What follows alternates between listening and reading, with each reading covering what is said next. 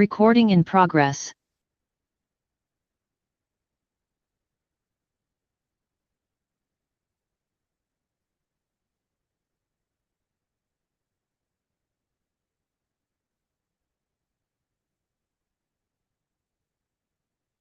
There will now be a moment of silent prayer or meditation.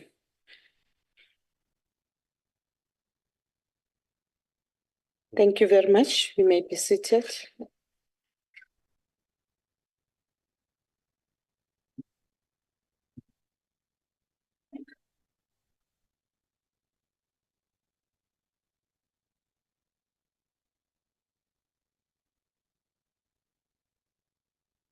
Honorable delegates, before we proceed, I would like to inform delegates of the rules relating to virtual and hybrid meetings and sittings, in particular, sub-rule 21, 22, and 23 of Rules 103, which provides as follows. The hybrid sitting constitutes a sitting of the National Council of Provinces.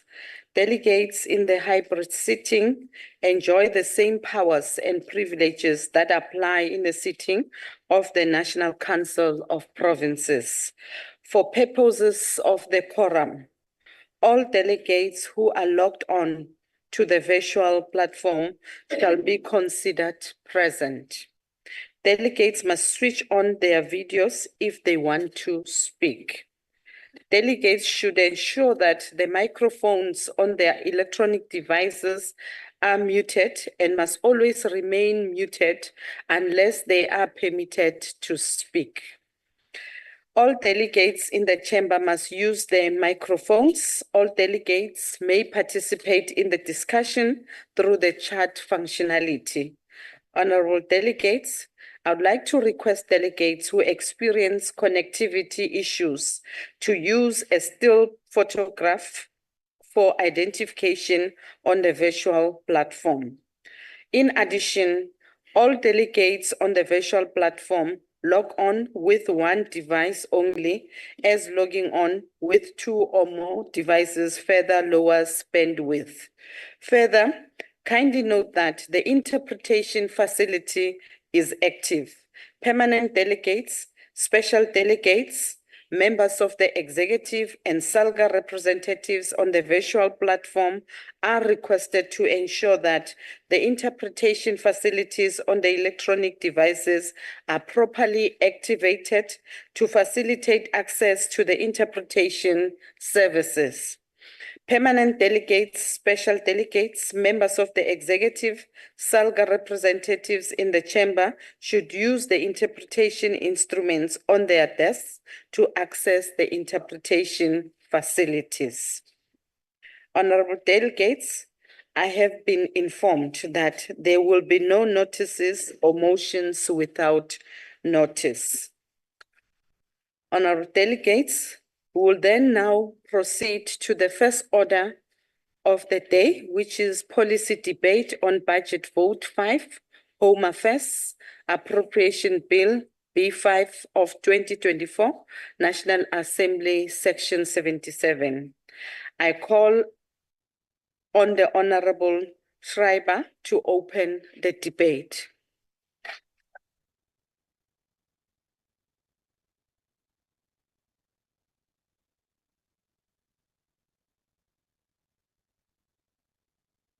Good afternoon, House Chairperson of the National Council of Provinces, the Deputy Minister of Home Affairs, Mr. Njabula Nzuza, the Chairperson of the Select Committee on Security and Justice, the Honourable Ms. Jane Mananiso, Honourable Members of the Select Committee on Security and Justice, Honourable Members of the National Council of Provinces, the Director General of the Department of Home Affairs, Mr. Tommy Makode and his team, as well as members of the media.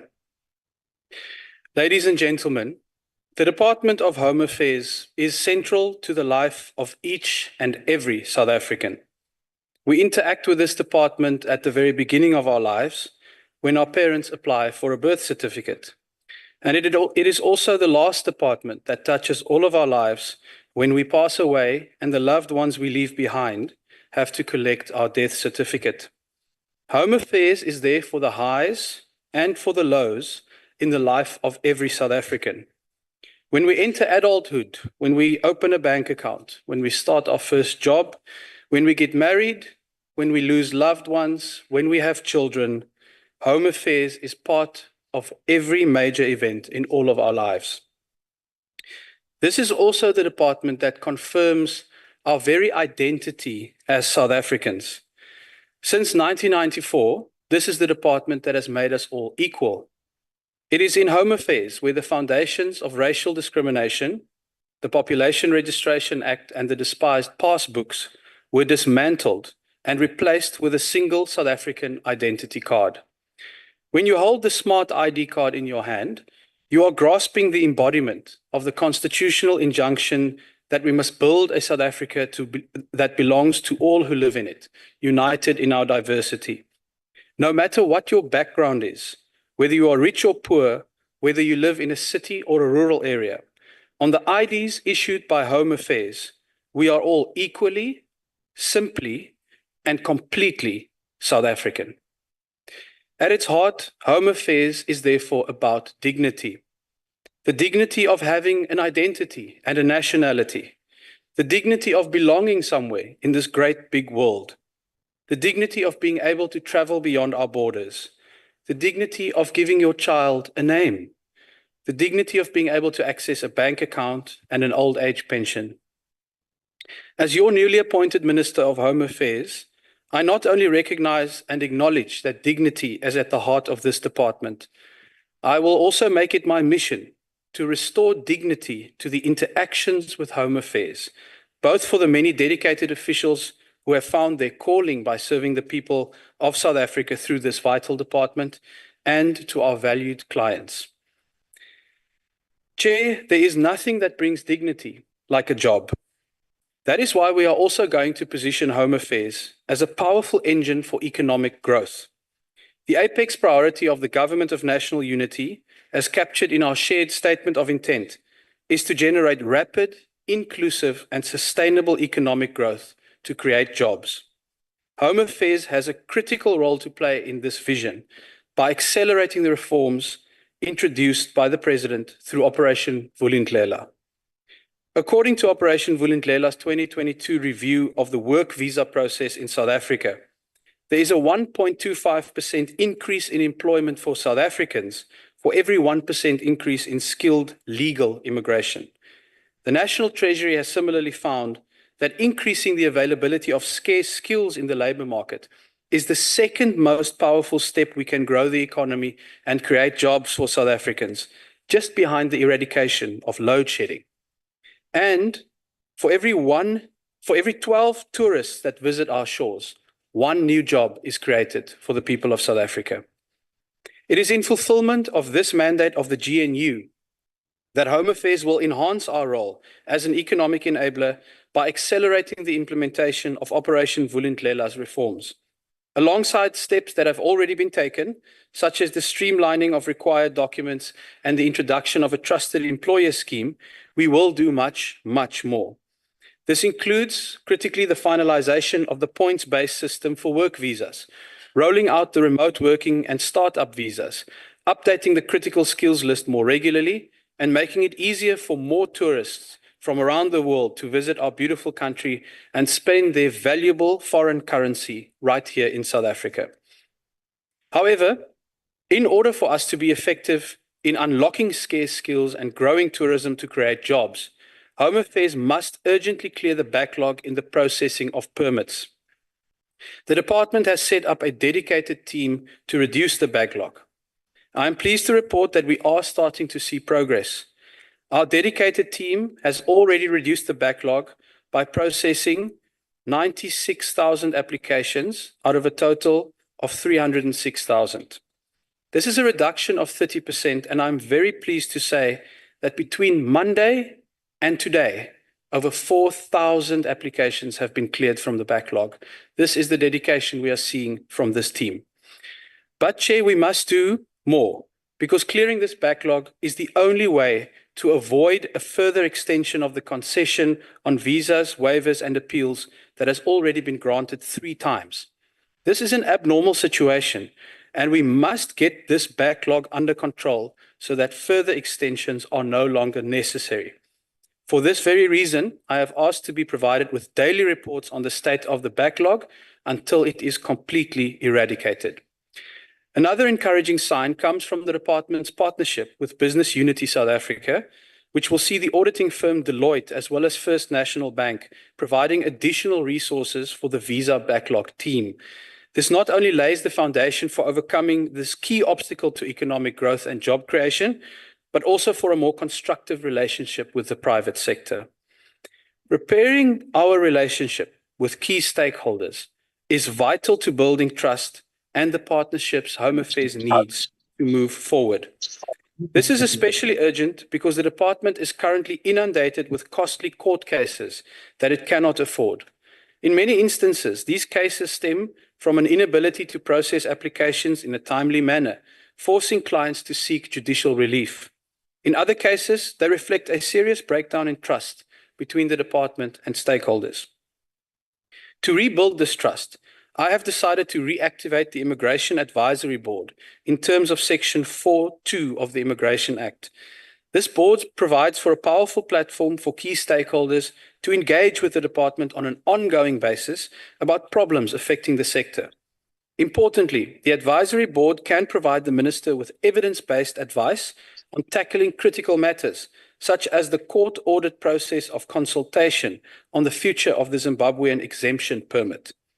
Going forward, the advisory board will serve as a vital forum where problems can be ironed out before they escalate to the courts and where scientifically researched and evidence-based advice can help us address key challenges.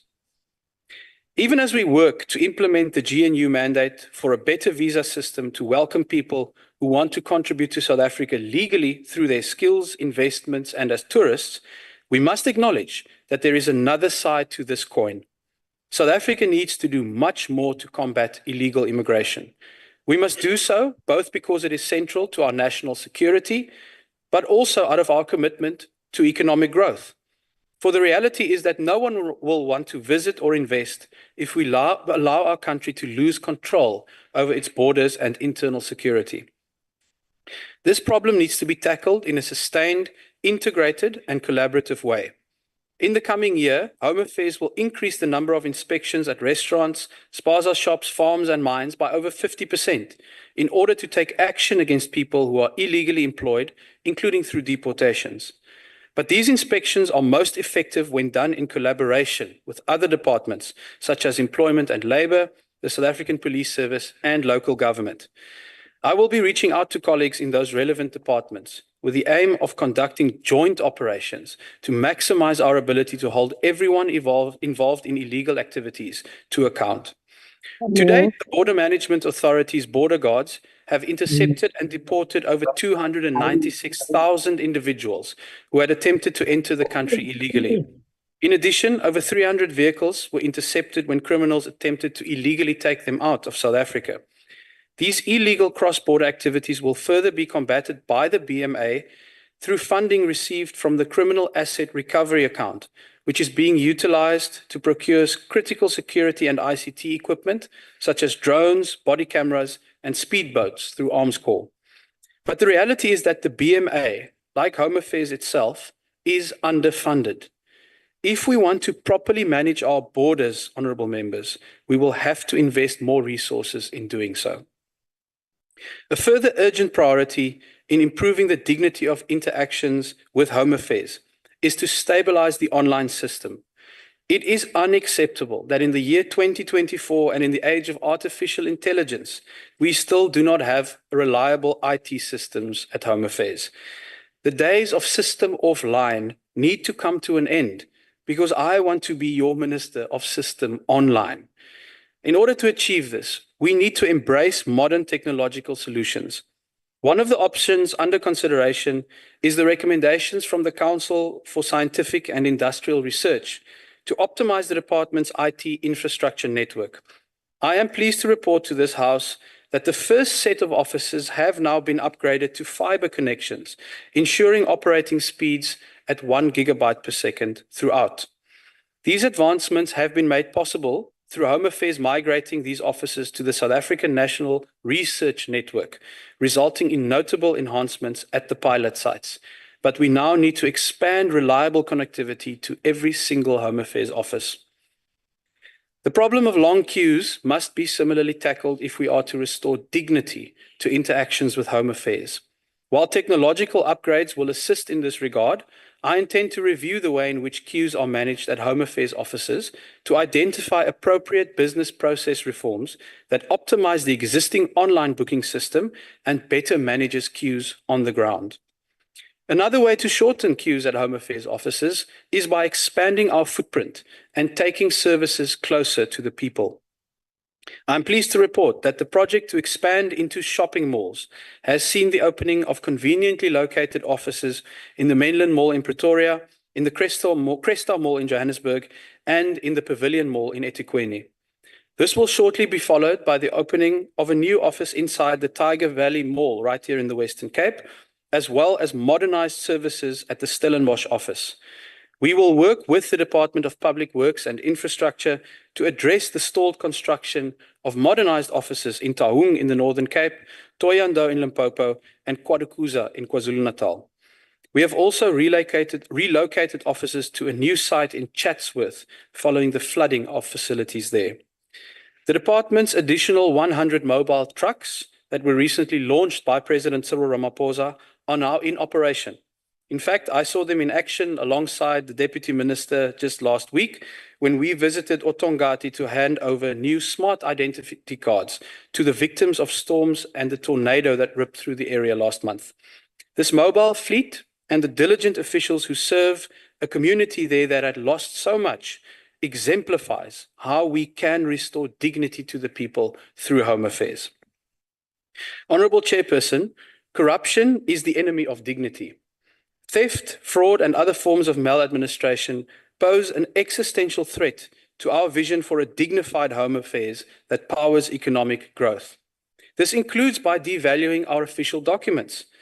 Even though the announcement by Ireland last week that citizens of South Africa and Botswana now require visas to visit the country did not specifically mention this issue, I am still going to request a meeting with the Irish ambassador to understand the extent to which concerns over corruption may have influenced this regrettable decision. Investigations by the Special Investigating Unit are also ongoing.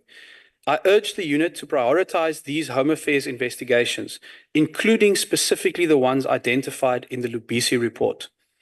Home Affairs has its own counter-corruption and security services branch that must be strengthened.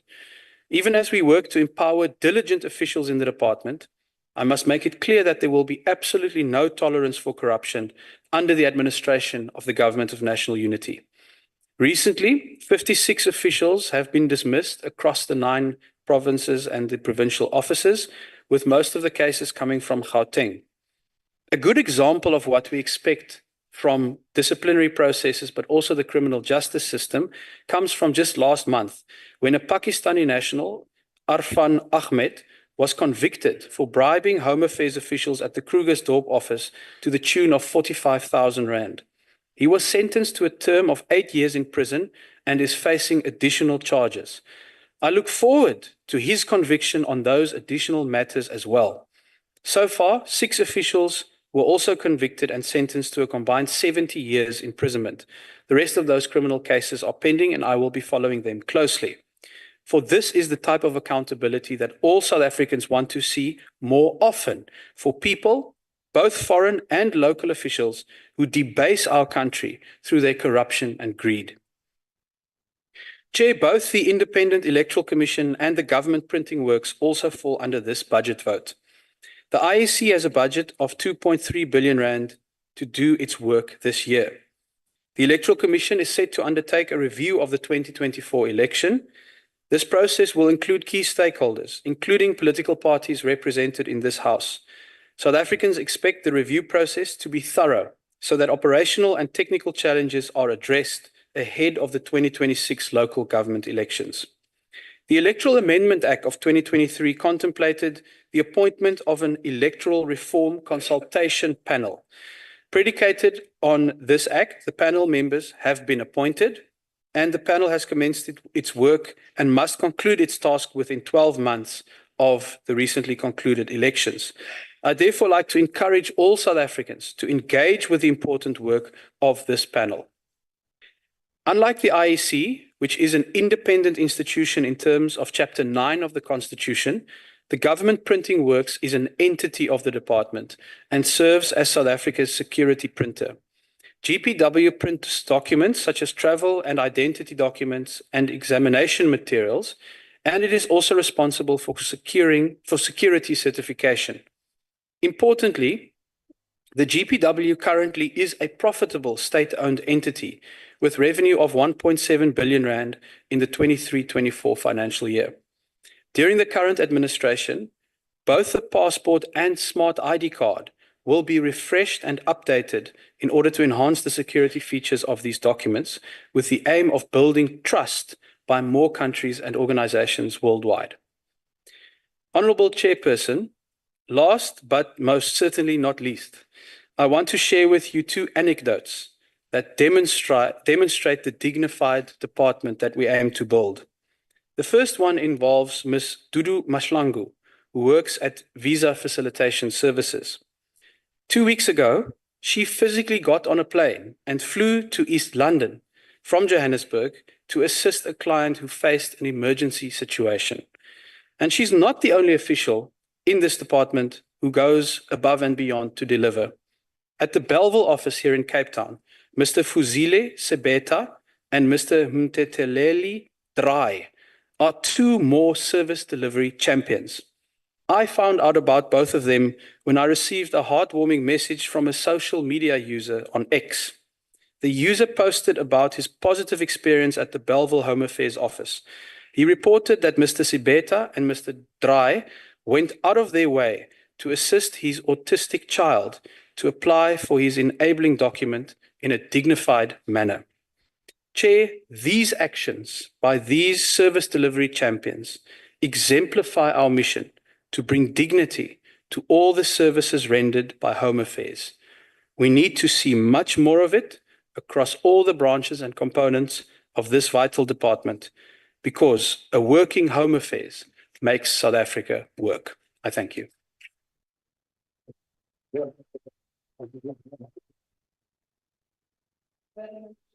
Thank you very much, Honorable Minister Schreiber. And we also want to take this opportunity to congratulate you on your appointment and of course wish you all the best in your new responsibility. And indeed, may Dudu Mahlangu and the rest multiply. Thank you so much. I will now call upon the next speaker, who is Honorable Mananiso.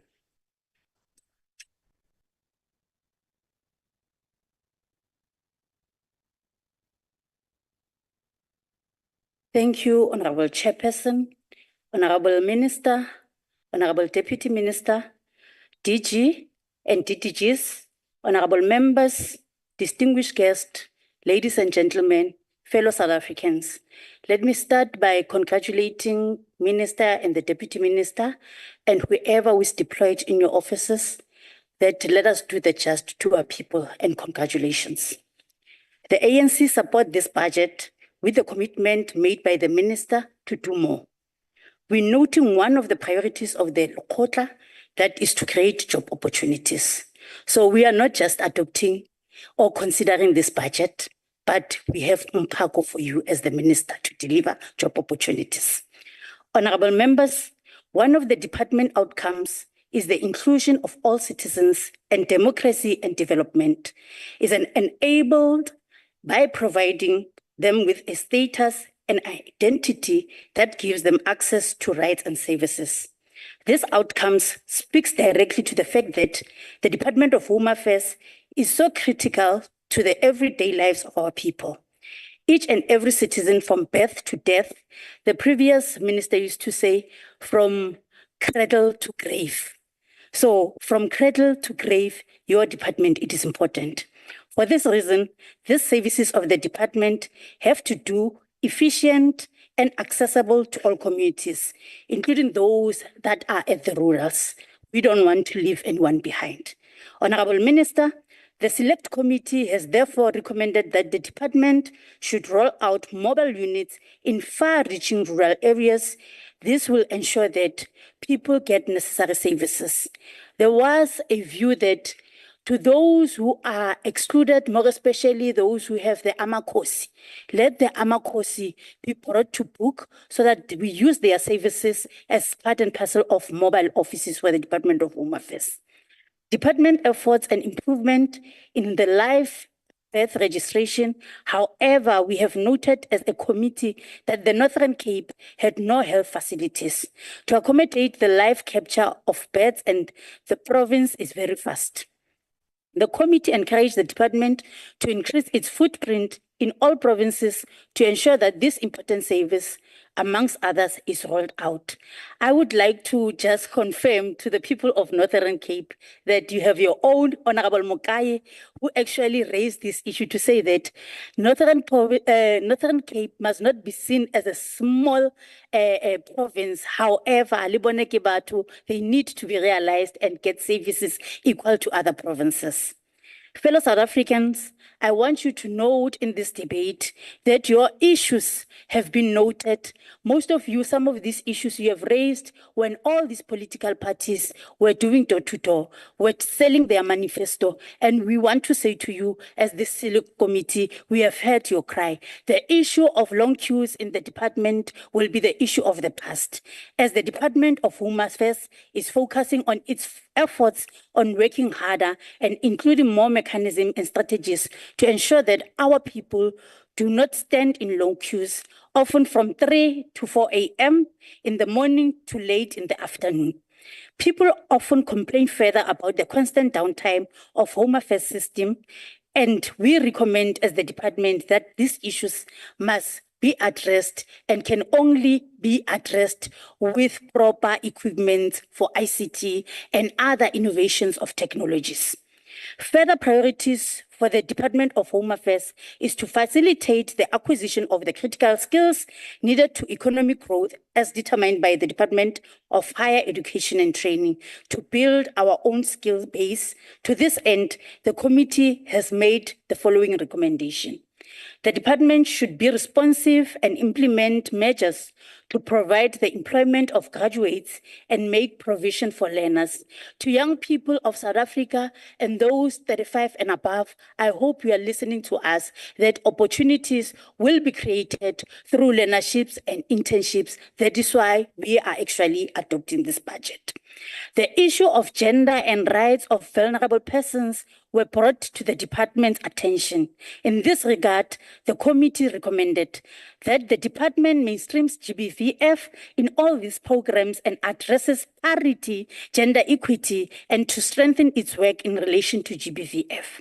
Another key outcome of the Department of Home Affairs is to continue to drive integrated and coordinated border management to ensure that our borders are effectively protected, secured, and well managed. And we want to congratulate the BMA for actually rolling out and launching a successful program.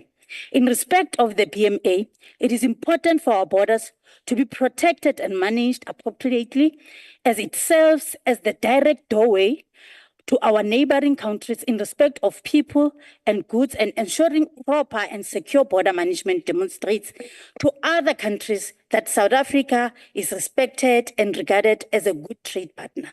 To this end, it is imperative that the BMA authority implements a clear communication plan towards achieving improved coordination and cooperation among stakeholders within the border management environment. Here we are referring to SAPs, we are referring to different levels of law enforcement agencies.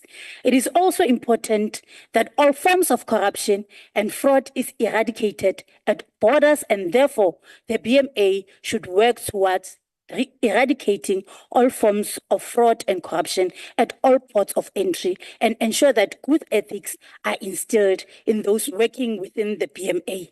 This means that those who are cold drinking in our borders, this will come to an end in this 7th Parliament. The Select Committee has committed to go and oversee the operation of the BMA, and it will be an important area of oversight for the committee moving forward. And we are going to prioritize this because our people are tired of illegal immigrants. We also received presentation from the IEC, and we were alive to the fact that we have just successfully completed an election. However, evaluation and introspection is of the utmost importance after the election, and we'll look forward to the evaluation report of the election from the IEC. Upon receipt thereof, the committee will engage on the outcomes. The committee further recommended that the IEC should strengthen its civic education programs, which should be continuous and which should not only be undertaken during the election period. To our young people, to fellow South Africans who've been looking for jobs, this is an opportunity for you to use data and check these opportunities because we are considering this budget, which should be continuous and which should not only be undertaken during the election and period. You know, most of our people, they are getting these opportunities as volunteers or hired for 2 days or 3 days. So we have proposed to the IEC that they need to come with a mechanism where they have permanent vacancies for our people. So IEC is going to hire you. Those who come from Gauteng, we are saying that let's talk more work to the IEC in terms of creating opportunities. Honorable members, we further recommended that GPW and IEC should engage and collaborate on possibilities of the GPW printing a portion of the IEC ballots for the next elections. Collaboration and innovation is the way forward, particularly in light of limited budgets. The department and its entities have to work together for the people of our country and should also showcase its good stories moving forward. Live birth registration in hospital, online booking system to address long queues are just some of the good stories. And we have urged the department and its entities that from now on, we need to see their good stories that they have shared with us as members of the select committee. We no longer want to rely to TikTok. We no longer want to rely to other social medias. We want to be informed by the department about all those good stories. Honorable members, we are supporting this budget with appreciation from the department and entities that they are not proud about where they come from. As alluded, we have indicated this issue of long queues, increasing the department footprint in all provinces. What we are saying with this budget, what is happening in Gauteng must find expression in all other 8 provinces. So, Esaba, Apole Banana, what we are saying, there should be institution that is professional, uniformed across the country, as we don't want to leave anyone behind. With their motivation put in place, we are sure as the ANC that we will prevent and control issues that are delaying the implementation. During our interaction with them, we have requested the department not to leave anyone behind, men and women of this country, children, youth, persons with disability, persons with albinism, LGBTQIA+ society, and all of those in our rural areas. To our elders, we want them to be informed and know their rights, that in our Home Affairs department, nobody is going to be on a queue. Persons with disability, nobody's going to be on a queue, Minister. Those who are supposed to get preferential assistance and preferential services as they knock to our doors, they will get access. Accessibility is no longer the story of the past. We are going to ensure that they get access as promised by our manifestos as we are here in the GNU. However, the following must be done. I'm happy that some of the officials are here. We have given you a petition that from now on, we need proper planning. We need to ensure that we plan smart so that sufficient allocation of budget reaches all our priorities of focus. We have said to ourselves, we must see continuous capacity building programs across the country, 365 days, because some of us, we are the product of civic education. We are not saying to you, go and look for the budget. With the human resource that you have, we need to be seeing every individual of the IEC knocking without the election and telling our people what is the IEC, what is the role of the society in ensuring that we get this outcome of the result that is free and fair. It is the responsibility of IEC to ensure that they champion civic education without any other seasons or task assigned to them. Honorable Chairperson, robust communication and marketing strategy, we have actually said that it's something that needs to be implemented soonest so that those who are not patriotic of being citizens of this country, they start imagining the country and the new South Africa that we are in after 30 years.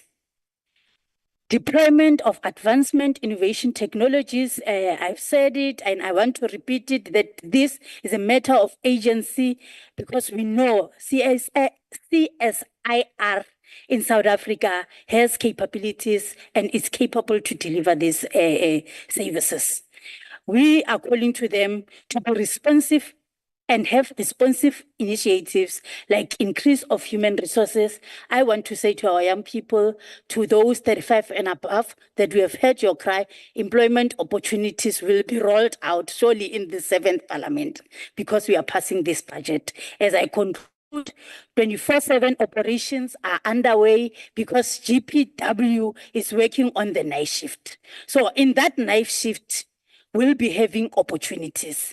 Minister, Deputy Minister, these opportunities are not for your friends, are not for your families, are not for your colleagues, but for everybody who lives in South Africa. I thank you. Thank you very much, Honorable Member. They are extremely doing well in terms of time. Both two speakers, they did extremely well. And therefore, we will move on to the next speaker, who is Honorable Mukai.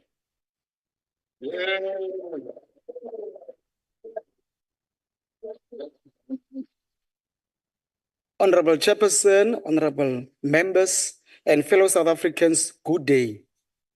When you are born, the Department of Home Affairs is your first point.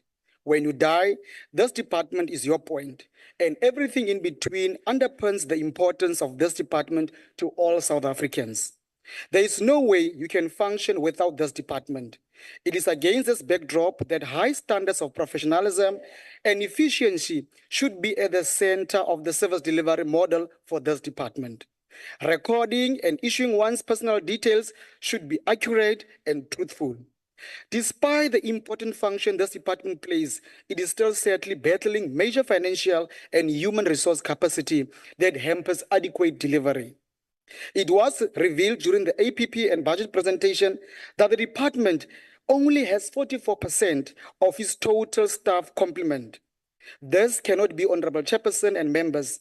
While we welcome the assurance given by the Minister and his team that they will continue to steer the ship under these difficult circumstances, it is very important that we join the crusade to mobilize for much needed resources for this department. And this call is to all of us in the Council. The National Treasury should be engaged to give additional resources for the work to continue. It cannot be business as usual. It is comforting that the department is willing and prepared to do more with far less, and we can only commend you for this. Honorable Chairperson and honorable members, fraud and corruption are the enemies of progress and growth. They rob the citizens of South Africa of much needed services and push the department on the back foot. We welcome the effort and measures put in place to counter fraud and corruption. The department has set the following targets, and I call them, they are very ambitious. 1, the 16 business process reviews to identify vulnerabilities to fraud, corruption, and security breaches. 2, they target to achieve about 80% of reported fraud and corruption cases to be finalized within 90 working days per year. And thirdly, to conduct over 40 threat and risk assessments per year in accordance with the requirements of the minimum information security standards and the minimum physical security standards to mitigate risks. And lastly, that I've noted, is to complete about 400 vetting files referred to the State Security Agency for evaluation per year. These, amongst others, should assist the department to root out fraud and corruption. They are bold, they are ambitious targets, but should send a strong message that corruption is not going to be tolerated. We need a stronger attitude to deal with corrupt activities. We must have a zero tolerance for such. The day that this department make headlines regarding officials that have been found wanting should be a thing of the past. It cannot be that those who are entrusted to deliver vital services to the citizens of this country, and particularly the poor and the vulnerable, are the same one with their hands in the cookie jar. We implore the department that in the next cycle of reporting, we must be presented with full conviction rates so that the message should go out there that crime and corruption doesn't pay. And if you are found in the wrong, you will suffer the consequences. Honorable Chairperson, we welcome also the reinstatement as announced by the Minister of the Immigration Advisory Board. The Immigration Act makes provision for the board and must include representatives of organized business and labor, as well as experts on immigration laws and administration. This is a crucial body in the public service of our country. Amongst others, the body will also assist in deterring legal battles and will serve as a crucial space to restore trust between the department and its stakeholders. Such initiatives truly signal a turning point for the betterment of the Home Affairs portfolio. I'll be turning over to the entities of the department. The Independent Electoral Commission is one of the entities of this department. Although it is a distinct body as a Chapter 9 institution, it is mainly entrusted to ensure free and fair elections. One thing we noted across the entities is the issue of the limited budget. We have recommended as a select committee that the IEC must maximize on its civic and democracy education program to empower voters and get as many citizens to be eligible voters. The Constitution of the Republic of South Africa clearly states that every citizen has a right to vote, and equally, we have a responsibility to value this right. The BMA. Chair, the Border Management Authority is a fairly new official entity of this department and is already challenged with financial constraints. As the committee, we noted and welcomed the stance the leadership of this body is taking to invest in technology advancements. We are living in a digital age, and any concerted effort to embrace science and technology is welcome. The Government Printing Works is the sole custodian of all security documents of the state and is therefore at the center of the broader justice, crime prevention, and security cluster. The entity has committed to strengthening their internal capacity to address backlogs in their operations. This is a step in the right direction so that the citizens of our country can receive adequate service delivery. The entity will also continue to focus on refurbishing its new office building at an estimated cost of about 200 million over the medium term. It is also worth noting, Chair, that the entity also plans to procure a new enterprise resource planning system and resuscitate the e-Gazette system at an estimated cost of about 100 million rands over the MTF period. An estimated 433 million over the same time is earmarked for extensively revamping the entity's ICT environment. In conclusion, Honorable Chair and members, challenges will always be there. No house is perfect. However, what sets us apart is our willingness to roll up our sleeves and get our hands dirty. I believe no problem is insurmountable. With the right attitude and a strong political will, all of us can make even this government of national unity work so that we can rescue South Africa. I want to close with this words, Honorable Chair. Where there is a will, there is a way. I thank you.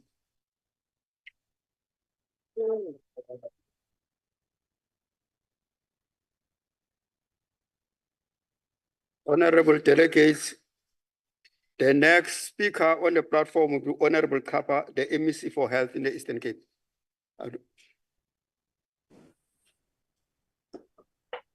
Afternoon, Chair. I am getting on the virtual platform. Am I audible? Yes, ma'am. Come back. The chairperson of the NCOP, chairperson of the Portfolio Committee on Home Affairs, Minister of Home Affairs, Deputy Minister of Home Affairs, members of the NCOP, ladies and gentlemen, good afternoon. We welcome the opportunity to debate the Department of Home Affairs budget vote as tabled by the Minister last week.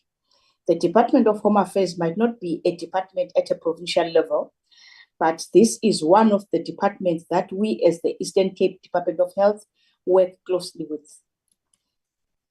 As a department that is there for when new life comes on earth and when someone passes away at our facilities. The Department of Home Affairs is there with us side by side. Teams of Home Affairs officials visit our facilities to ensure that children are recorded at birth and quickly makes birth certificate for them. This did not happen before 1994 at the public health facility. By so doing, the current government of the people for the people has taken this crucial home affairs service to new mothers. Before, mothers would have to stand in long queues at home affairs only to be told the system is down. This is not the case anymore. As we continue to ensure that we improve our services, it is our hope and our dream that there will be home affairs official at every health facility ready to assist with birth certificate. Because of this timely intervention, mothers are able to register their children for government social grant. By extension, this results in better health outcomes. We have seen that when children from poor families are not receiving social grant support for one reason or the other, children end up not getting nutrients they so need in order to be healthy. As a result, we have a big challenge of severe acute malnutrition problem. To drive this point home, between 2019 and 2023, thousands of children under the age of 5 years were hospitalized with severe acute malnutrition in the Eastern Cape. During 2019 and 2020 financial year, 1,498 children baye balaliswa esibhedlela belaliselwa kungondleki loxa abayi-149 baye baphulukana nobomi babo ngenxa yesizathu sinye. Ukanti ngo-2020-2021 financial year, abantwana abayi-838 balaliswa kwasweleka abayi-72. Ngo-2021-2022 siphinde sabona amanani wabantwana abalaliselwa kungondleki ephinde esonyuka ukuya ku-1,314. Ngelishwa ke abantwana abayi-727 baye basishiya.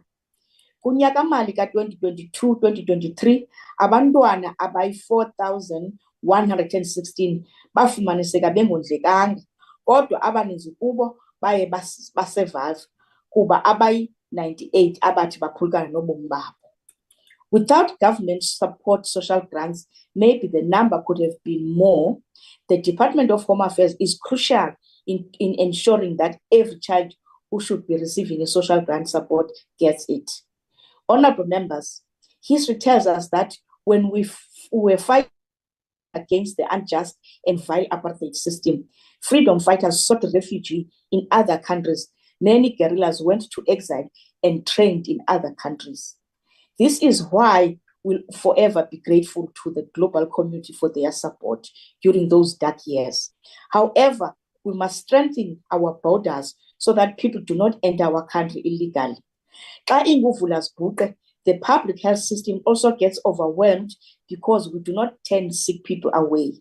Our healthcare workers are already overstretched and the health system is stretched thin. It becomes pivotal that we do not put the system under more pressure. We welcome the plans to rid the Department of Home Affairs of any wrongdoing because corruption and fraud is a cancer that we must cut out. Anyone found to have accepted a bribe or bribed an official must be dealt with harshly by the law. It can't be that corruption will be allowed to happen under our nose. We are confident that the government of national unity will continue to put more measures in place to ensure that everyone in the country is here legally. I thank you. Thank you, Honorable MEC. Then the next speaker on the podium will be Honorable Mkinga for 14 minutes.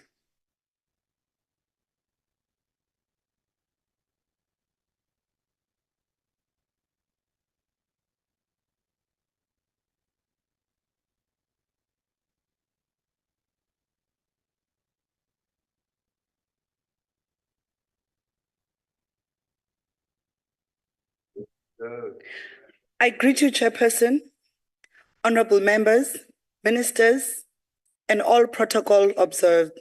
I greet you all in the name of Jesus Christ, my Lord and Savior. And I also greet you in the name of my president, CIC Julius Malema. Not the same person. My president mentioned earlier this year during a EFF jazz concert,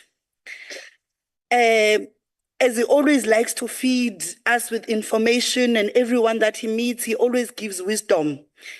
He says, just like Jesus does, he's always in giving us information. He said, time in politics is very important. And the timing in politics is very important. So we need to make sure that politics works for us. That's why I urge the South Africans right now to take this advice from the CIC, to make this mess that is happening in South Africa as an advantage, to educate ourselves about our rights, to educate ourselves of actually what is going on in this country so that we can be able to fight. He carries on and says, if you are not educated, it doesn't mean going to school, but you need to educate yourself. If you are not educated, you don't know your rights. You won't be able to fight educated people. So I urge South Africans right now to take this opportunity to learn, to Google, and find out what are our rights. Why are politicians always going to people to go and ask for their votes? It's because the people must govern. This is not the government of Cyril Ramaphosa. This is not the government of GNU. This is the government of the people, but people don't know that. When we say amandla ngawenu, we mean that amandla ngawenu. That's why we are making these speeches and we're taking the parliament to the people. Chairperson, the Economic Freedom Fighters firmly rejects the proposed budget vote of the Department of Home Affairs as presented by the Minister of Finance and supported by the committee. When we convened to deliberate on this draft budget, it was concerning to note the absence of critical stakeholders and strategy. Siyijongile le budget sathi hayi man le budget ayithetha nabani bethu. Ithetha nabani le budget? Ndiyijongile mna ndahlala phansi ndayijonga. As the Department of Home Affairs is tasked with critical responsibilities and must be held accountable, we reject the budget of the department, which in 2024 still lags so far behind in terms of its technology. I was listening to you, Minister, today, and to the lady that was here, my honorable member.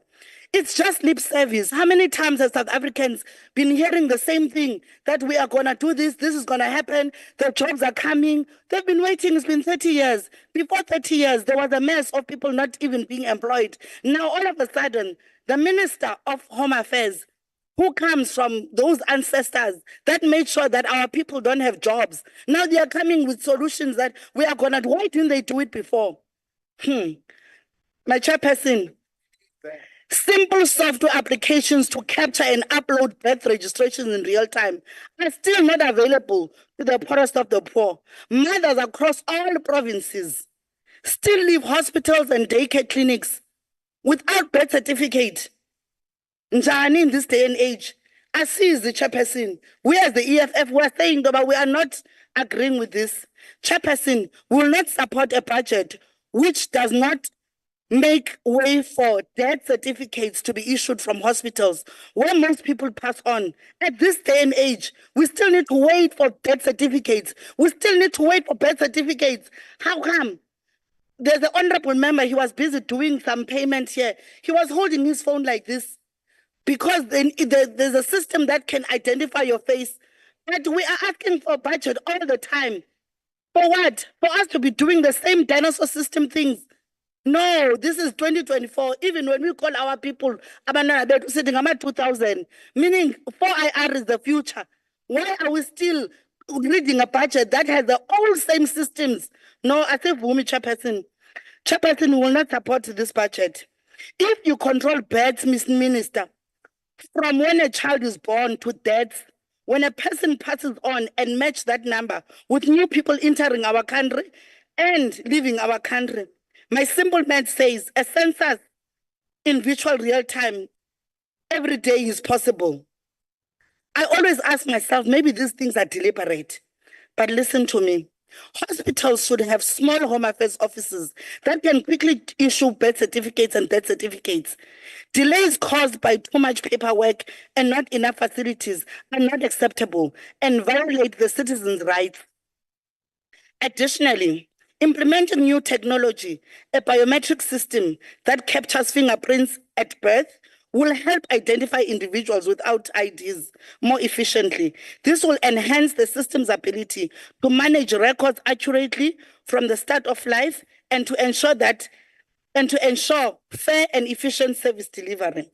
Chairperson, the EFF will not support a budget that does not demonstrate how we will transform our old dinosaur systems to new technologies. Hayikhona Minister sivumi. This budget seeks to do the same thing, the same way, and we expect a different result for service delivery to our people. This is the definition for madness. We unconditionally reject the capital and operation spend on the ICT spend by the Department of Home Affairs. Chairperson, my friends living in Joburg, they tell me they don't go queue in Home Affairs when they are applying for their passport. They go to FNB and Standard Bank and they make an appointment. Within 10 minutes, their application is sorted. In few days, they go back and they get their passport. Honorable Chair, is South Africa the new animal farm where some are more lucky than others? Where are privileged few can go to secure space to apply for a passport, whilst others like us, who are from the villages in the Eastern Cape, must stand in queues at Home Affairs offices for hours, days, in order to access service? Asivumi, we reject this budget as there still exists a serious backlog. As the minister was saying, but they have a backlog. If I was the minister, I wouldn't say that, because people know their frustration when they have to wait for IDs. There's a backlog in processing ID passports and other crucial documents. Thousands of South Africans are left waiting for months or even years, impacting their ability to access healthcare, education, and employment opportunities. Recent data shows that many South Africans are not even officially registered in this system. This possesses the risk of national security and makes it harder for people to take part in the economy. Minister, during COVID-19, I took 100 homeless people in the Eastern Cape and assisted them in a shelter called Sisi Klassen. Some of them didn't have IDs. I got a forest in Kids Beach where I cut wood and I was selling in garages and at Spa, so that I can take this money and give these homeless people to make IDs. When I called the Home Affairs department in East London, it took forever for them to come to the shelter. No, we will not agree to this. Not so long ago, 2 months ago, Minister, there's a white lady that we as EFF assisted in the Eastern Cape. Her name is Jasmine Rose. Jasmine's child waited for 3 years to get a birth certificate. If the EFF didn't come to the rescue, Jasmine Rose would not have the birth certificate of her child. We went to the Home Affairs. Even when we went, we were told to come back next week because the supervisor is in Mdantsane. We have to wait to come back next week. Does Jasmine Rose have this money? By the way, Jasmine Rose is a white person. When you guys say that the EFF doesn't want people, no. What we don't want racism, and we just want our land back. We had the Jasmine Rose. You can Google it. It's all over. We went there. Home Affairs offices across the country are severely understaffed. This is not that it doesn't lead only to prolonged waiting times, but also forces citizens to make multiple trips, often at their own expenses, yet there are no jobs. You were saying now South Africans don't have jobs. Why does Home Affairs always say, come back next week, you'll wait for an SMS? Where must they get their money? Is this budget going to include the taxi fares for people to claim back? Minister, I just want to know, I hope you're going to answer me. This department has over the years failed in its duty to implement robust systems to manage immigration and citizenship affairs efficiently. These failures have seriously consequences impacting both national security and individual rights. This budget does not focus on the important issues that affect the Department of Home Affairs and the people it serves. instead of having meaningful discussions around the challenges faced, we are pressured to agree with observations and recommendations that are made without real input from the people we represent. This kind of process undermines the fundamental principles of democratic oversight and accountability. Chairperson, when it comes to how well policies fit together, there are still doubts about the department's overall plan and how effective it is at handling important national concerns like immigration, citizen, and civil registration. Since commencing office, this administration has not shown real improvement in service delivery, which continues to worsen the difficulties experienced by everyday South Africans. There still exists a clear gap between what the department is supposed to do and how well it actually operates. This mismatch is obvious in the ongoing delays and administration's obstacles the citizens face when trying to access vital services. Chairperson, the budget allocated for 2024-2025 is 10 billion rands, which is lower than what it was before, Minister. Minister Majodina was here saying that the EFF is rejecting every budget. We don't want money for our people. How can we want money that we know Ndoba ingena kwipokoto ezivuzayo? How can we know Ndoba the same budget did not take care of our people? Now we need to agree. High Coordinative Women Minister. This decrease is worrying because the department plays a crucial role in empowering citizens and ensuring national security. While it's good to prioritize employee compensation, there's a pressing need for additional funds to update infrastructure and make service delivery more efficient. It is our position as the EFF that Home Affairs should focus on the empowering citizens by delivering essentials services promptly and efficiently, guaranteeing every South African right to dignity and access necessary documentation. We must demand comprehensive presentation from all relevant stakeholders. It is imperative that we develop a robust committee report that reflects a genuine oversight and commitment to the interests of South African people. The EFF is firm to reject this proposed budget because it doesn't fix the major problems with the Department of Home Affairs and its ability to serve our country well. The EFF rejects this vote, Chairperson. Ifana nalento ka Minister we Home Affairs, Leon Schreiber. Excuse me, sir, for pronouncing your surname incorrectly. It's German origin. I can't speak German. If it was maybe African, I would be able to pronounce it. Excuse me for that. I can only. There's a Chairperson on a point of order. The point of order is this: we are all honorable members. To refer to one of us who is the minister as in his name is wrong. I would urge the honorable member to correct that and withdraw. All right. All right. Thank you, Honorable Mkonyana. I think that if you go to our rules, Rule 62 in particular, it's very clear that we cannot refer to each other on first name terms. So the point of order is sustained. Please refrain from that moving forward. She cannot withdraw that. It's done. You should apologize. And let me see if I can explain what we're saying. You are saying that I mustn't say Minister Leon Schreiber. No, you referred to him on first name terms. According to Rule 62, you cannot do that. I apologize. It's just that I can't speak German. I quote your posters, Minister. We were quiet here when your people were talking. Can you please just keep quiet so that I can? Chair, can you please tell my honorable member quiet here? The point of order is being called. Honorable Makesi. Please. Honorable Chairperson. Of order here. When we deal with the point of order, it's only the chairperson who has precedence. Please, let's respect that. Honorable Makesi. Thank you, Chairperson. Can you please protect the speaker on the podium? If members have an issue with whatever that is raised, it cannot be harassed by Honorable Badinos. Please. Thank you, Honorable Makesini. We know very well that according to our rules, the people can heckle, but we cannot drown the speaker. Let us refrain from drowning the speakers, because I think what is critical here is that she's representing a particular constituency, which must hear what she's here for.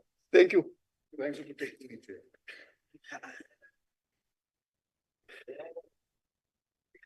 I quote you, Minister. You've got posters that are going viral on social media. One of them reads, in the coming year, Home Affairs will increase the number of inspections, restaurants, spaza shops, farms, and mines by over 50% in order to take action against people illegally employed, including deportations. He says that no one will want to visit or invest if we allow our country to be in a mess. This urge to get tourists and investors to come to South Africa, it's of concern to me, Minister, because you are not raiding white areas. We know that Robert Mugabe chased white people away from Zimbabwe and they came to South Africa. Why don't you start here in Camps Bay and here in Cape Town and just raid white people? I think the Dompas era must come back so that every white person can take out an ID so that we can scan. Minister Usenzo Mchulu needs to start with the white people, not always to be starting with black people. Minister, you need to change your posters. You need to mention that even in white communities, and we want to see it on TV. We don't want to see our black brothers and sisters only with the white people that are here. People in Israel, with warriors in Israel, and they came to South Africa. They haven't gone back. Did you check those, Minister? Why are you always chasing black people? Black people are always oppressed. You want Honorable Mpinga, your time has expired. Unfortunately, can you take a seat?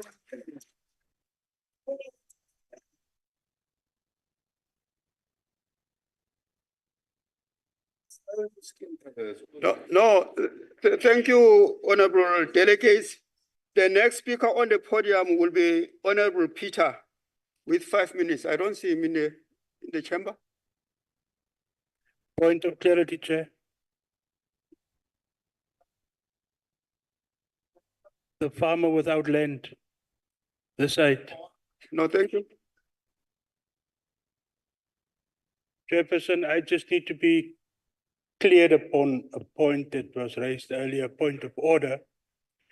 While we were taught that the point of order is only raised with reference to a rule. The individual raised the point of order without reference to a rule. You then referenced a rule in your ruling.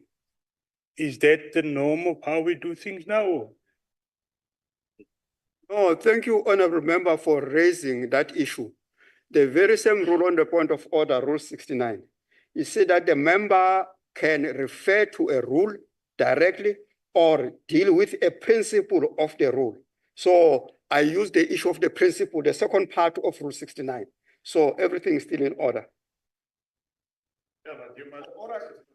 The next member who must come to the podium is Honorable Peter. Is he in? No.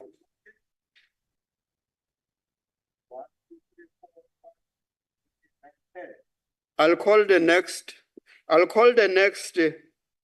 speaker who must come to the podium. It is the Honorable Minister of the Deputy Minister of Home Affairs, Honorable Nzuza. The floor is yours.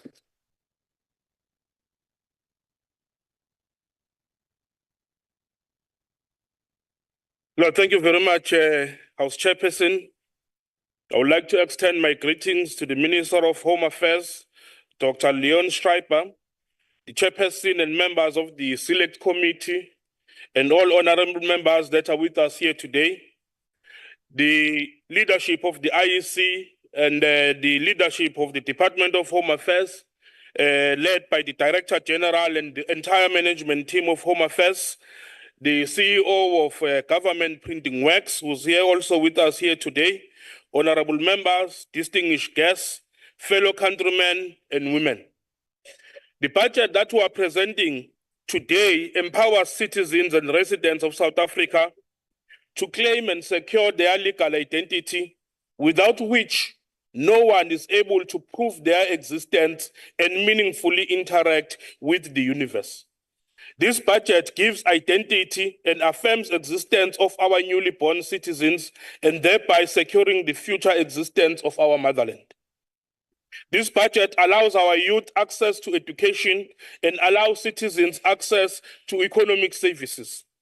The budget we are presenting enables our citizens to travel the world, driving economic growth and solidifying our existence and influence in the global world. The allocation of the department's resources to its key program in this budget vote allows us to contribute immensely to the improvement of the lives of our people. The budget we are presenting to this August House reflects a growth in allocation from 9.751 billion, which was in the previous financial year, to 10.495 billion in the current financial year. So there is no reduction of budget, there's actually growth of budget.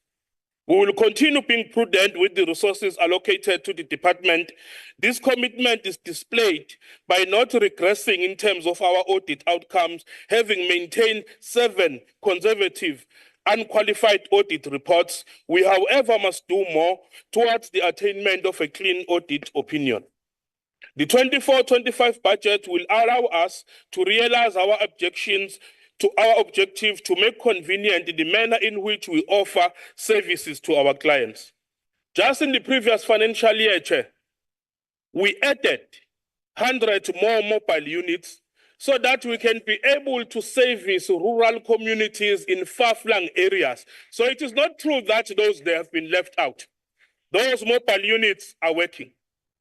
If you want to talk about jobs, the addition of these 100 mobile units brought with it employment opportunities for 200 young people, others serving as operators of the mobile units, others serving as service clerks. So it's untrue that we are not contributing in job creation. Facts must be checked before speaking. The mobile units will further enable us to continue delivering on our memorandum of understanding with the Department of Basic Education, to visit schools, to take smart ID cards to 16-year-olds. The mobile units have enabled us to expand our smart ID drive to schools to reduce the number of pupils who write grade 12 without their examination. Just last year, we visited 2,196 schools to make sure that learners do not have to come to us, but we use mobile services to go to the learners. Over the medium term, the department will continue to invest in modernizing our ICT infrastructure and investment of new technology like the branch appointment booking system, which is available to everyone. Chair, it is not for a select few that are staying in Gauteng.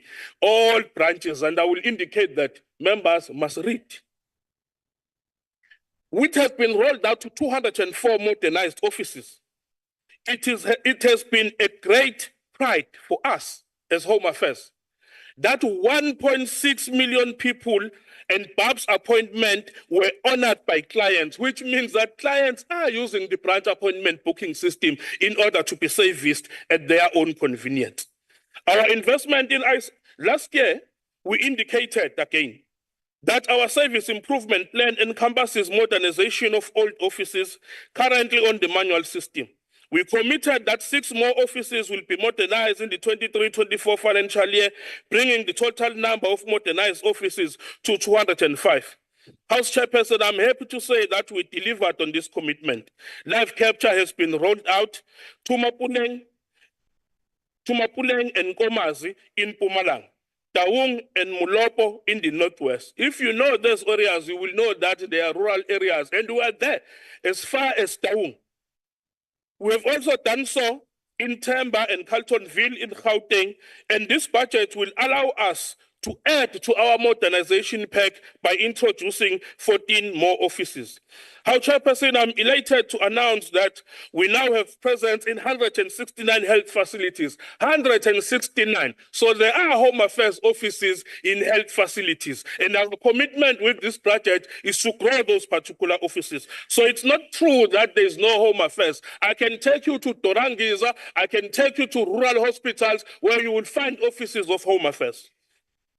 House Chairperson, House Chairperson, in the 23-24 financial year, we registered a total of 900,258 beds, of which 744,610 were registered within the 30 days, while 108,336 beds were registered between 31 days to a year.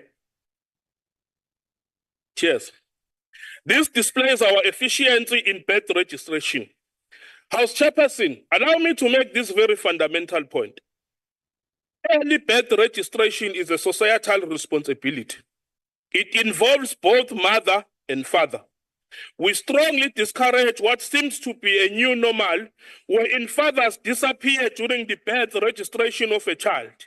We also discourage parents who fail to register births and leave children undocumented with grandparents or family members. This effectively disadvantages the child from many state intervention, resulting into a child, an innocent child, suffering the scandal of invisibility. This budget, Chairperson, ensures that we continue to play a leading role in the ID for Africa Multi-Stakeholder Forum. And I must say this, Chair, South Africa is number 2 in terms of civic registration in Africa, meaning we are way ahead even of our peers.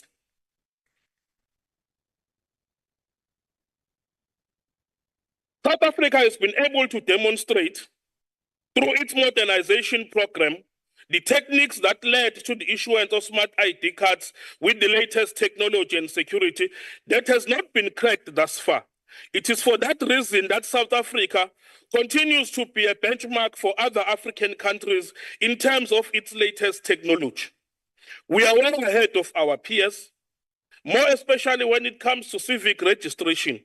However, Chair, this is not the end, and we are not arrogant about it, because we understand that there is still more that must be done. And it is Martin Luther King who teaches us that our very survival depends on our ability to stay awake, to adjust to new ideas, to remain vigilant, and face the challenge of change.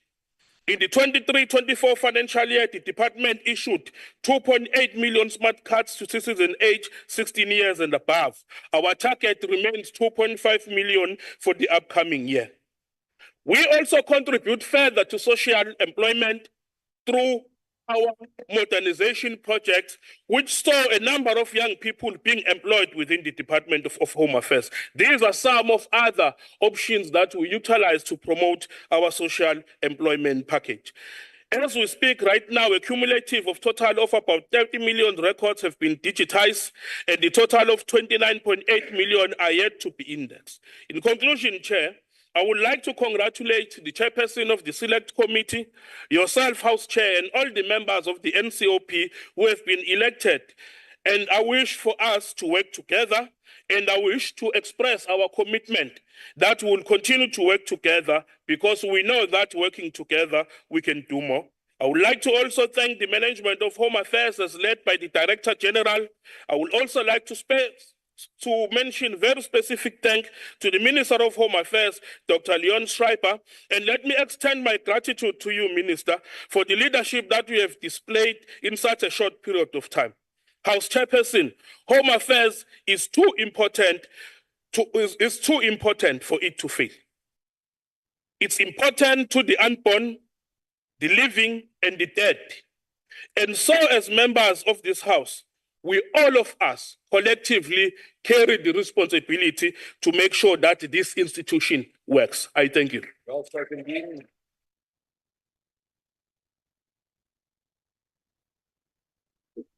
Thank you, Honorable Deputy Minister. And then the next speaker on the podium is going to be Honorable Zulu Makeba.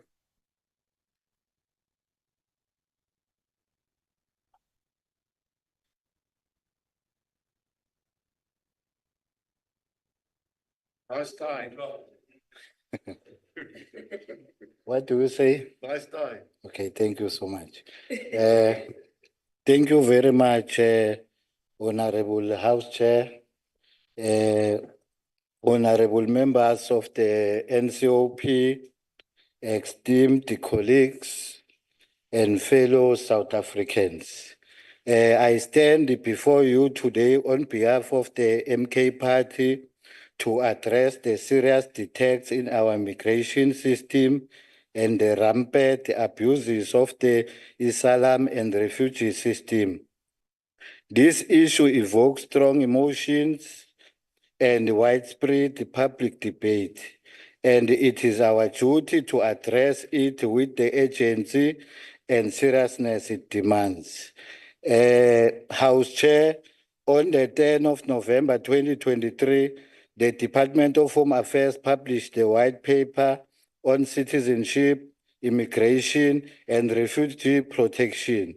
This documents towards a complete overhaul of the migration system in South Africa call for the public comments, which were overwhelmingly received from various stakeholders, including citizen, asylum seekers, refugee, public interest group, and international organizations. Following extensive consultations with the Cabinet approved the final white paper on the 10th of April 2024, published in the Government Gazette. On the 17th of April 2024, this seventh Parliament must carry forward the crucial reform left unfinished by our predecessors.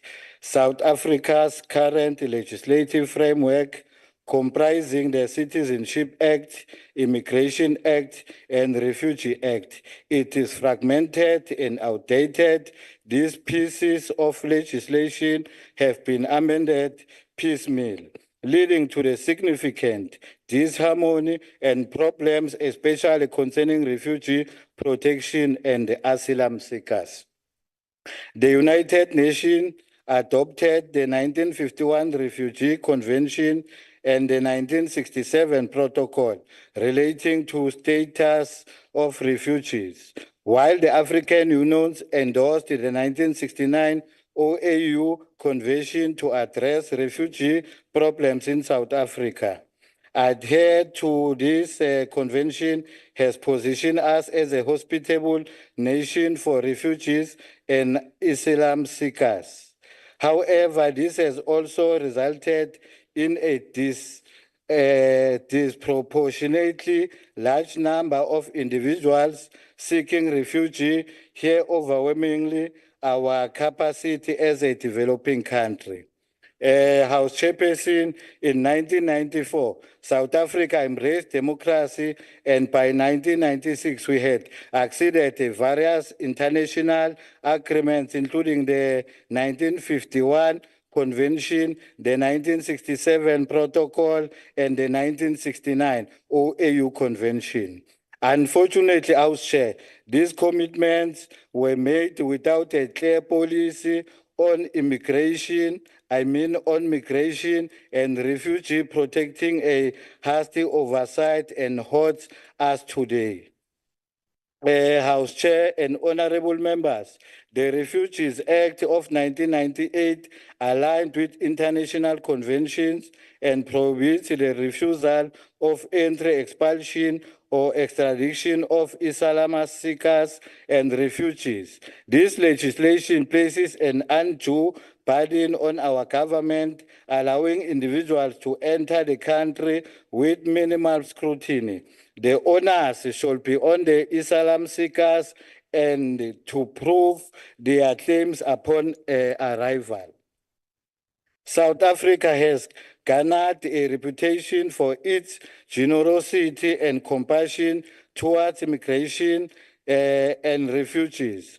Our robust and unparalleled on the continent and our constitution reflects our commitment to human rights. However, this generosity comes as a significant cost. House Chairperson, our asylum system is being exploited by individuals filing fraudulent claims to gain entry in South Africa. The courts frequently issue rulings that protect illegal immigrants, while foreign-funded NGOs politicize immigration, reform and challenge our legislation. This dysfunctional system determines our laws and hinders genuine claimants with credible asylum cases. The MK party believes that the current ANC-led government is complicit in undermining our asylum system. We therefore advocate for mandatory detection of arriving aliens seeking asylum until their claims are verified. These measures will prevent individuals from absconding into our communities and ensure that our only legitimate asylum seekers are granted protection. Parole from detention should be granted only in exceptional circumstances. In conclusion, House Chairperson, we must address the serious defects in our immigration system and the abuses within the asylum and refugee process. The MK party is committed to ensuring our laws protect the integrity of our nation while upholding our humanitarian obligations. It is time our migration system, guided by a clear policy framework that balances compassion with scrutiny. Let us work together to create a system that is fair and sustainable for all South Africans. I thank you, House Chairperson. We therefore, as the MK party, reject this proposed GNU budget. I thank you very much. Thank you very much, Honourable Member. I believe the Honourable Peter is back in the House. Honourable Peter is back in the House, so we're going to shuffle the order. And Honourable Peter, if you can take the stand. Thank you.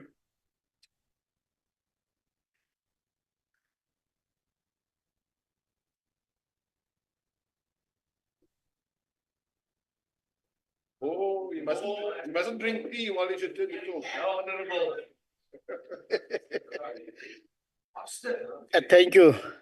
Thank you. Let me apologize for this house. I'm a Xhosa speaking to somebody, so I will use Xhosa.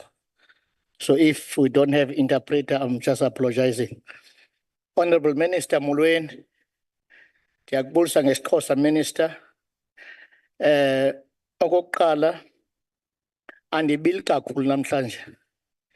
Into endenza uba ndingabili yimincili indlela ispeech sikaMinister asizobe ngayo.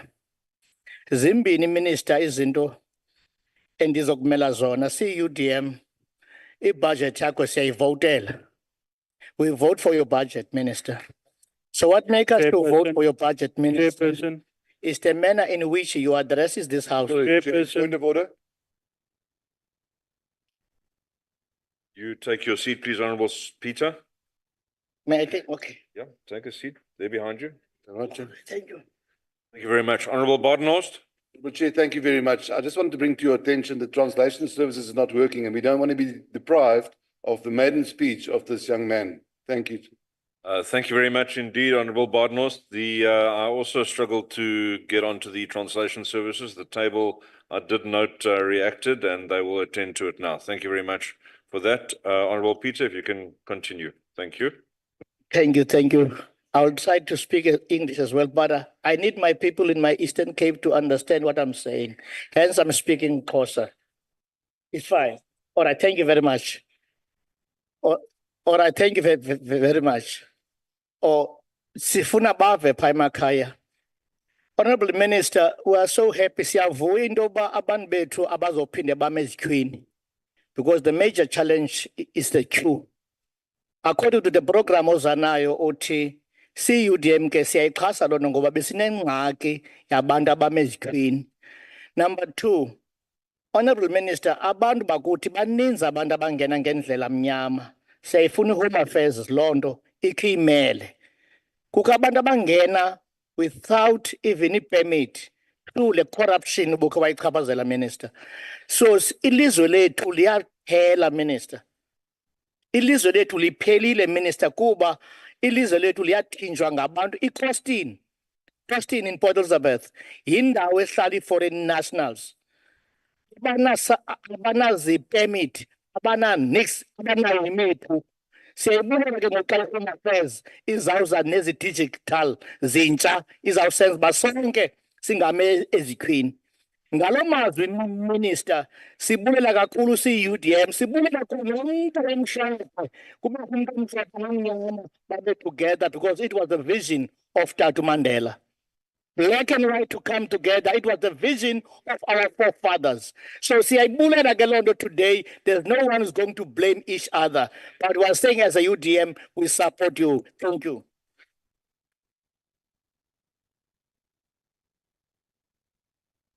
Thank you very much, Honourable Peter.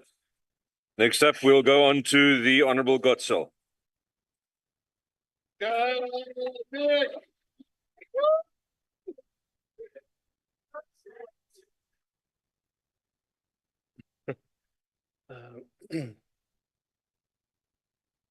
Honourable Chairperson, this says 7:05. I think it should say 7:30.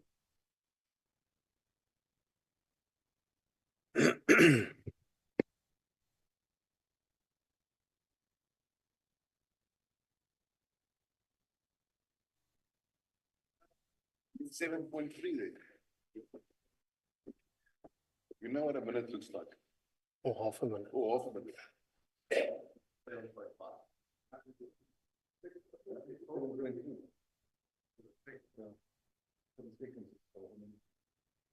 It's now corrected, Honourable Gotzel. You may continue. Thank you. Honourable House Chairperson, honourable members and fellow South Africans, good day. David and Pamela Morton are an Irish couple who recently fell in love with the picturesque town of Stanford in the Western Cape. They loved it so much that they purchased a property there, employ people who help them with the upkeep thereof, and enjoy the culinary and other hospitality treats that the Overberg district and Cape Town has to offer. I was sad to learn recently that they consider returning to Ireland as a result of the uncertainty about whether they would timeously be issued a financial independent visa, which would allow them to live in South Africa, contribute to the economy, and migrate freely between countries, all while not being a burden on the state. This certainty does not only lie with David and Pamela. It lies with many other people who are not as fortunate as they are to simply pack up and leave again. When we talk about non-South Africans, we immediately revert to the negative. Illegal foreigners who take our jobs, steal from us, or murder our fellow countrymen and women. We frame migration in the language of fear and not in the language of opportunity. I take solace in the fact that the Minister of Home Affairs has announced the urgent reactivation of the Immigration Advisory Board, and that he has stated in his speech to this House that the department is serious about rebuilding trust in Home Affairs by respecting expert advice and addressing policy questions in a consultative, scientific, and legally compliant manner, and that they will restore dignity. By allowing stakeholders in this field to consult on important issues affecting the sector, backed by properly researched data and evidence-based advice, we can slowly move from a language of fear to a language of opportunity when we talk about migration.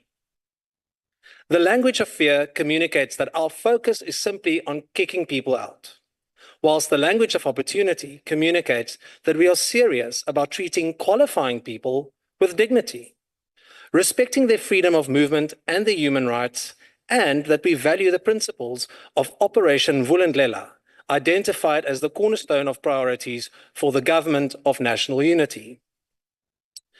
It's heartening to see the department's ambitious targets for the adjudication of work and business visas within an 8-week period. With this in mind, the Select Committee on Home Affairs resolved that the department should clear all backlogs in respect of the processing of visas and permits and increase the capacity and training to expedite this process. The department must, within 30 days of adoption of the committee's report, submit an action plan to the committee on how it will address these backlogs. Minister, I wish to congratulate you and your team on the incredibly fast reduction in processing backlogs. People migrate for various reasons. Some do so in search of a better life for them and their family. Others want to join their loved ones, and some are passionate about a specific career or a field of interest. Regardless of the reason, they all migrate in the hope of a better life.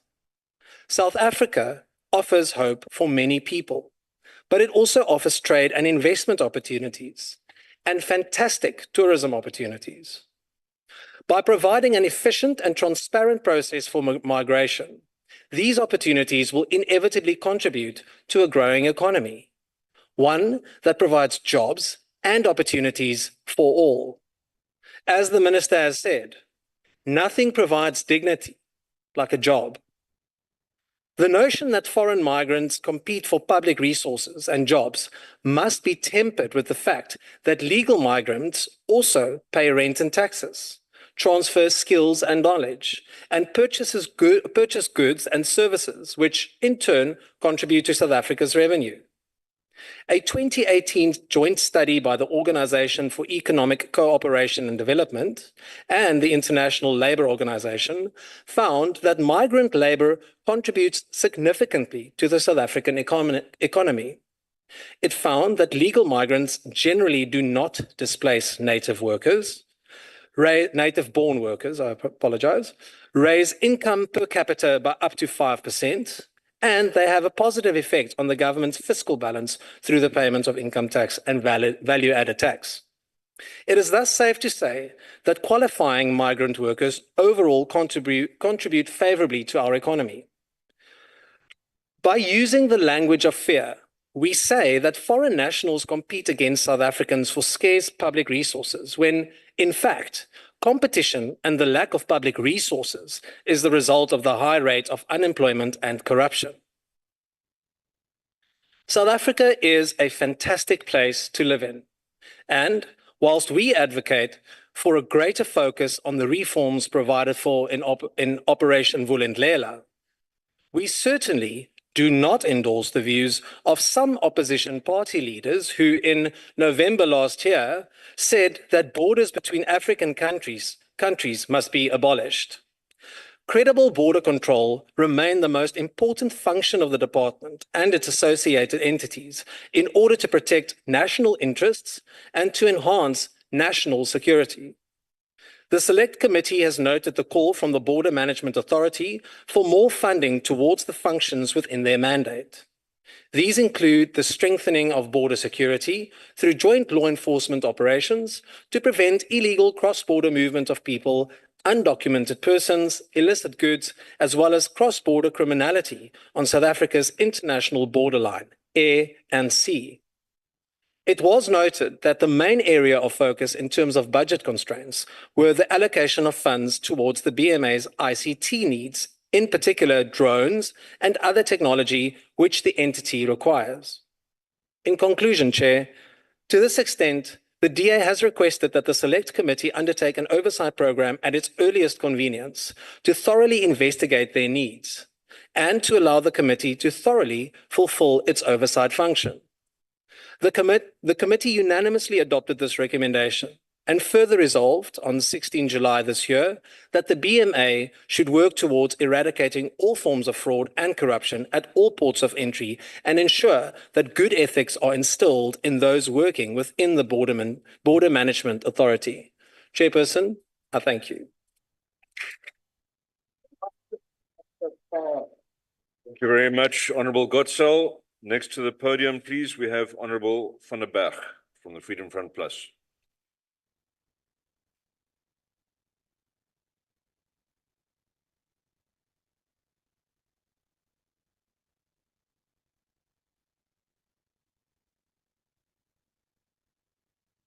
Thank you, Chair.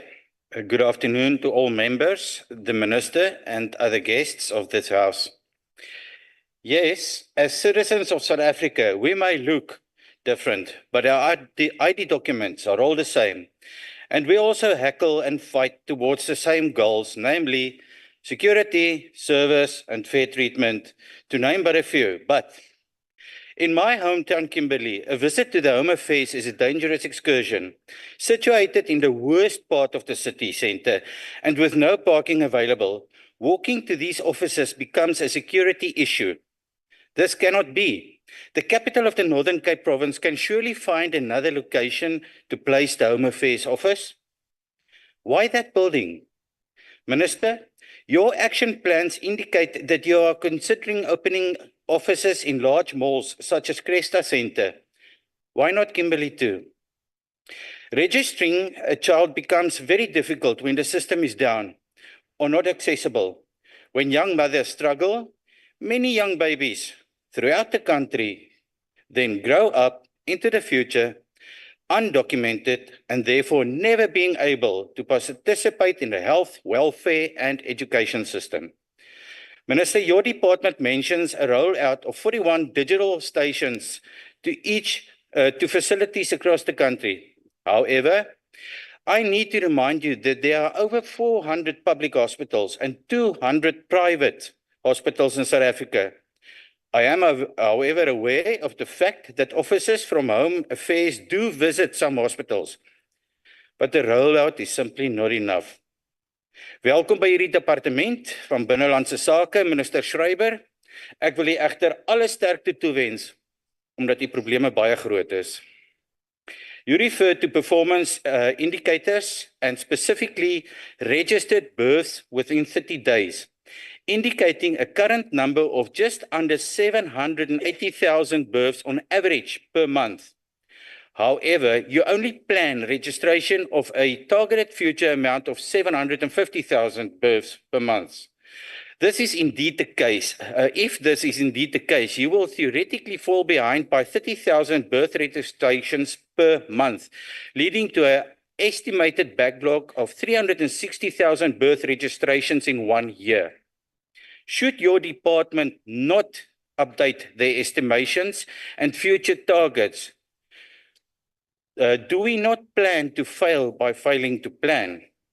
Minister, allow me to remind you about the principles of Batupele, meaning people first, based on the Bill of Rights in Chapter 2 of the Constitution.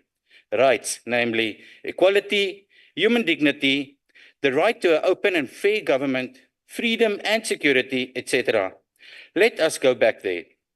Colleagues, we have all been given a wonderful opportunity to lead this country through the 7th term. The number 7 reminding us of fulfillment and completion. Let us all work together to lead the country into prosperity and blessings. And let us be righteous leaders. We will all account for our tenure. Let us not be found wanting. Yes, we cut our budgets to make up for a bloated system, but let us now become our brother's keeper and lead by example in every state department, as the goal to serve our nation is larger than ourselves. When all state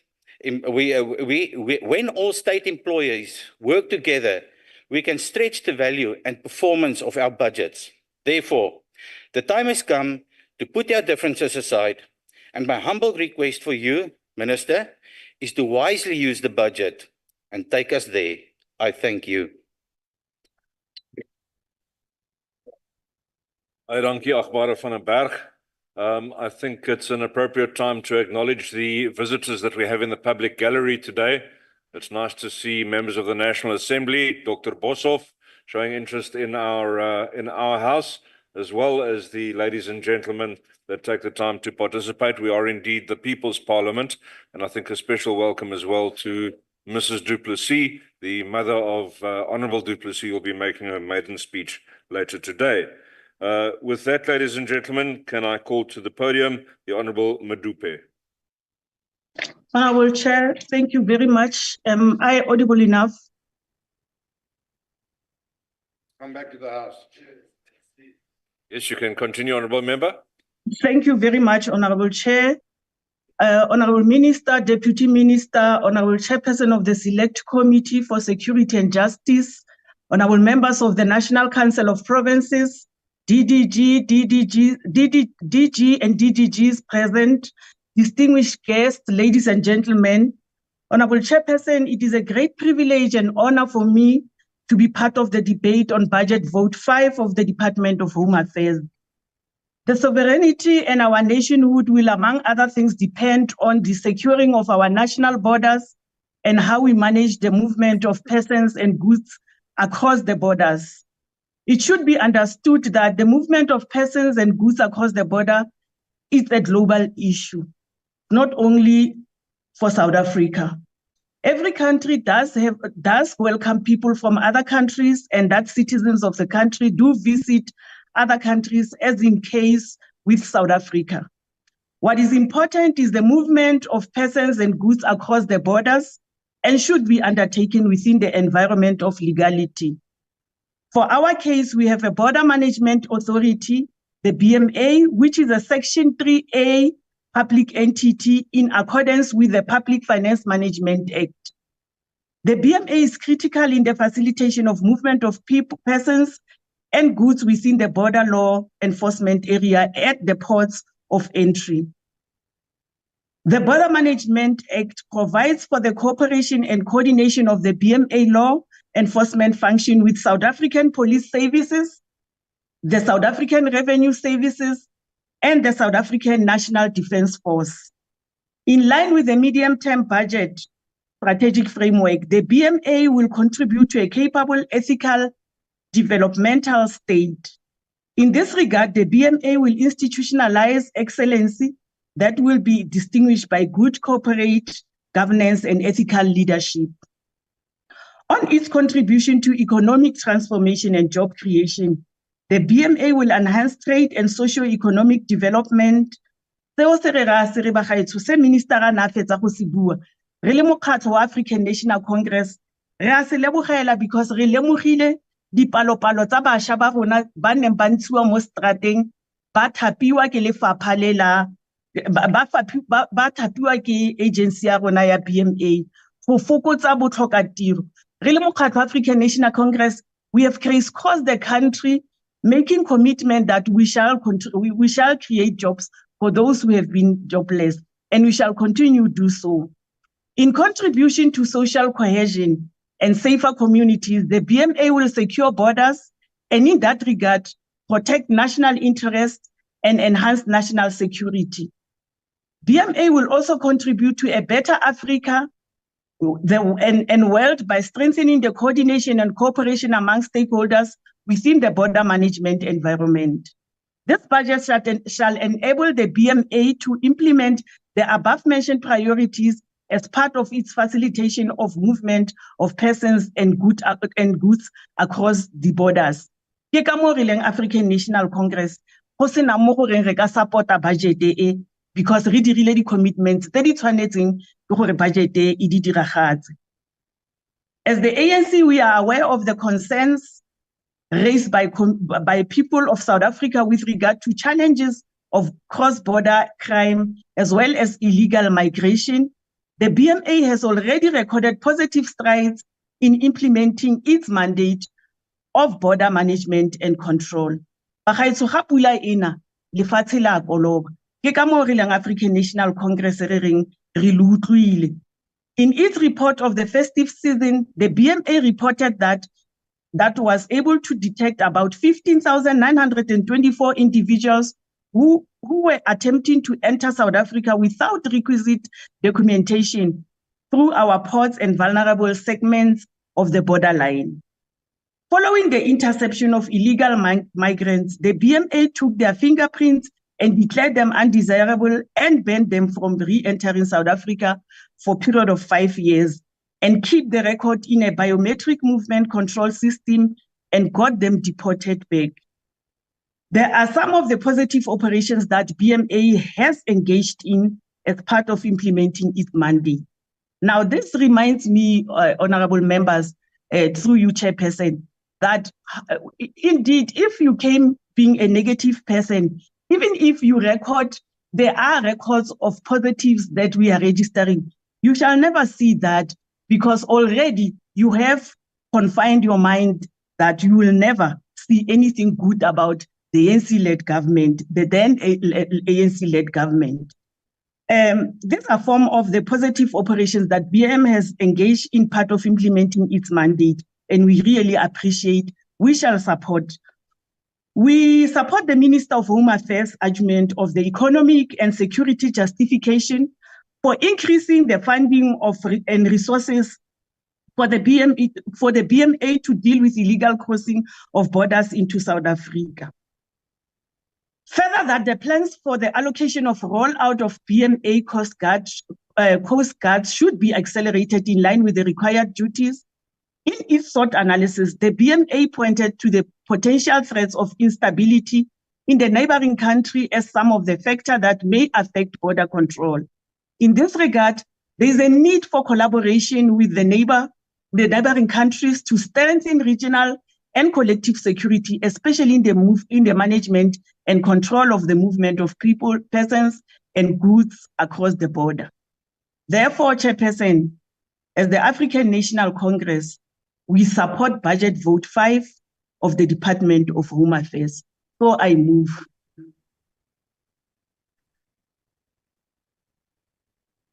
Thank you very much for your contribution, Honourable Member.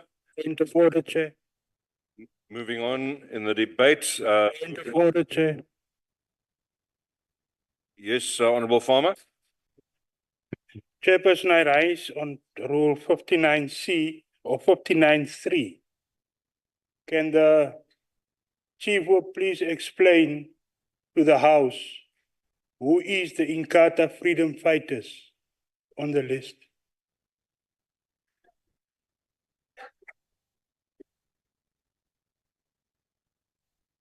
Thank you, Honourable Farmer. I don't believe that's a point of order. Thank you. I think maybe you can take that up outside the chamber when we're done today. Honourable members, we move on with the debate, and I now call the Deputy Chairperson to the podium, Honourable Govender. Thank you.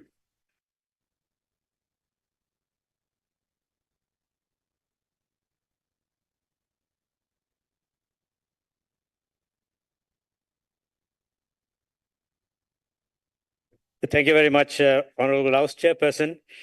I can assure the Honourable Farmer that we are indeed peaceful people. We are not fighters.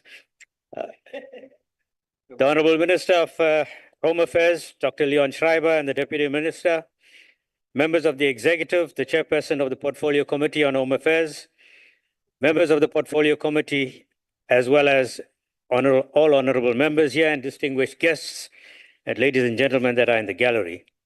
It is no doubt that the Department of Home Affairs plays an important role in our lives from birth to death. It touches every aspect of our lives, from the nation's security, identity, immigration, and other services. Ensuring that this department is adequately funded is not merely an administrative efficiency, but a cornerstone of the country that we all call home. While we welcome the budget allocation for the 2024-25 financial year, we acknowledge, Honourable Minister, it is not sufficient to finance the many pressing priorities of your department. When tabling the budget, the Honourable Minister spoke of a wide range of issues, many of which are not far off from the priorities of the IFP. For example, during our campaign towards the general elections, we issued a 13-point manifesto plan.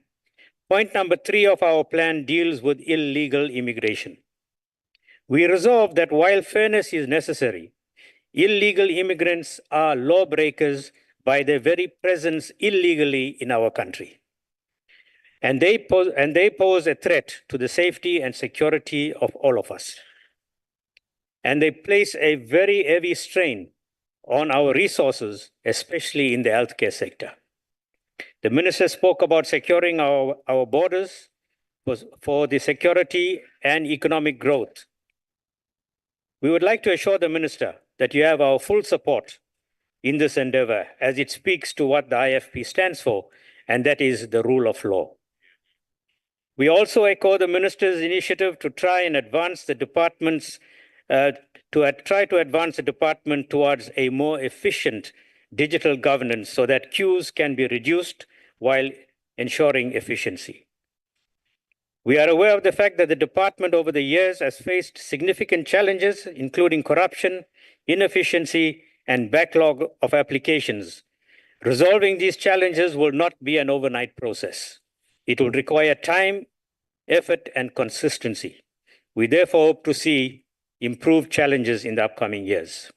Honorable Minister, I come from Chatsworth in KwaZulu-Natal. The office in Chatsworth needs a permanent and fully functional home so that its affairs can be more efficient. It has only 6 members of staff, and I'm hopeful that when the new offices are opened, it will be adequately staffed and equipped. While people apply for documents in Chatsworth, they still have to go to the Umgeni Road offices to pick up the documents. This is very inconvenient and costly. I am hopeful that this process will be rectified in the near future. I am encouraged that the Honorable Minister touched on the issue of visa applications and the challenges in that regard. Delays in issuing visas have a negative impact on the tourism sector as well as the economic sector. In closing, I would like to say that the IFP, we believe that this budget allocation is an investment in our nation's future. And we would like to see a further increase in the upcoming years. By adequate funding and capable leadership, we are convinced that this department will ensure the security of our borders, the efficiency of our public services, the integrity of our national identity, and the harmonious integration of our diverse communities. Minister, we wish you well, we congratulate you on your appointment, and we are confident that you will take our country forward. I thank you.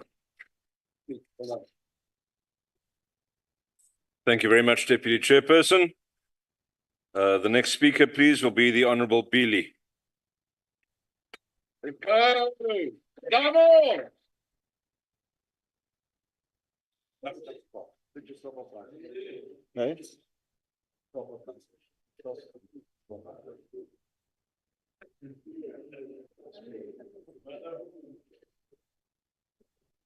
Honorable Chairperson, Honorable Minister and the Deputy Minister, honorable members, fellow South Africans, it is a fact that the Department of Home Affairs has for the longest time faced challenges that have prevented it from performing efficiently and to its optimum level. The challenges that have persistently plagued the department can be located in the overall management and administration, with a particular focus on issues of immigration, border control, and more importantly for today, the availability of budget resources.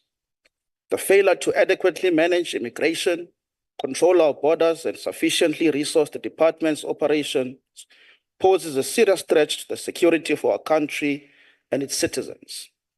Long queues, outdated systems, and insufficient staffings are but a few of the issues that plague this critical department. Honorable Chairperson, fellow South Africans, the administrative and operational challenges that exist in the department, if not addressed, will continue to hinder its ability to function efficiently. Many of these inefficiencies not only frustrate our citizens and those who want to enter our country illegally, but also create gaps that are abused by corrupt officials, Minister, and those seeking to enter the country illegally. Indeed, South Africa is a country of opportunities. It does easily attract good and bad people from neighboring countries and other parts of the world. While South Africa has always been a welcoming nation, we must ensure that, Chairperson, our hospitality does not come at the expense of our laws and national security. Illegal immigration strains our public resources, places an additional burden on our social services, and can lead to increased social ills, Deputy Minister.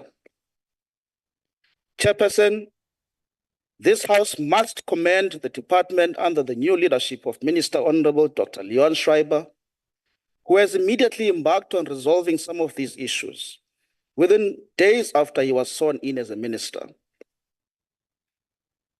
For example, the new minister has intervened in the department's visa backlog of over 300,000, as he had mentioned earlier on today, by taking a decision to extend the temporary visa concessions for foreign nationals in South Africa who are still awaiting the outcome of their visa waiver and appeal applications due to processing delays. And I'm glad that the minister has said that he's receiving daily reports on this matter. While we welcome this temporary measure taken by the department, we must better utilize the available budget appropriately to constantly pursue the modernization program of the department so that the processing of visa applications can be quick and we reduce acts of corruption and cost of doing business. This includes leveraging technology to streamline visa applications, residency permits, and citizenship processes. Honorable Chairperson, by doing so, we reduce bureaucratic delays and improve service delivery, making it easier for skilled individuals to join our workforce. Border control is a crucial aspect that demands our attention. We must bolster our border security measures to prevent illegal crossings and trafficking, while ensuring that our border policies uphold human rights and dignity, which our minister also emphasized a lot on. This requires proper training for our border security personnel and investment in surveillance and monitoring technologies. In this regard, we must support efforts to strengthen the work of Border Management Authority so that they are able to go on with the work that's required from them. Chairperson, in conclusion, the availability of budget resources for this department is vital for its efficiency and success. It is quite sad to notice that there are parties that seek to oppose this budget. And one can only assume that the intention of that is to try and cripple the department so that we can have open and unprotected borders. Chairperson, this House and the National Treasury have to prioritize enough funds for the department so that its operations are enhanced for the betterment of the country and its citizens. We need to acknowledge and support the good work that the Minister is doing, Dr. Schreiber, and we need to continue to support that. The department must upgrade its IT infrastructure, increase staff capacity, and enhance border security measures. This is the time that together we must put our national security first and provide South Africans with efficient civic and immigration services. I thank you, Speaker. Thank you very much, Honorable Billy. The next speaker at the podium will be the Honorable Nkosi Nonkonyana.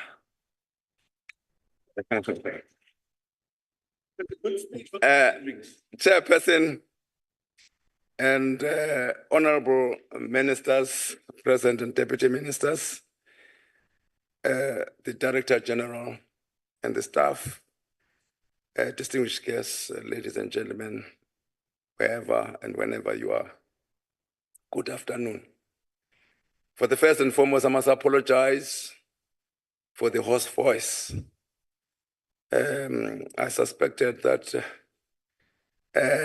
something has been sent to me so that I don't speak, but my ancestors have refused that I should speak. I think, honorable members, I must thank Chair, the honorable members who have contributed positively towards the goal of approving the budget.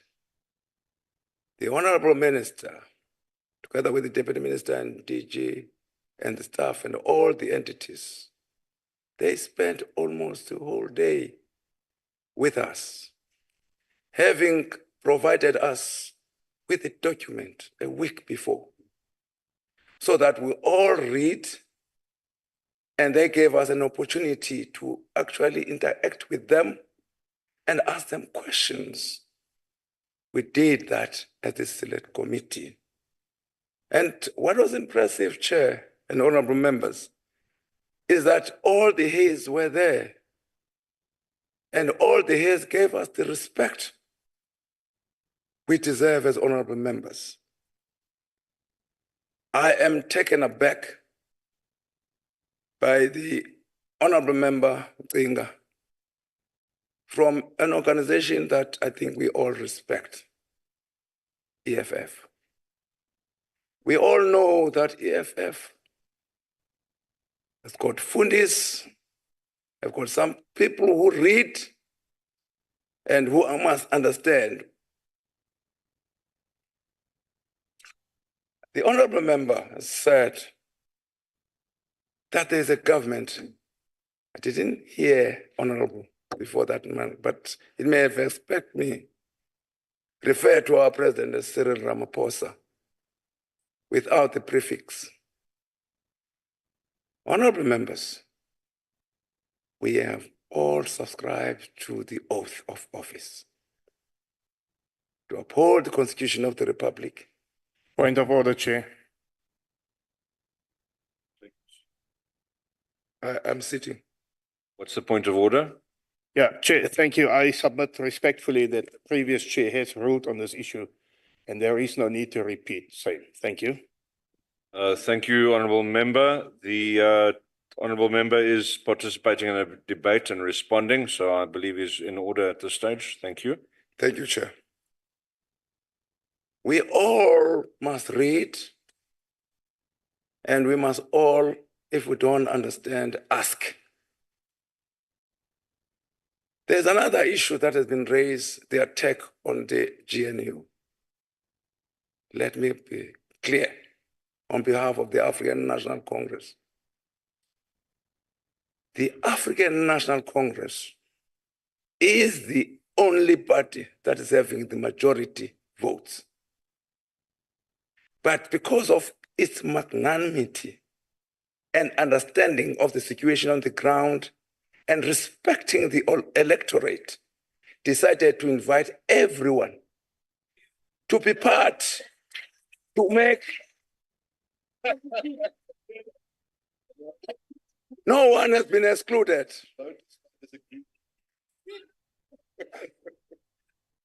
And now we are told that there's GNU as if it's a different entity. I also listened attentively, as I showed as the whip of this select committee, to all of you. I listened carefully to the basis of rejection of this budget vote by the Honorable Member representing the EFF. She said some things about there are nothing in the hospitals and things like that. But thank you, Deputy Minister, rubbished all that. And we all know, in fact, because we are on the ground, and there are, and I think the Department of Home Affairs has done a lot. Yes, there are challenges. As members of this Honorable House correctly pointed out, we didn't fail our people.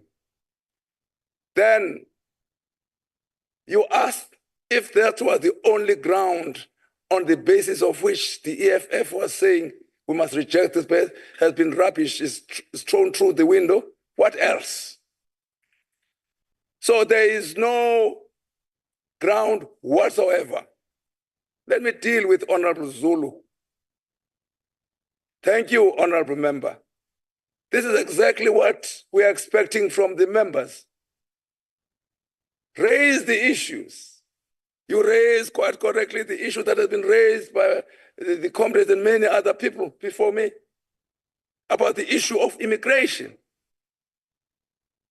And you submitted a proposal that let us do something to address that.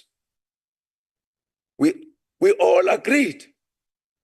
But you missed me when at the end you said, well, we reject it.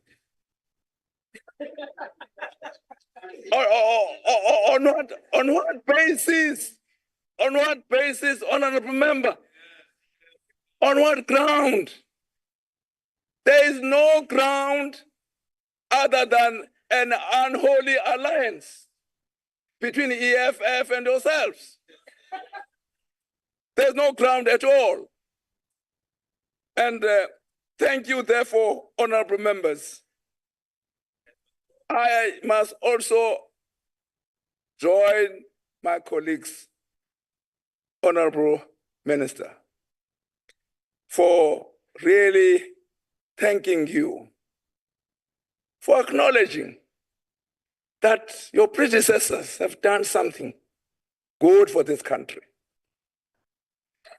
And you are prepared to contribute positively towards that progressive steps taken by the ANC government. And if you could see, and everybody can see, is that there is institutionalized memory in the DM. And therefore, you told everyone who can hear that you must work together. I heard one member says, black and white. Let us hold each other's hand to deliver a better life to all South Africans. Thank you very much, Minister, and for having respected us. You, honorable members, you have stolen the thunder. You must be fined. Because whatever is contained in my speech, you took it. But except those that are put online as a whip. But everyone, you have made me proud today. I'm sure South Africans are very proud. I'm very proud by you, MEC from my province, Honorable Tapa. I'm very, very proud by all those people that participated in the virtual platform. All of us are one, that this department deserves everything from all of us to succeed.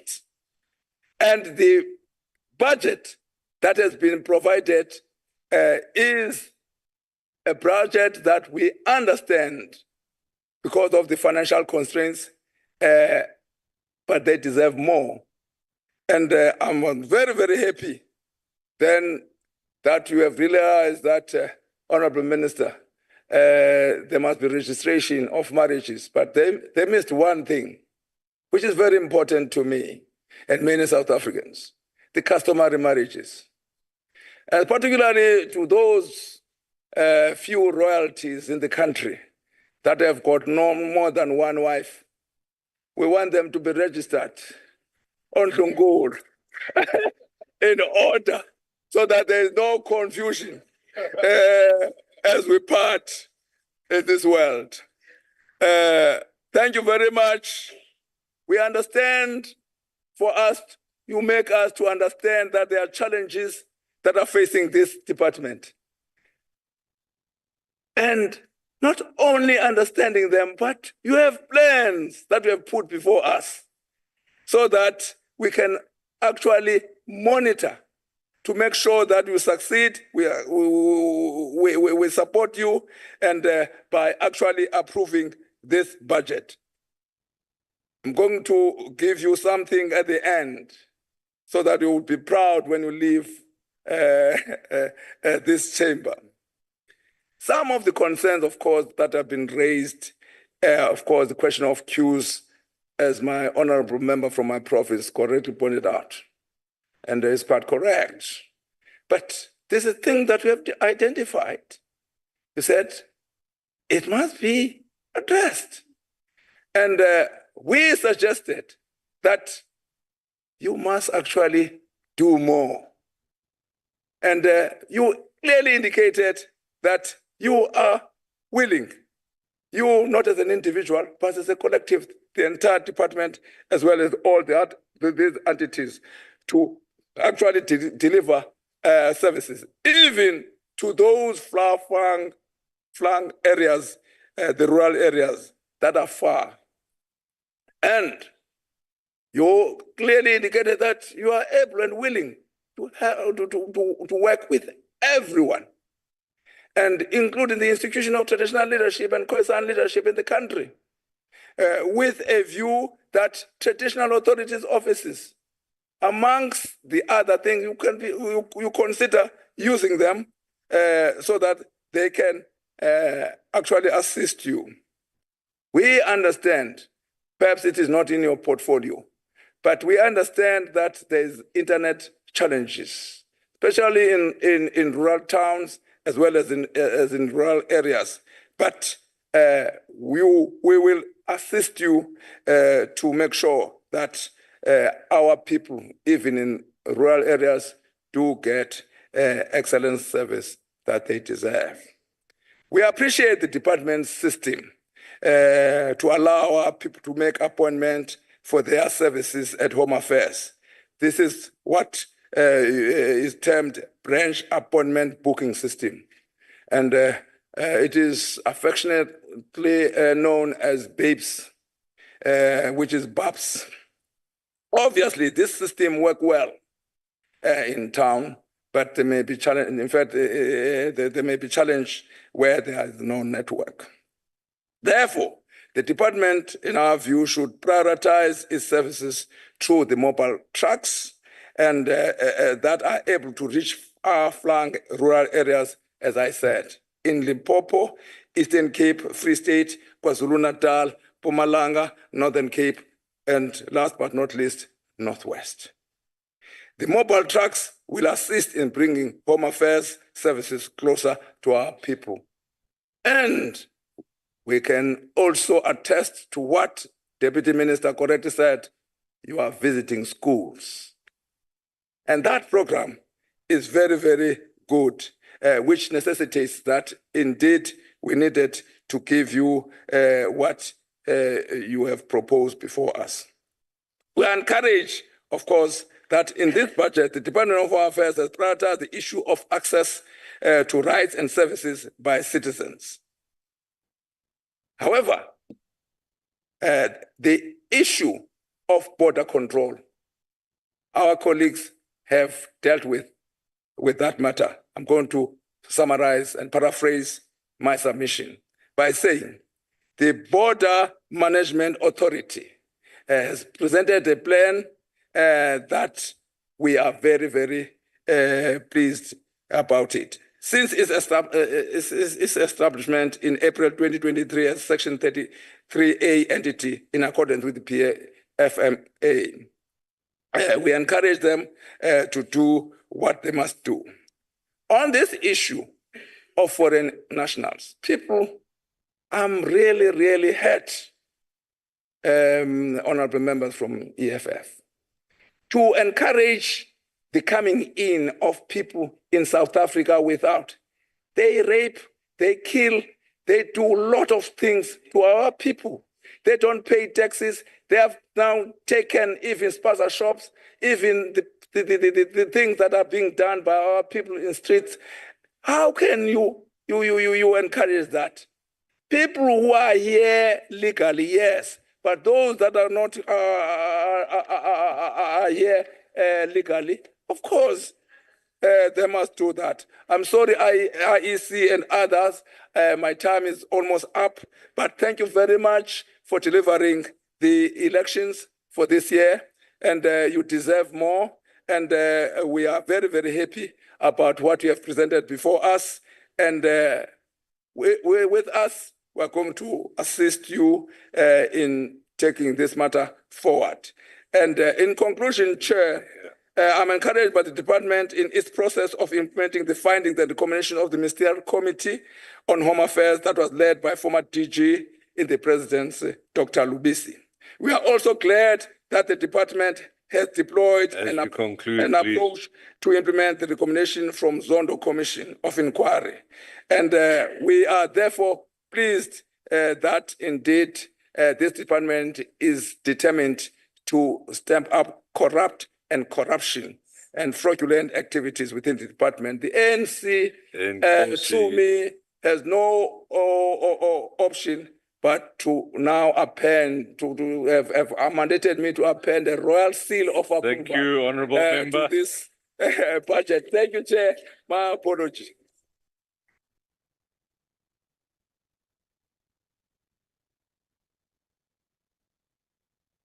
Nkosi, Honourable Nonkonyana. Honourable members, to bring the debate to a close, I now call back to the podium Minister Leon Schreiber. Minister. There we go. Thank you very much, Chair. I'd like to thank everyone who made constructive input here today, as we indeed need to work together to take this crucial department forward. So I'm very heartened by some of those inputs. Let me start with the Honourable Mananiso on the mobile units, and one thing that was really echoed here, and that's the Northern Cape. I think the Honourable Mokai and Van der Berg also mentioned it. So I have some good news for all three of you. Ek het groot geword in die Noord-Kaap. I come from the Northern Cape, and I can assure you that I hear very clearly the need to not leave behind some of our rural and less dense areas as well. The issue on the Kimberley office, I think we can have a chat offline and see what we can do there. But certainly, Chair, the intention is there for urban, rural, doesn't matter where you are, Home Affairs wanting to really move itself forward. So thank you for making that point. The staffing shortages that were mentioned also by various speakers, yes, I think it is about 44% of capacity, and that is a huge challenge for any department. So I think we need to be honest about that one. As much as the department can go out of its way to embrace technology and innovative thinking, it really is important that we have this House's support, Chair, as we engage in budget processes going forward, because I do think Home Affairs has borne a disproportionate brunt. I know everyone says that they've been cut, but if you look at the numbers, Home Affairs has been cut probably the most. And that includes the Border Management Authority. So if we are serious about these priorities, if this House is serious about these things, as it has said today it is, then I would plead to you in whatever avenues you can to help us just correct some of the cuts at Home Affairs so we can move forward. The member from the EFF, Mkinga, you ask why weren't these solutions brought before? Well, because the GNU wasn't here before. It's here now. And we are working together and we're bringing the solutions. I mean, there were points raised about the borders, but I think you must go listen to your own party leader. He is on record as saying in an interview in 2019 with Radio 702, and I quote, "Those things of borders, we will not have them." So I think it's the EFF that really needs to look into its own position on this issue. I was quite shocked, Chair, by the statement that was made that I think deserves a response. I think the honourable member said, and I quote her here, about a Dompas coming back, something like that. I find it to be a disgraceful statement by the EFF, a shocking, shocking indictment of this country's fight for democracy. And I want to make it absolutely clear, as long as the DA is here, as long as the GNU is here, there will never be a reversion to such regressive, racist practices. Unacceptable. Absolutely unacceptable. And I think we can all see, in fact, why the EFF is not part of the GNU, because it stands for things like Dompas. That's unacceptable. Chair, we are not surprised by the rejection of the EFF of this budget. I think the EFF rejects any budget that doesn't have a line item for VBS. So really, it's not something we're going to do. In a more constructive vein, Chair, I think there were some good inputs made. Also, the Honourable Zulu made good points on the issue of the asylum refugee issue. I think it's something that we also need to take up at a global level, because the truth is the funding cuts have come domestically, but also from the international stage. And migration is an international problem. So we really need to take this onto the global stage and get those international partners to actually help us manage that backlog. Because members, I can tell you there's another serious backlog there, and we need to tackle that. The funding is not going to come from us domestically. That's clear. So that's an issue that I will take up on the global stage as well on behalf of this country. Honourable Peter, please never again apologize for speaking your native language. Please, please, please. We need to get the translation things fixed, but we must embrace our diversity. So I hear you loud and clear on that. Honorable Gotzel, I think you made some valuable inputs on what I refer to as we must be able to walk and chew at the same time. We must be able to understand two things at the same time.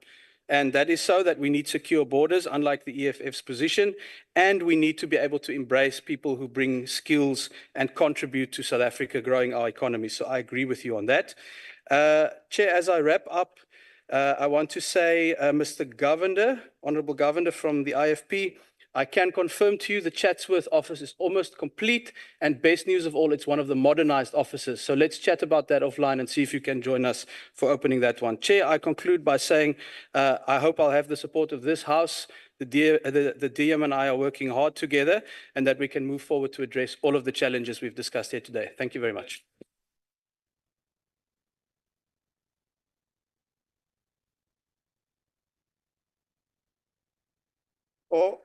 Honorable Schreiber and Honorable Nzunza, I join the other presiding officers in congratulating you in being part of the GNU. I hope that you'll be the diligent servants of the people.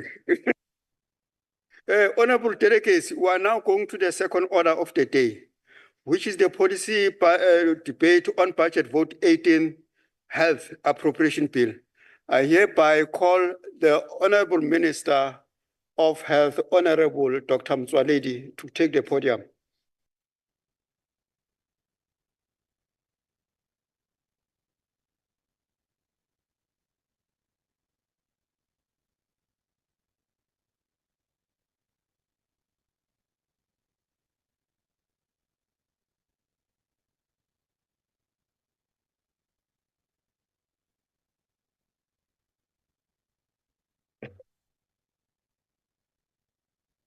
House Chair, my colleague, Deputy Minister of Health, Dr. Joe Patla, Chairperson of the Select Committee on Health and Social Services, Mr. Desiree Fennis, and members of your committee, honorable members, distinguished guests, ladies and gentlemen, I need also to start by apologizing.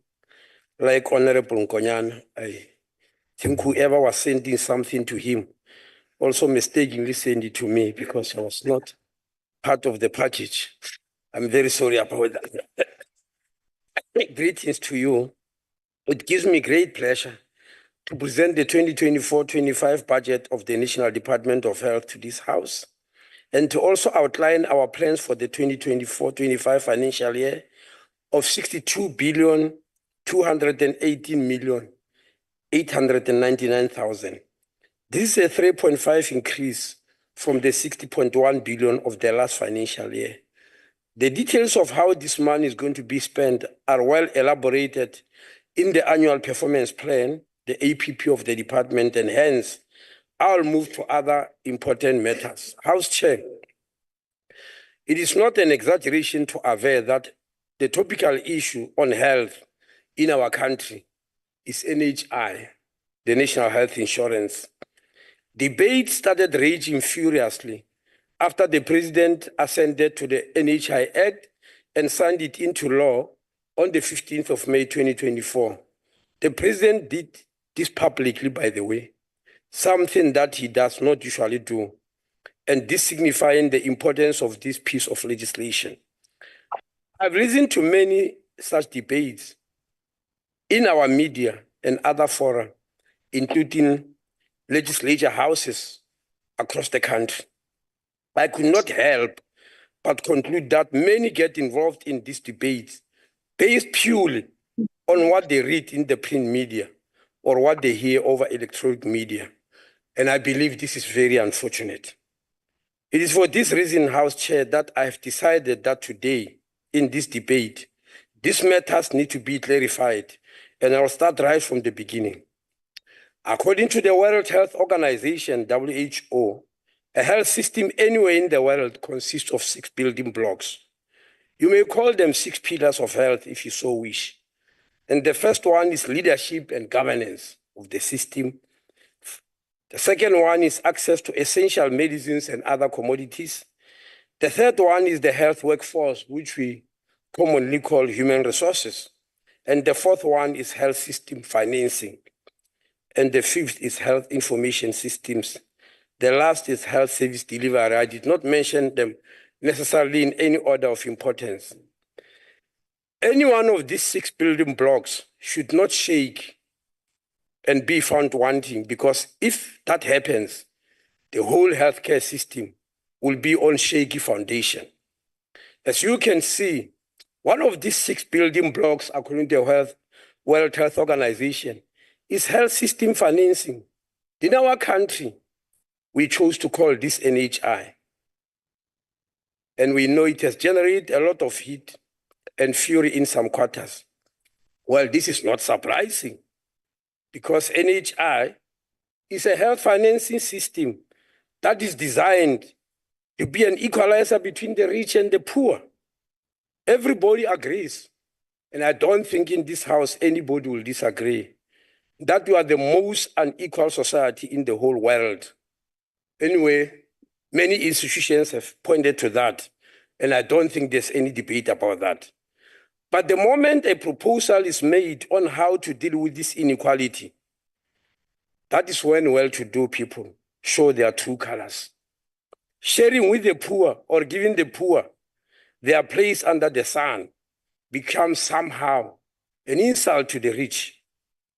This is happening in most parts of the world, but it seems its roots in South Africa are deeply entrenched. Perhaps it is because in South Africa, poverty and black actually seem to be synonymous, hence the persistence in the gross inequalities. On the 23rd of May, 2012, the then Director General of the WHO, Dr. Margaret Chan, officially opened the 65th session of the World Health Assembly in Geneva, Switzerland. The World Health Assembly is an annual gathering of all ministers of health around the world with health experts under the auspice of the World Health Organization. It's a supreme health policy-making body only surpassed by the United Nations. Dr. Chan chose universal health coverage as a theme for that particular World Health Assembly. She mentioned 7 structural problems of healthcare around the world. 2 of these structural health problems relate to healthcare financing, or universal health coverage, or NHI, as in the case of South Africa. She quoted the 2 among the 7 as, and I quote, costly private health care for the privileged few, but second-rate care for everybody else. Secondly, I quote again, schemes for financing care that punish the poor. House Chairperson, if you want to see costly private health care for the privileged few, but second-rate care for everybody else, you come to South Africa. If you want to see schemes for financing health care that punish the poor, you also come to South Africa. And such a scheme is, of course, called medical aid. Nowhere can we, with a straight face, continue in this manner. I'm painfully aware, Chair, that I'm standing in front of human beings in this house today who fall within this category of a privileged few, who receives costly private health care at the expense of the poor. Well, it's painful to say, but unfortunately it's true. And honorable members, time to change has arrived. Ironically, it is actually we, the privileged few, who must bring that change, who must usher it.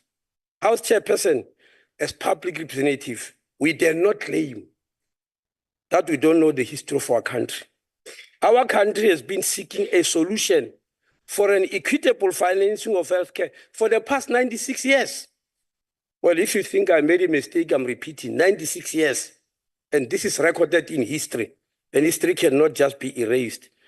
History records the 1928 Commission of Old Age Pension and NHI, the 1941 Committee of Inquiry on NHI, the 1943 African claims that proposed equal treatment in the scheme of social security, the Dr. Henry Clarkman National Health Service Commission of 1943 to 1944, which proposed the NHI, the Freedom Charter as adopted by the Congress of the People in 1955, the 1994 Ministerial Committee on Healthcare Financing, the 1995 Ministerial Committee into NHI, the so-called Bloomberg and Shisani report, the 1997 Social Health Insurance Working Group, the 2002 Committee of Inquiry into Comprehensive Social Health Security, what is called the Taylor Report. House Chairperson, what we have been doing as South Africa for the past 96 years was to keep on sharpening the spear for change, but without using it.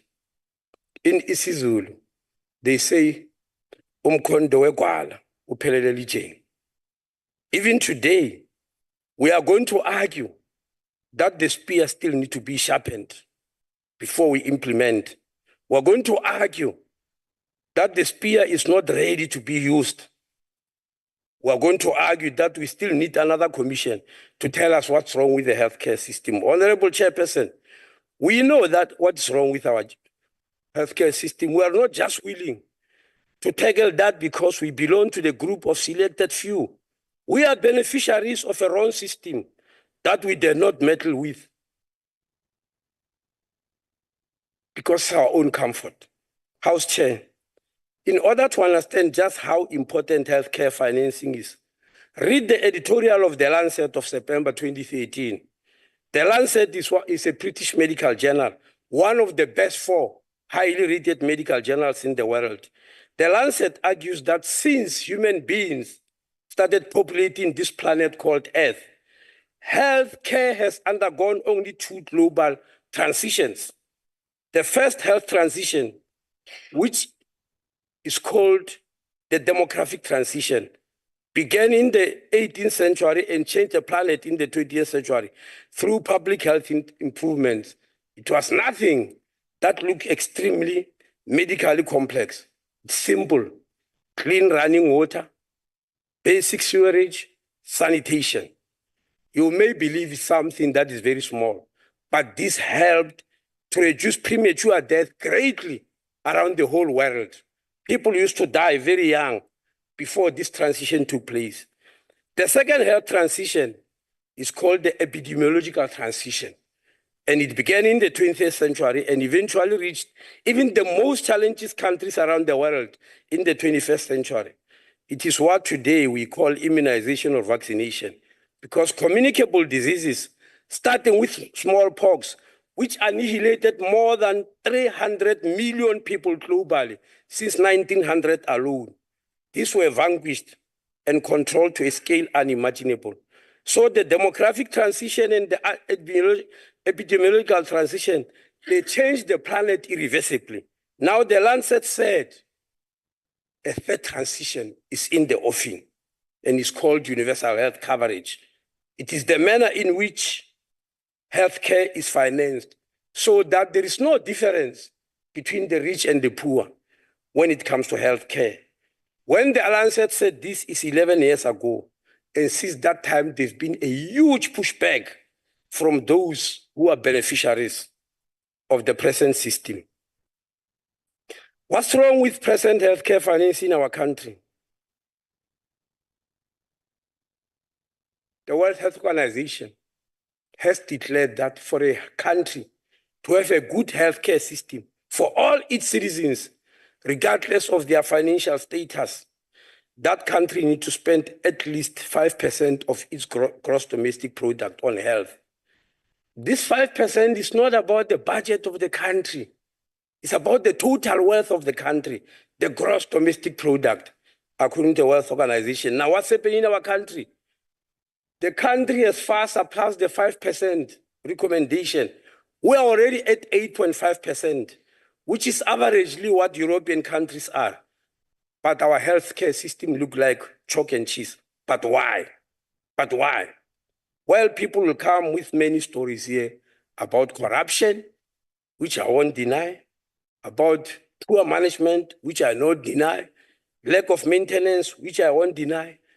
But what they'll be running away from is the central question, the issue that is central, the manner in which this 8.5% of the GDP is divided in South Africa as against all the other countries.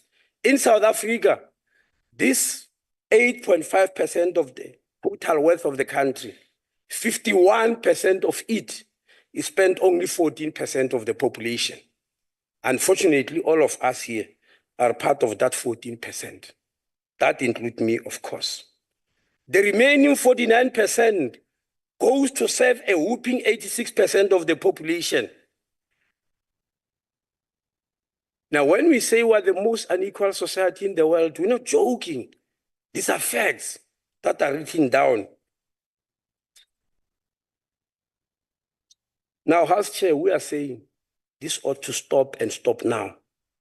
No one here in this House, as it happens in every debate about NHI, is going to stand up and say they don't support universal health coverage. All of you are going to stand up. Yes, we support it, but we don't support it in this form of NHI. Yes, we support it, but in the way it is. Well, fair enough. Let's sit down then and say in what form. Because you can't throw the baby away with the bathwater. You can't wish away the inequalities I've quoted here. House Chair, we hear a lot about money supporting private healthcare being private money. That's what many of you are going to say. Why do you meddle with medical aids? It's private money from individuals. We pay from our own pocket. The state has got no business in interfering with how I do. That's my own choice. Really? Is that true? Just how private is this money? Let me tell you today, our government, this state, subsidizes private health care for the rich in a way unimaginable. A total of 1.3 million public servants, plus all members of parliament and all legislatures, plus all the judges of our country, are subsidized by this fiscus to the tune of 70 billion rand every year. And this is done by subsidizing you in your salary individually through the medical aid scheme. And we are forced as members of parliament to belong to one of the most expensive medical schemes ever in the world. It is expensive. Don't think we never tried to get parliament out of it. But because there are people who benefit, there's resistance. It should not be existing, this medical scheme called PAMED. You don't have a scheme consisting of so few people. Any person in our country who's on medical aid, regardless of who they work for, receives a tax rebate. I'm made to understand by SARS that this tax rebate has now reached 30 billion rand. Hence, Chair, we are running a healthcare system where no less than 100 billion rand every year moves from the fiscus to subsidize the rich, and the poor don't have entitlement to that money. We will have to start changing from this. Let me give you more figures, perhaps, if we don't understand. This whooping amount of money, highly subsidized by the fiscus, helping only 14% of the population. What's the situation on the ground? Every year, 1.2 million women fall pregnant in South Africa. Put differently, every year, 1.2 million babies arrive in this world. This huge amount of money that I've just mentioned from our fiscus, this huge amount of our gross domestic product helps only 140,000 pregnant women every year. It takes care of only 140,000 newborn babies. This meager amount that is left for the poor has to help 1,060,000 women who are pregnant, help them throughout their pregnancy until they bring babies into this world. And those newborn babies, only 140,000 of them are taken care of. And the remaining 1,060,000. Now, people are going to tell us of all sorts of management, etc. Let me tell you, Chairperson, anywhere in the world, people follow money. If you take money from this area and put it in that area, human beings are going to go there. I'm challenging you today. Just divide the legal system into public and private. Put one legal system for those who are rich and say they go to that court under that judge, under those senior counsels, and put the other one for the poor. You'll see what will happen. all the prominent judges, all the prominent lawyers, everybody who's an expert, they'll go to the side where there's money. That's what's happening in health today. Everybody who is good, not only doctors, even auditors, financiers,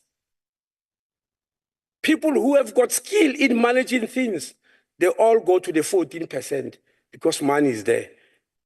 Chairperson, in 2013, we made a calculation of one private hospital, one clinic in Johannesburg. I'm not going to name it. I know it very well.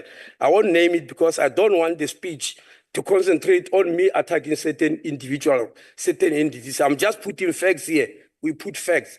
That one private clinic in Johannesburg had more gynecologists than Mpumalanga, Limpopo, and Northwest all added together. Why? Because people follow money. You can go to many others. You will find a similar system.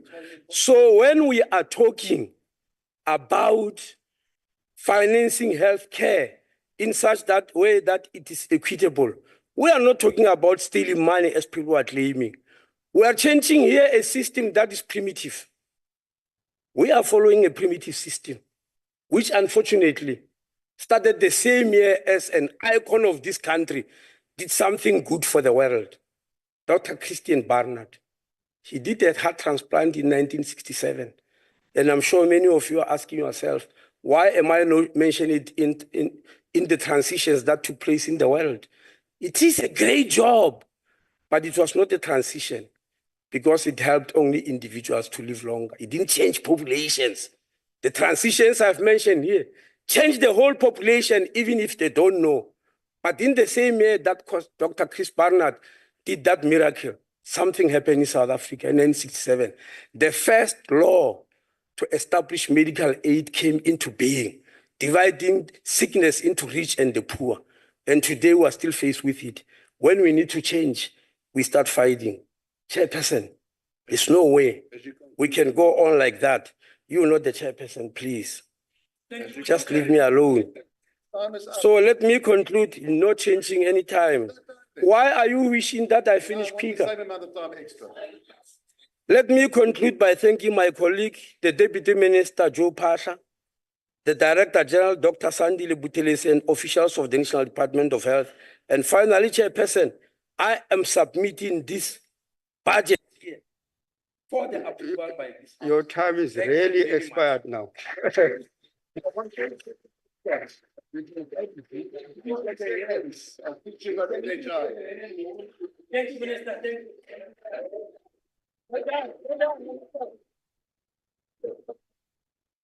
Thank you, Honorable Minister. The next speaker will be invited to the podium is Honorable Finis.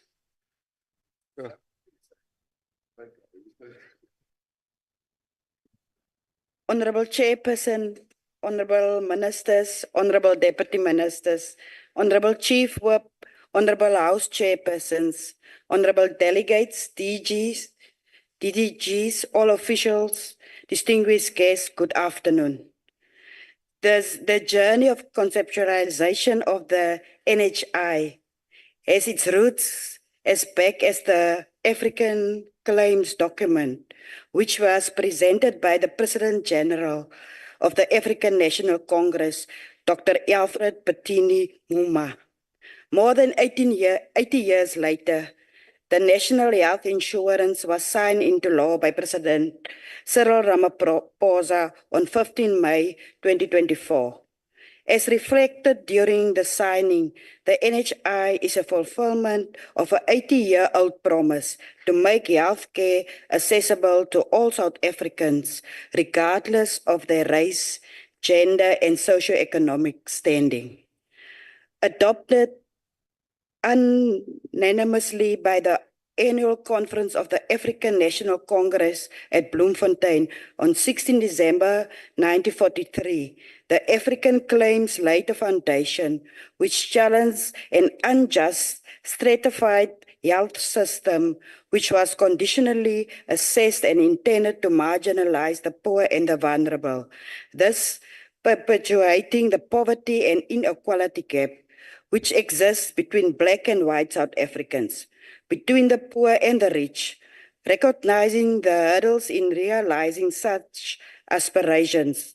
Dr. A.B. Numa made a call stating, I open quote, on behalf of my committee and the African National Congress, I call upon chiefs, ministers of religion, teachers, professional men and women of all ranks and classes to organize our people to close ranks and take their place in this mass liberation movement and struggle, expressed in the Bill of Citizenship, rights until freedom, right and justice are won for all races and colors, to the honor and glory of the Union of South Africa, who ideals freedom, democracy, and human decency cannot be attained until all races in South Africa participate in them.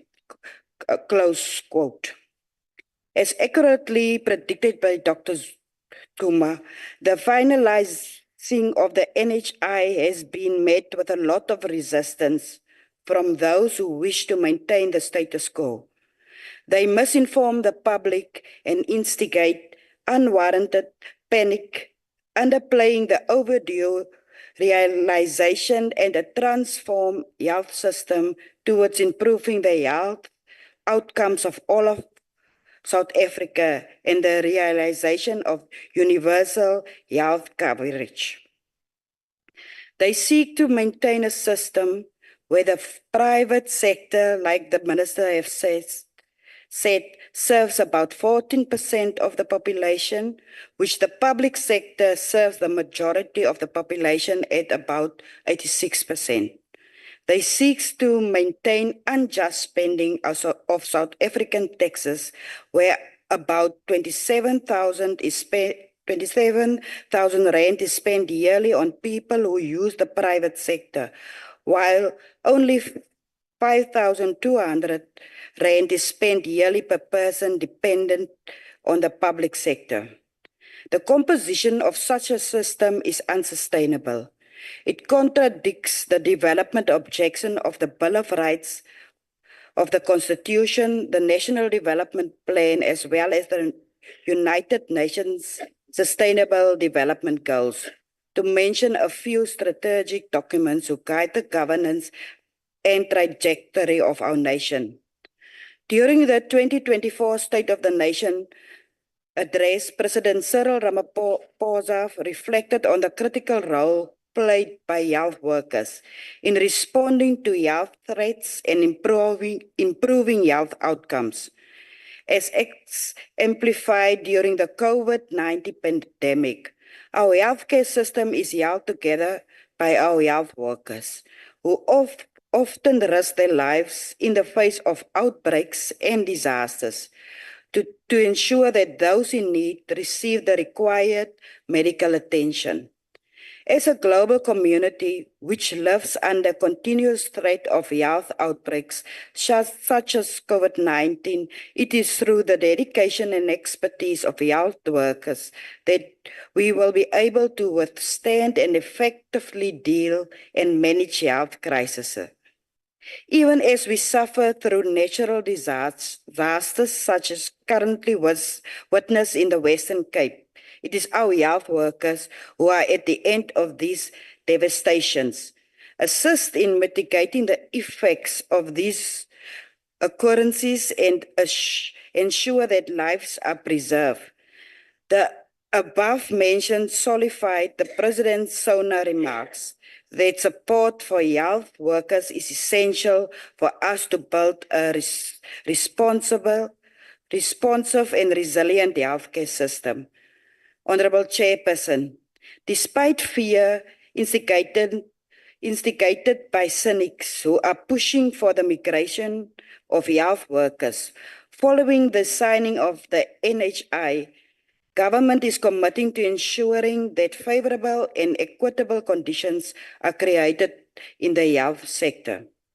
Numerous initiatives have been undertaken to support and attract health workers.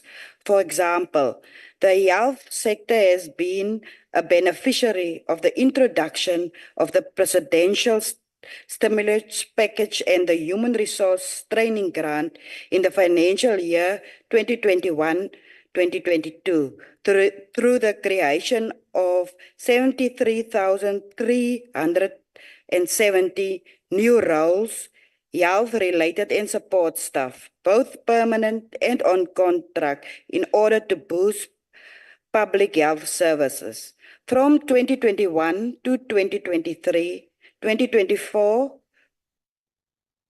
24,822 healthcare workers were appointed on permanent as well as on contract, with a focus on key services. Furthermore, 8,976 medical interns and 30,626 community service practitioners were hired between 2020 and 2024. There have been advances in the strengthening and capacity building of healthcare workers, as evidenced by the Nelson Mandela Fidel Castro Medical Training Program, which is a result of bilateral health cooperation agreement signed with Cuba in 1996, which aims to provide an opportunity for South African students to undergo medical training in Cuba. To date, South Africa has produced 3,071 doctors under the Nelson Mandela Fidel Castro Medical Training Program.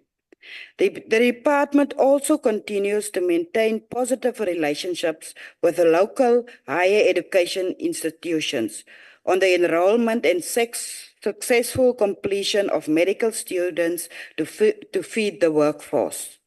Such interventions are critical in ensuring that our country has an adequate supply of health workers, closing the skills gap and ensuring gender representation in the field, as evidenced by the 454 graduates of the Nelson Mandela Fidel Castro Medical Training Program, 40% of whom were women.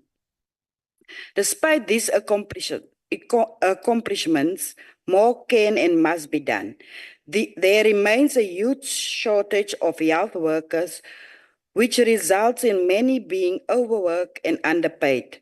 There are challenges of health workers not being afforded the necessary psychosocial support to cope with the various traumas they witness in their line of work.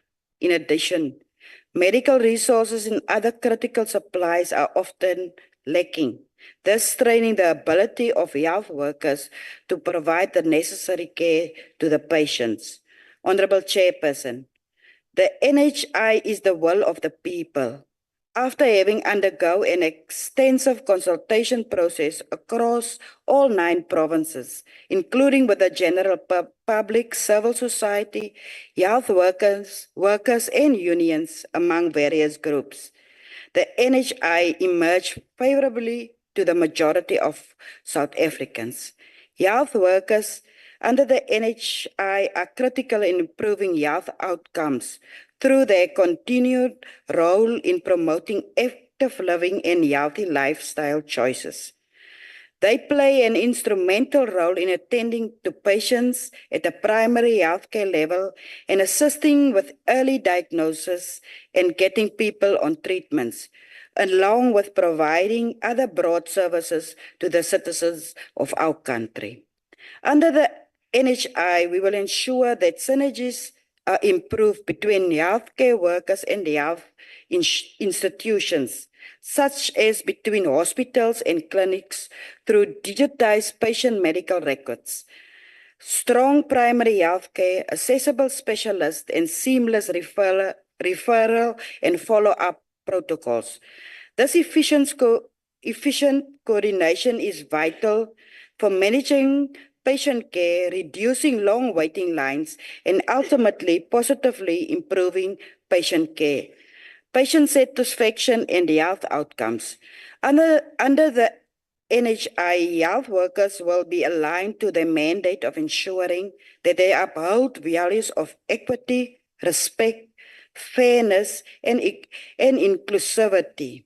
health workers, and the critical service they provide are at the heart of successfully implementing the NHI and realizing universal health coverage.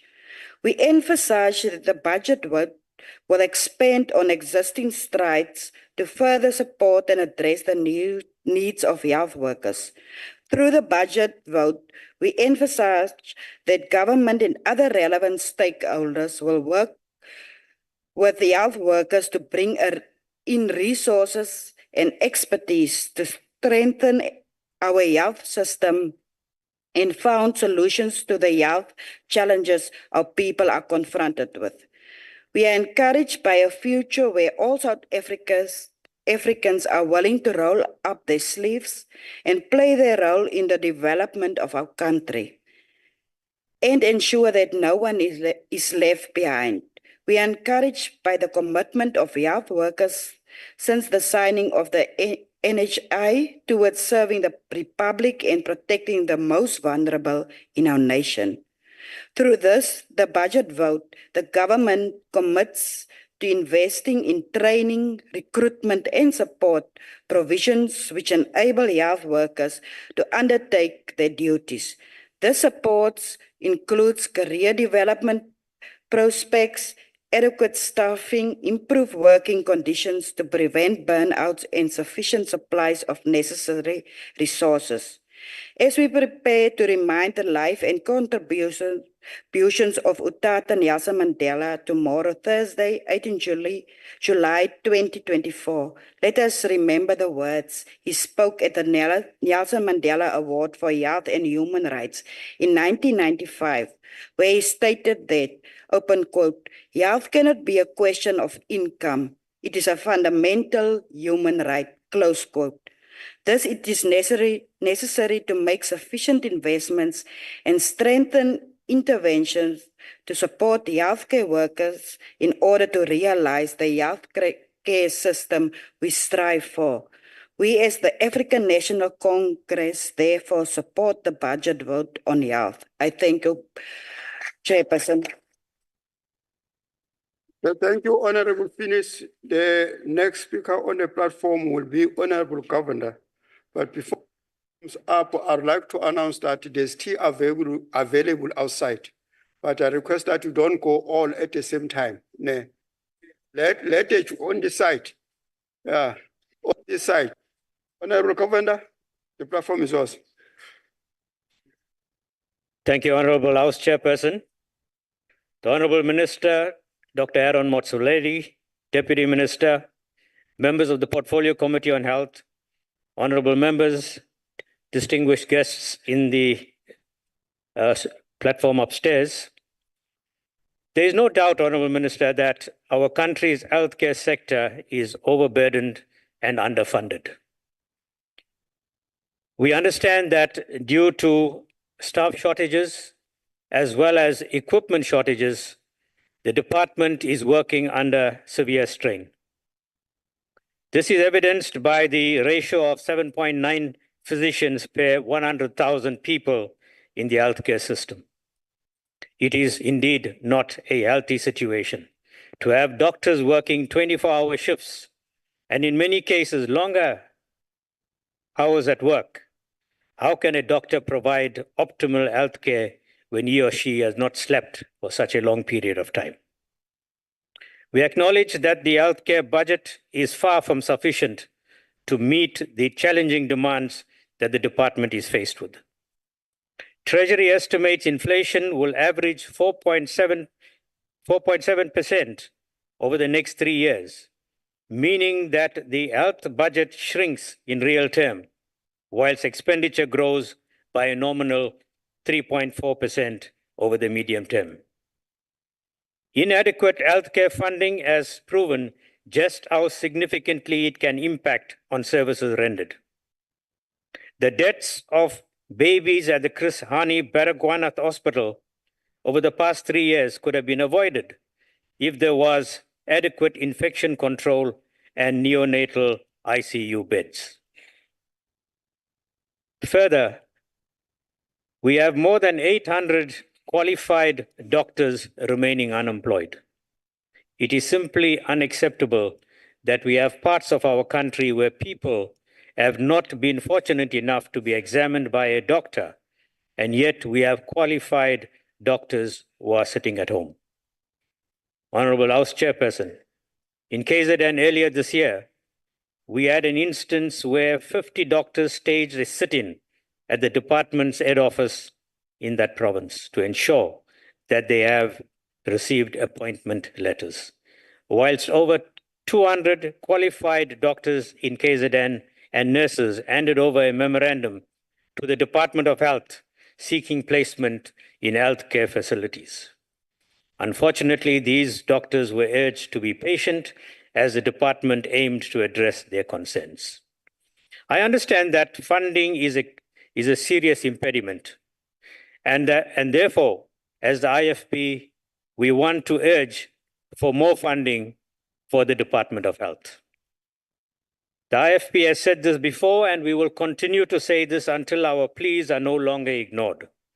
Our country can ill afford to have a shrinking healthcare budget. This new administration has no choice but to do better.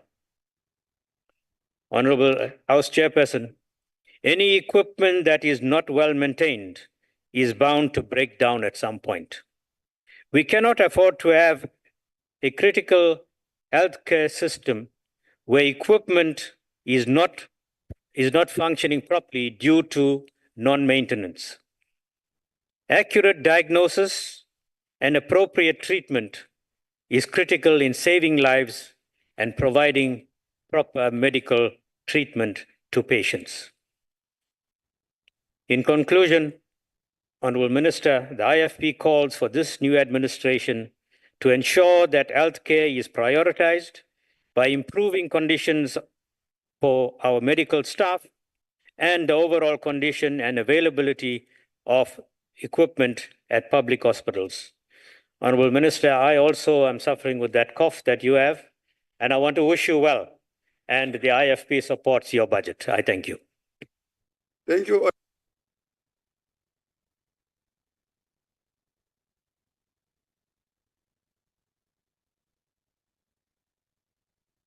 Druk die knoppie.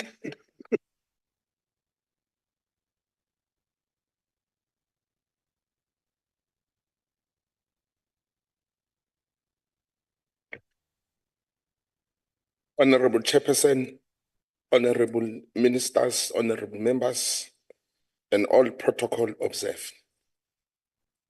Ngqongqoshe wetempilo. Singu-ANC sikuphakamisela umbhelebhele sithi dundvubala uphokophele embili babe futhi siyawusekela lo mcombelelo wakho wetimali. South Africa has a long-standing healthy challenge with communicable and non-communicable diseases. As we may all be aware, communicable diseases are categorized as diseases which are infectious and can be transmitted from one person to another, like tuberculosis, COVID-19, and HIV. On the other hand, non-communicable diseases are non-infectious diseases that are informed by factors such as genetics, lifestyle choices, and environmental factors. These diseases include cancer, diabetes, heart disease, and mental health.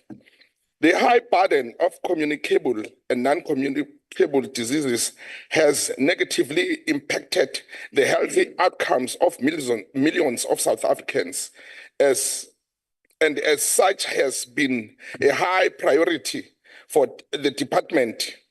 To this end, Program 3 of the Department 2024-25 Annual Performance Plan is dedicated to communicable and non-communicable diseases and finding strategies to mitigate their impact on healthy outcomes.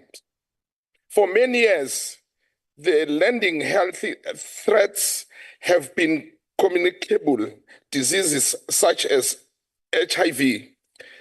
As noted in the National Strategic Plan for HIV, TB, and STIs 2023 to 2028.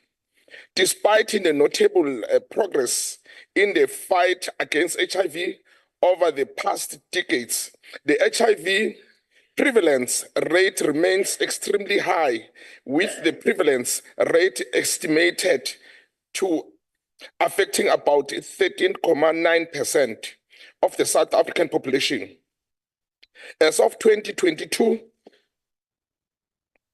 was estimated that above 8.45 million people living with HIV in the country. Of the infected population, it is reported that about 5.7 million people are on treatment, creating a gap of about 5.7, which accounts for about over 2 million people who should be on treatment but are not. This group of people poses huge challenges for both themselves through a high risk of deteriorating health and high change of infecting other people, thus increasing the infection rate. However, more recently, the World Health Organization has observed that non-communicable, mainly cardiovascular diseases, diabetes, cancers, and chronic respiratory diseases are the leading cause of death worldwide. They present 7 out of 10 main causes of death, equivalent to 74% of all deaths globally. These include more than 15 million people who die prematurely every year from a major NCD between the ages of 30 to 69. To ages of 30 and 69 years.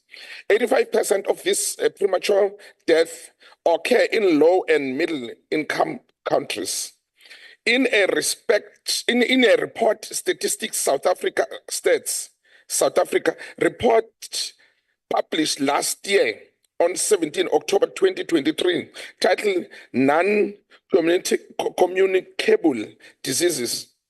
Findings from death notifications 2008 to 2018, it is reported that non-communicable deaths are on the rise in South Africa, with diabetes-related death increasing from 10,846 in 1997 to 26,880 in 2028.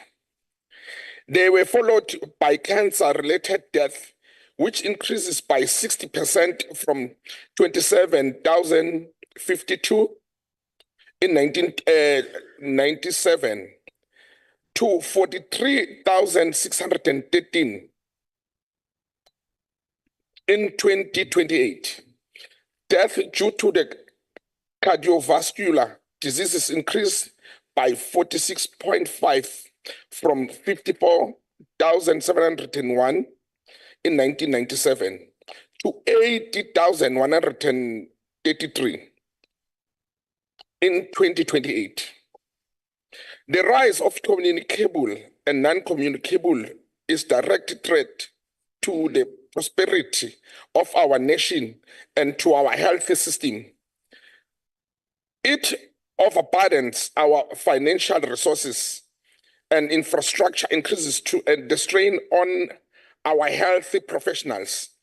Fortunately, communicable and non-communicable are preventable.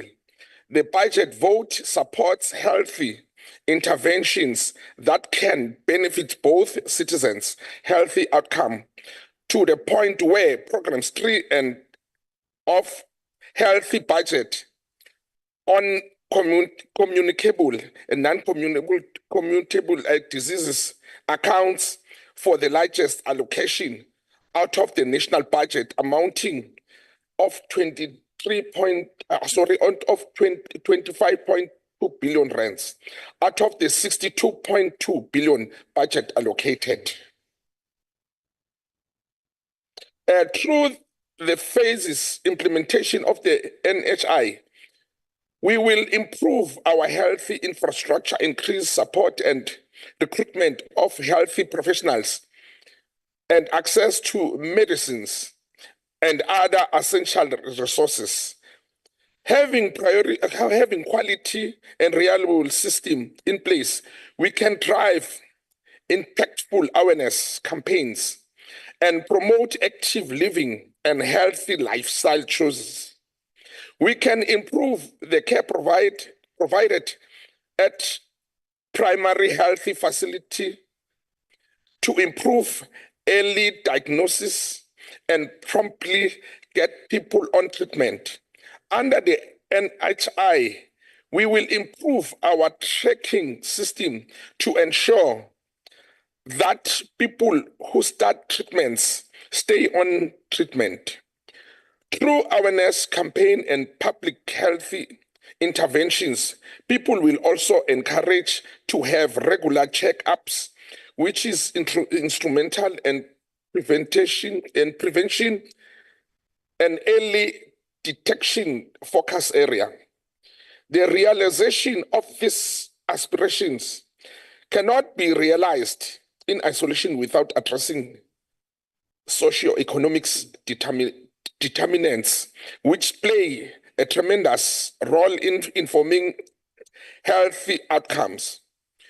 We know very well that people with good financial standing tend to have better access to healthy care and nutrition, thus positively impacting their healthy outcomes.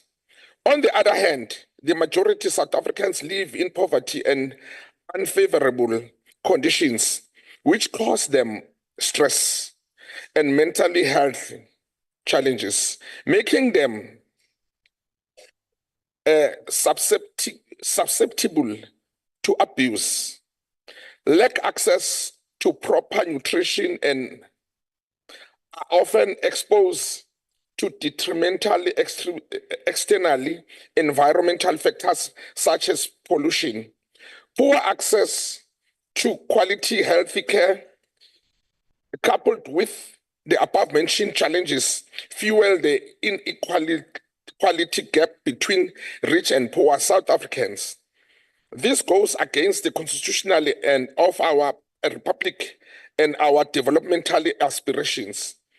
Therefore, as health is a cross-cutting issue which affects all of us regardless of race, class, and financial standing, as evident during the COVID-19 pandemic. It is our collective interest actively take share responsibility in improving the healthy outcome of this country and challenging socio-economic factors which negatively informed people's healthy outcomes, such as unemployment, education, housing, and water and sanitation.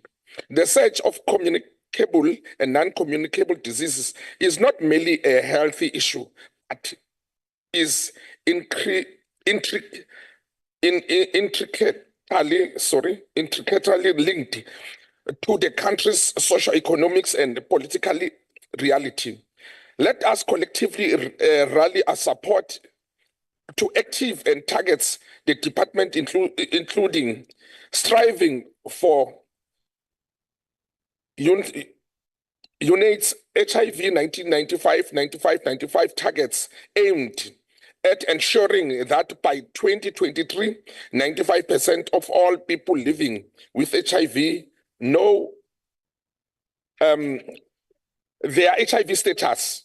95% of all people with a HIV infection. Honorable Sibande, unfortunately, your time has expired. 4 minutes left.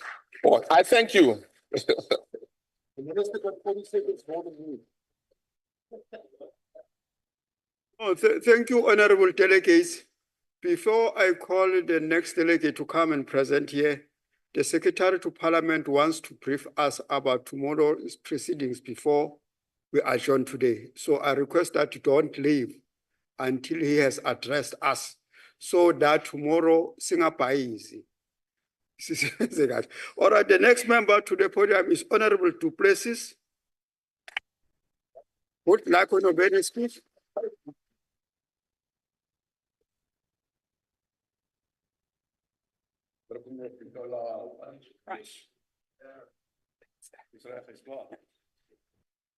Honourable Chairperson, Honourable Minister, Deputy Minister, Honourable Members, fellow South Africans, good day.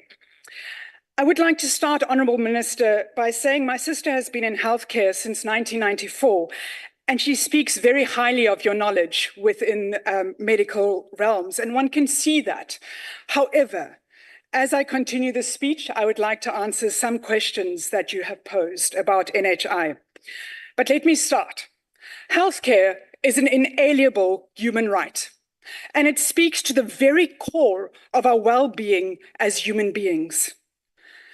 Healthcare ranges from the common cold to stress-related anxiety and to life-threatening non-communicable diseases and potentially debilitating neurodivergence.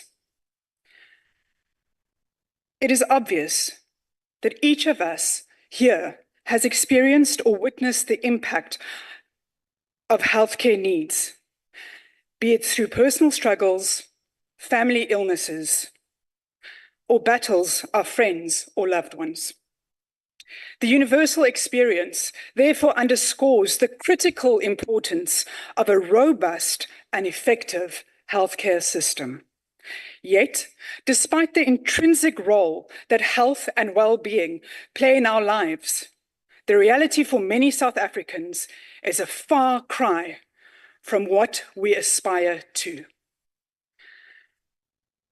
When we speak to the average South African about their experiences within our healthcare system, the stories are more often than not heartbreaking. Even the best laid plans have failed, and they have failed to translate into tangible improvements on the ground. There is a glaring absence of increased accountability and political will in many of our provinces to ensure that every budgeted cent is spent wisely and effectively on healthcare. The annual budget, while comprehensive, reveals little fault on paper. We welcome the concept of decentralization. However, it would have been nice if this was more impactful since 2013, when it was initially brought into the spectrum of healthcare systems. Similarly, we welcome the creation of the Electronic Data Repository, or EDR, but we must question the efficacy of the millions, almost billions spent since 2013 and in many provinces 2009 on e-health systems that are just not there. The notion of ideal clinics and hospitals is commendable. However, the discrepancy between reported data and the actual conditions in these facilities is stark.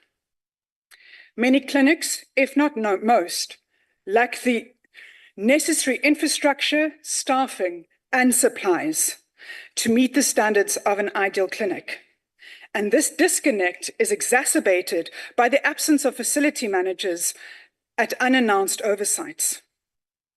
In fact, I need to be quite honest. I've never met a facility manager at a provincial clinic, and I have conducted up to 15 oversights in the past 13 years, 3 years, not 13.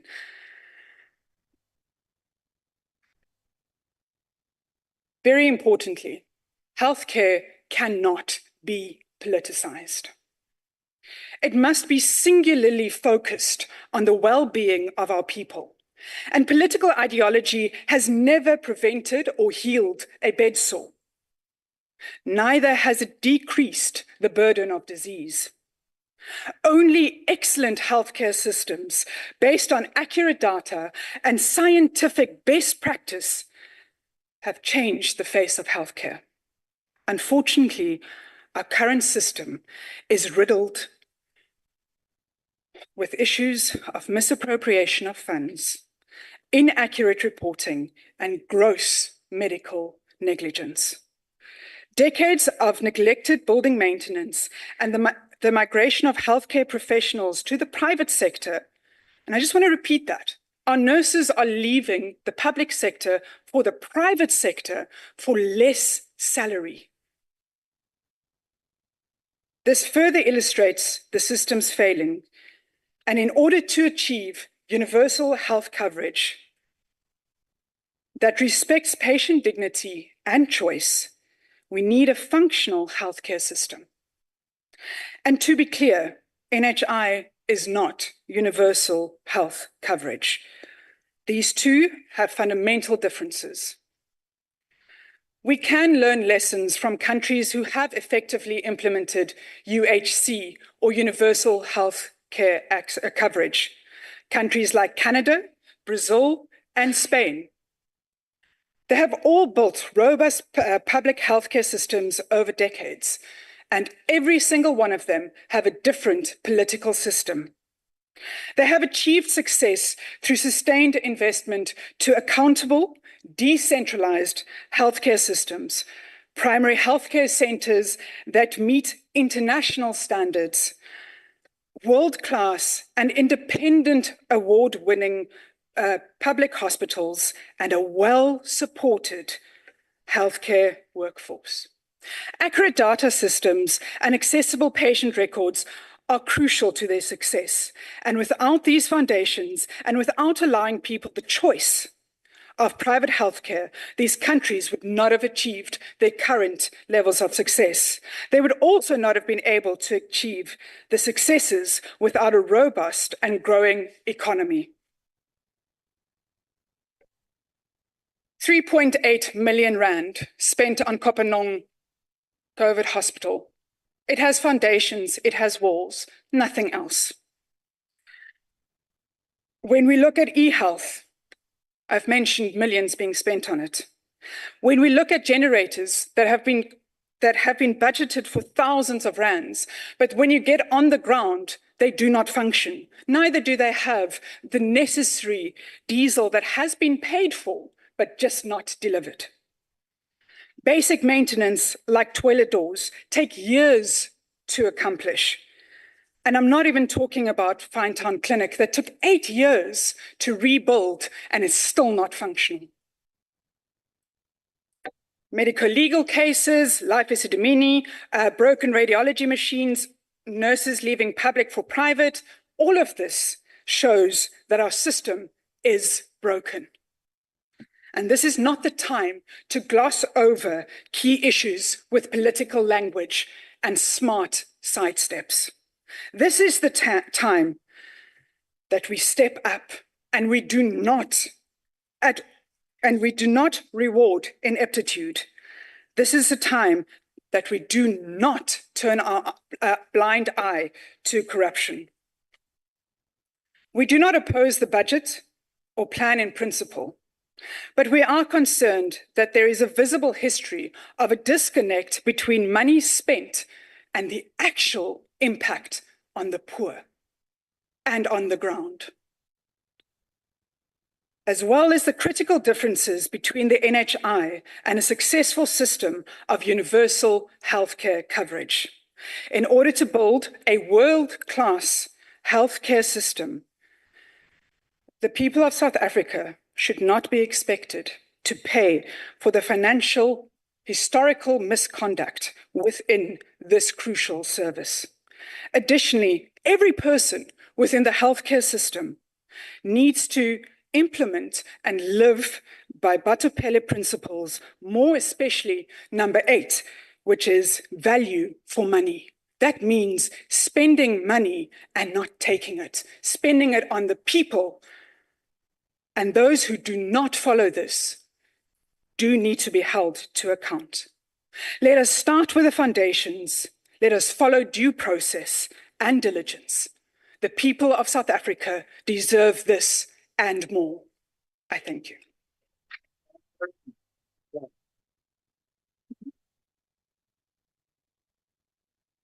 Thank you, Honorable Du Plessis. The next delegate on the platform will be Honorable Kappa, the MEC for Health of the Eastern Cape.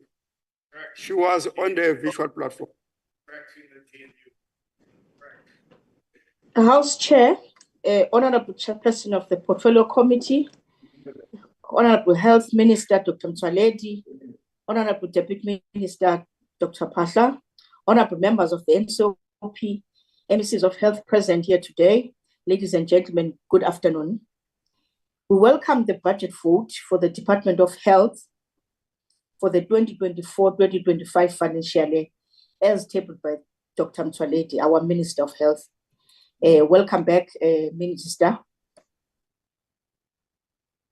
Rightfully so, Minister reminded South Africans when he tabled the budget that the NHI is a South Africa's chosen vehicle to universal health coverage.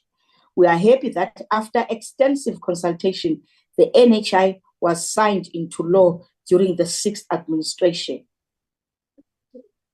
South Africa is now one step closer to leveling the playing fields so that everyone will have access to the same level of care regardless of their economic status. The Minister of Health outlined the history of our country and the healthcare sector when tabled the budget vote, so I will not repeat it. Honorable members, the NHI is the Freedom Charter of Healthcare in South Africa. We dare not fail our people, and we will not fail our people. There will be equality in the healthcare sector, and we will achieve that through the phase-in implementation of the NHI. As you know, that NHI pilot site is in Eastern Cape.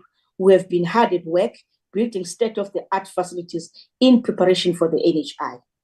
Dr. Phahla can attest that Spethu Hospital in deep rural Ndabankulu, which is in Alfrenzo, one of the poorest districts in the Eastern Cape, is a facility that one might say is better than most private hospitals. The ANC government invested 680 million on Spethu Hospital. That was money well spent. We are also committed in filling all the vacancies within the available budget. Unfortunately, because of the budgetary constraints that honorable members must be aware of, we are unable to fill these vacancies all at the same time. We will continue to train healthcare workers in the Eastern Cape as part of skills development and ensuring that our country has enough healthcare workers. Just like last week, 466 nurses graduated from Milita College of Nursing. They are all gaining valuable work experience as they are all doing their ComServe in our facilities. Despite the many challenges that we have in the Eastern Cape, one thing I can say is that we might not be perfect, but we are doing our best. We do so because the majority of our people depend on the public health sector. There is always a room for improvement, and we are constantly working to address challenges in their infancy. Through the Centralized Chronic Medicine Dispensing and Distribution Program, the CCMDD, we are able to help chronic stable patients to receive their medication closer to where they live and work without needing to go to a facility every month. By so doing, we are able addressing queues, waiting times in our facilities. The CCMDD program remains one of the programs to improve access to medicine in the province. By the end of the last financial year, 383,761 patients are on the CCMD program.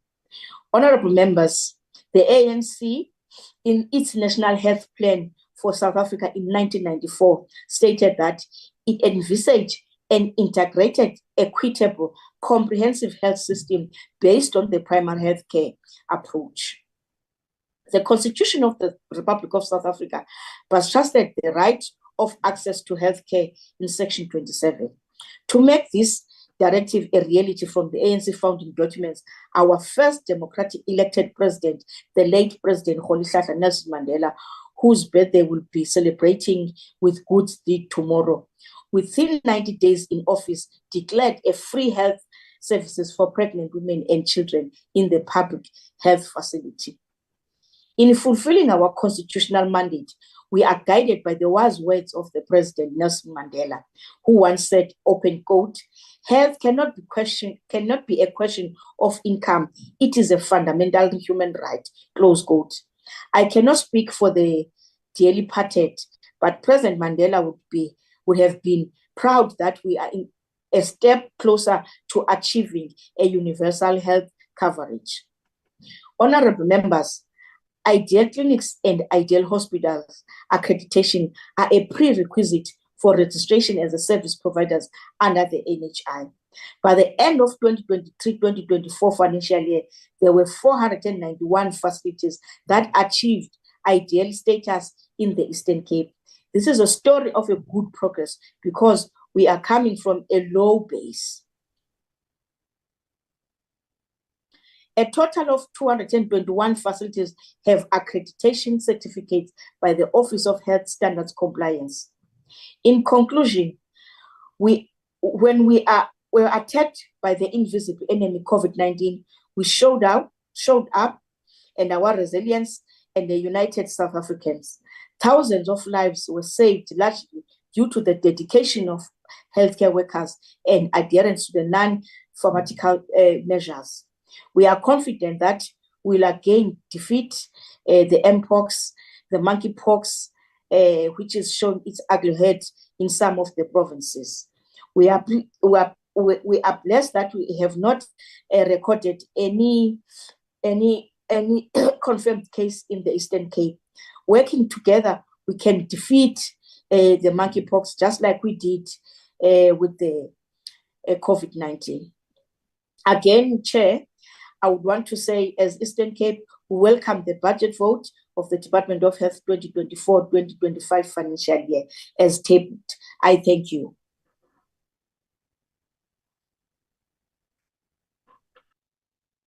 Thank you, Honorable MEC, for representing your province so well.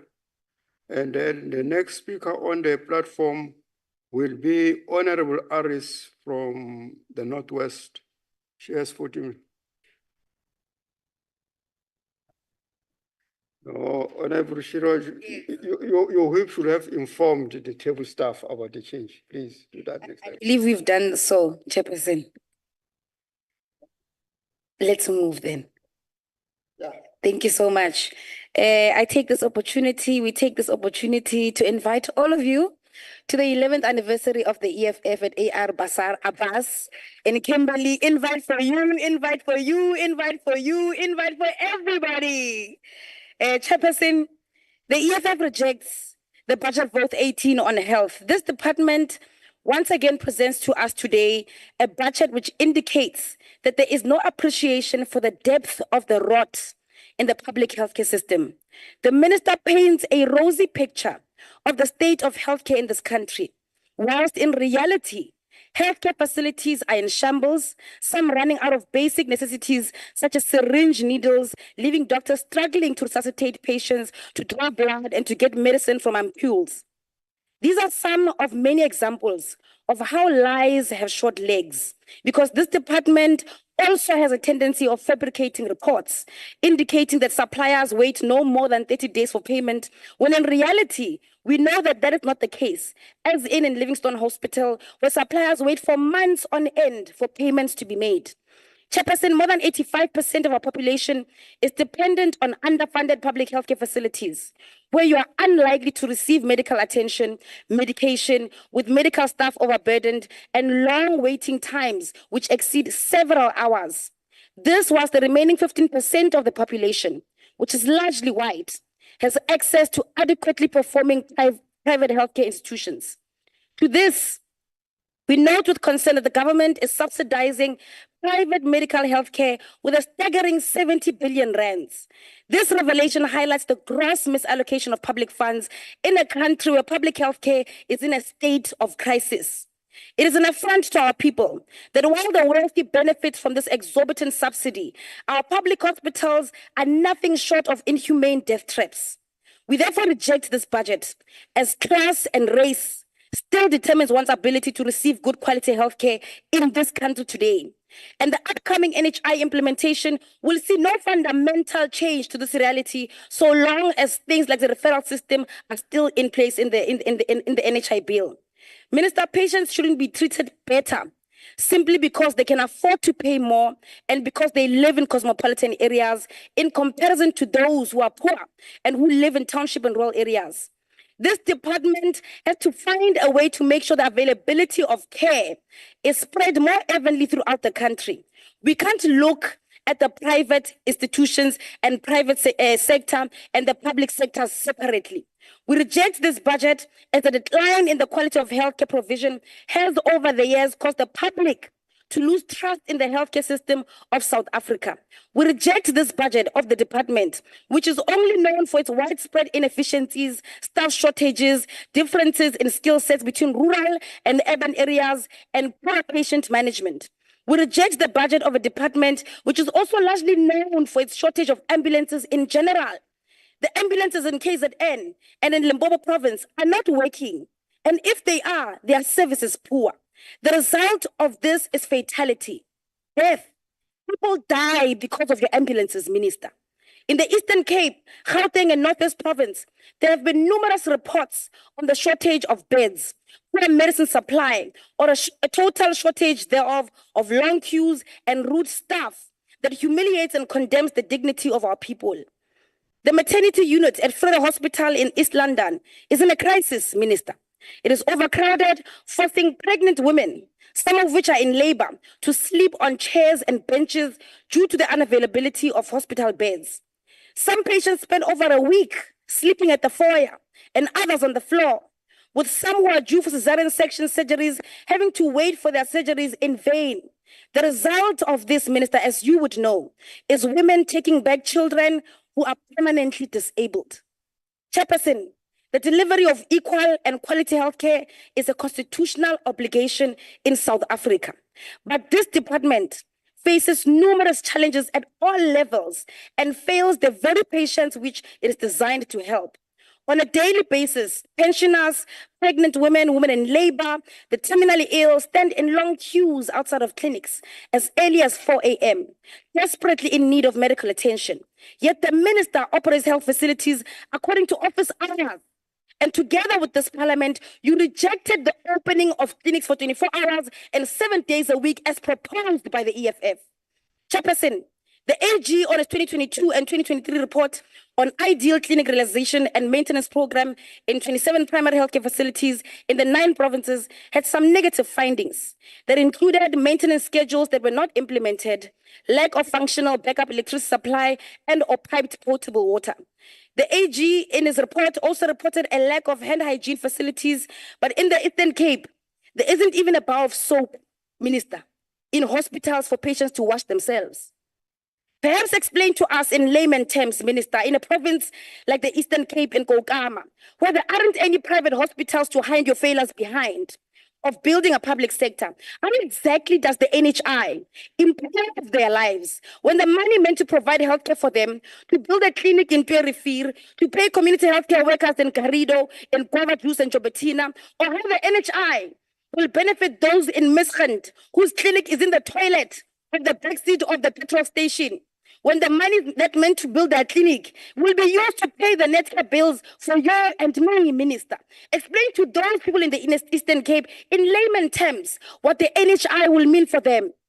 If the department leadership continues to abdicate their oversight responsibilities concerning financial and performance reporting, compliance, and related controls, leading to material misstatements, and material findings documented in the audit report, how can we support the health budget vote? How do we support the budget vote on health where the management did not implement proper record keeping in a timeous manner to ensure that complete, relevant, and accurate information was available to support financial reporting, resulting in the material findings that are reported? The department appears to change indicators on a regular basis. This impedes and hampers on continuity and monitoring the effectiveness of the programs of the department. The real crisis that South Africa has in healthcare currently is that the health needs of our people exceeds the capacity, the leadership, and the political will of the government of today. There are no simple solutions to the department's health crisis, but our generation has a once-in-a-lifetime opportunity to begin addressing the crisis and the hopelessness through economic freedom fighters, which have for 11 years been aggressively advocating for real quality universal health care that leaves nobody behind. The EFF maintains that only genuine way to ensure that access to quality healthcare is resolved is the intentional focus on primary healthcare, prevention, and education as fundamental principles of rebuilding the public healthcare system. We need clinics to open for 24 hours and 7 days a week, Minister. And those that operate for 24 hours must have trained security personnel that is insourced by the state, Minister. All community healthcare workers must be permanently absorbed by the Department of Health. We need to train, employ, and remunerate properly all healthcare workers in this country. We need to have public hospitals that are up to the task of servicing the health needs of the 86% of the citizens of this country who can't afford medical aid. The Life Esidimeni inquest has confirmed with its judgment to this country that the lives of our people are not important to you, Minister. There was an awareness that the patients would be transferred to an ill-equipped facility and that some of the personnel were not adequately qualified to care for the mental health care patients. You failed our people nonetheless. The gutted parts of Charlotte Maxeke Johannesburg Academic Hospital, due to the fire in April 2021, are still not fully operational nearly 18 months after the fire. In Leratong Hospital in Krugersdorp, the theater is not functional and the patient had to wait for 5 weeks for a broken leg that needed to be operated. Long waiting times, too few clinic staff in place to meet the needs of public healthcare users, and shortages of stock out of different medicines, contraceptives, and vaccines are the order of the day in the department you are leading, Minister. The National Health Insurance Act, signed into law just before the elections, is an insufficient legislative measure and will only enrich private hospitals and not improve the quality of services in public facilities, which is your primary responsibility, by the way, the public sector. The EFF rejects this budget vote because in the case we have to choose between the establishment and our people, we will choose our people. We reject the vote.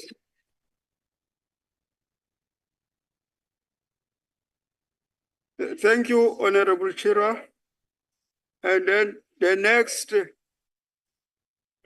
member delegate to come to the podium, the Honorable Nkomo Ralihuku from Gauteng, that is the MEC of Health from Gauteng. The next one is she Thank you, Honorable Chair. Honorable Chair, I'm just surprised about what this member is saying from EFF, but somebody will answer it because what she's saying about Gauteng, it's not true.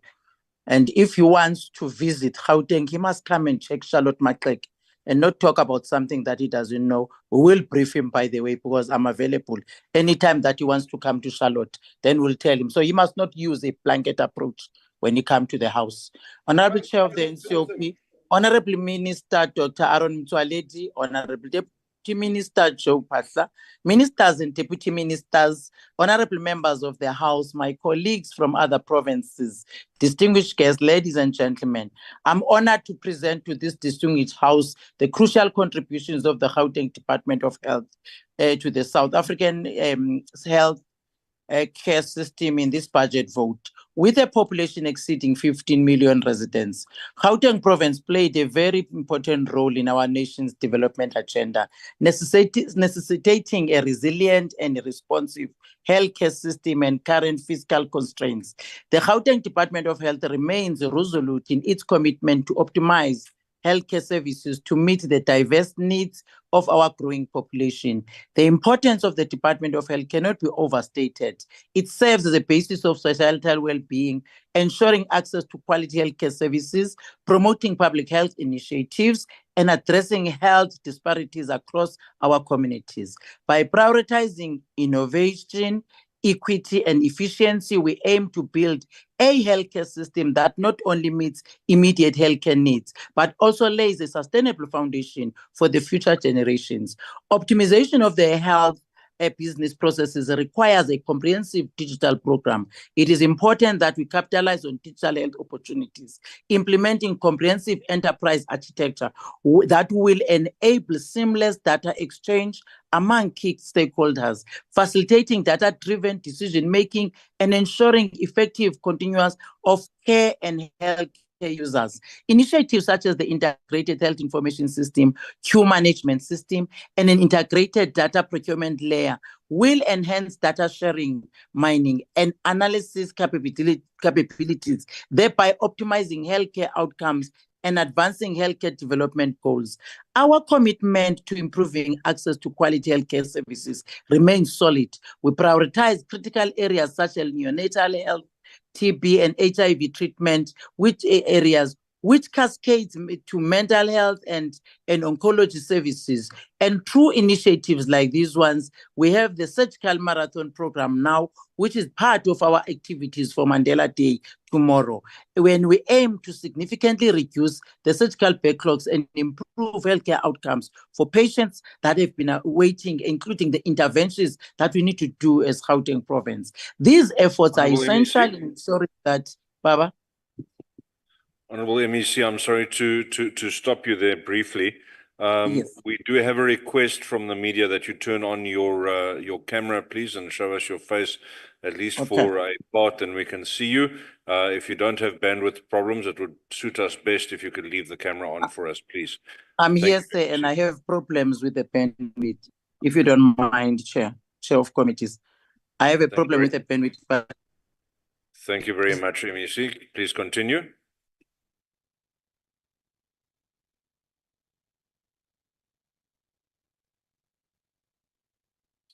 MEC, you may continue. Yeah.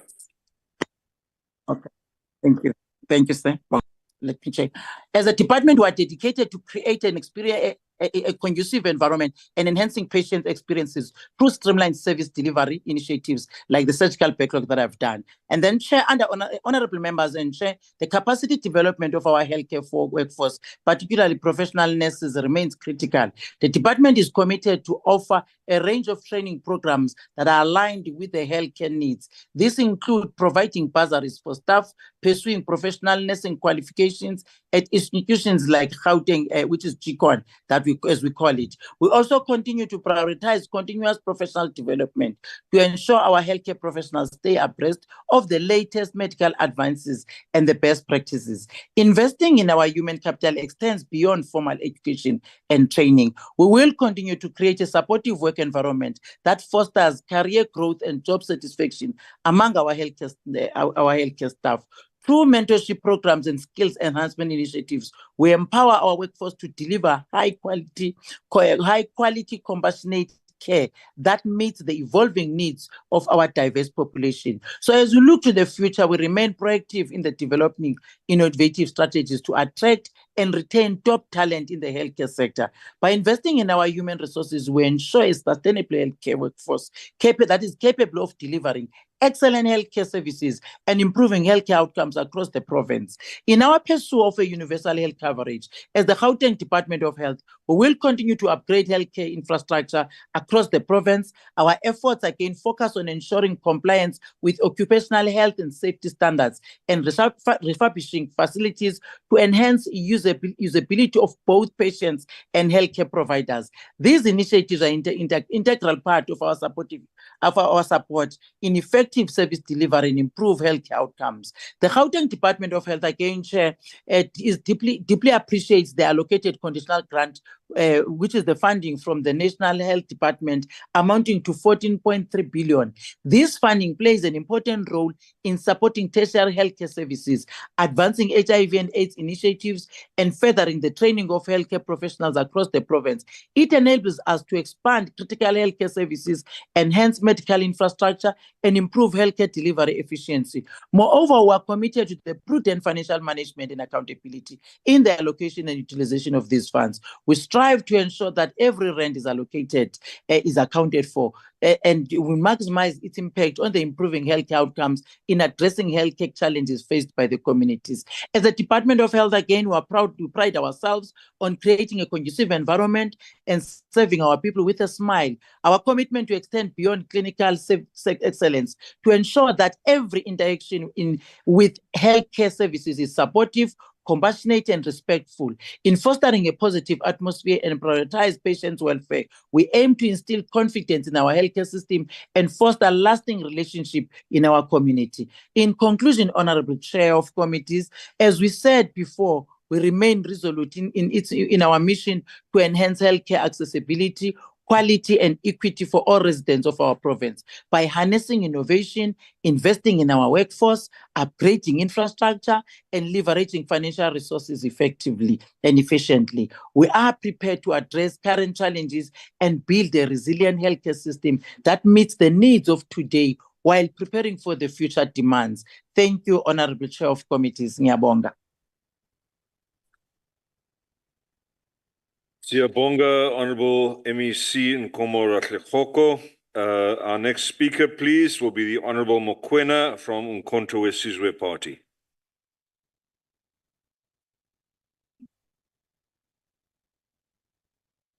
Oh.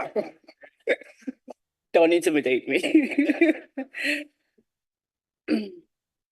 Thank you, House Chair, Minister Mtsoaledi, Deputy Minister Phahla, and honorable members and distinguished guests.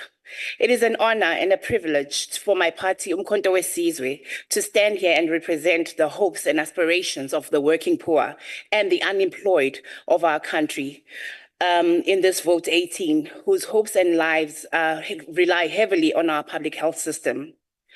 Minister, Section 27 of our Constitution states that everybody has the right to access healthcare services. Therefore, Umkhonto weSizwe stands firmly on the principle of quality healthcare at every facility in South Africa. However, the reality on the ground starkly contrasts the ideal. Our public health system is riddled with insufficiencies and inequalities that affect most vulnerables amongst us. If you are a young Black person or a Black person like me, you have likely experienced the appalling services that the patients receive simply because they cannot afford medical aid. The system neglect is a clear violation of our constitutional mandate and a disgrace to our nation's principles of equity and justice. Minister, I acknowledge the clarity that you gave earlier on the NHI, but we still firmly believe that as it stands, it brings no hope for the real people on the ground.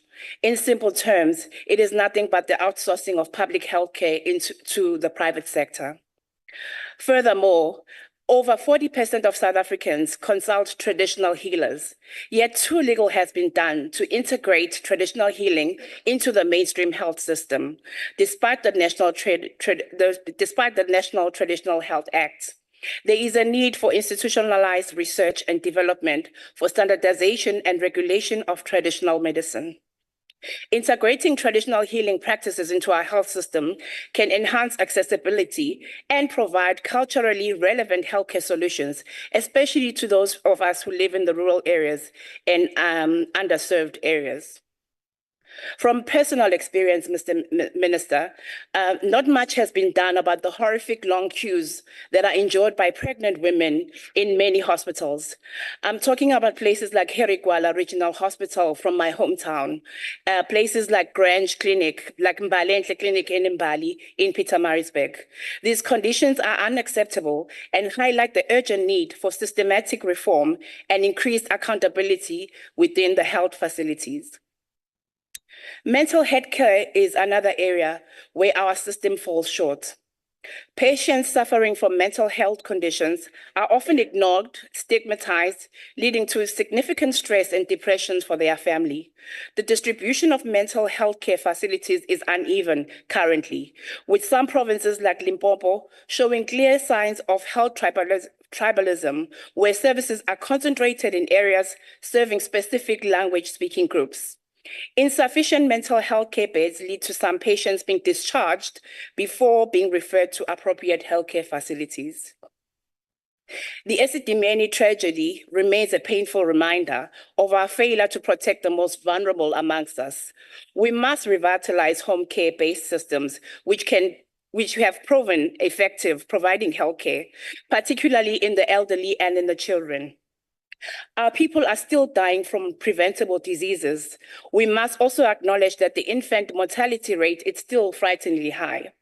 People in deep rural areas do not even bother to call ambulances anymore, as these services are non-existent. This is a tragic indication of the lack of trust in our emergency services and the urgent need to improve these in our areas.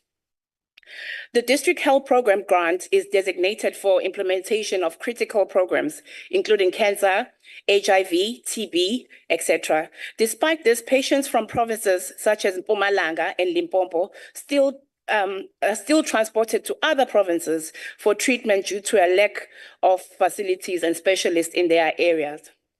Honorable members, the challenge facing our healthcare systems are immense, but they are not insurmountable. With strategic reforms and a commitment for equity and excellence, we can transform our healthcare systems into one that truly serves all South Africans.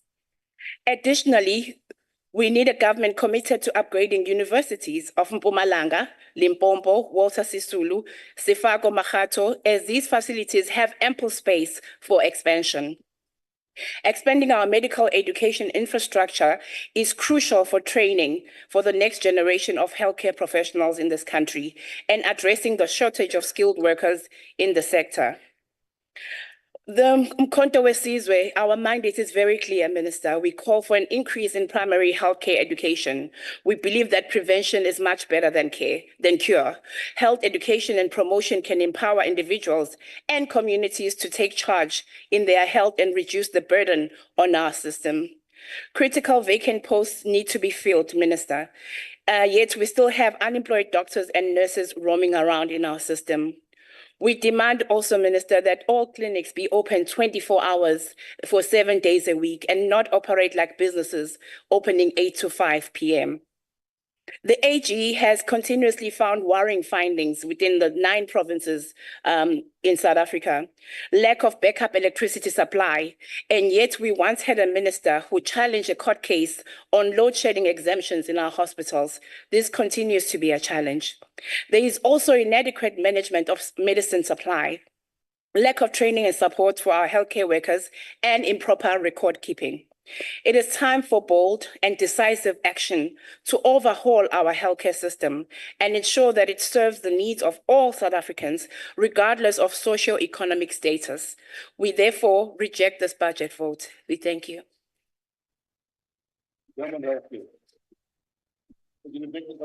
Thank you, Honorable Mokoena. It's now the turn of the Honorable Adriansa to take the debate forward.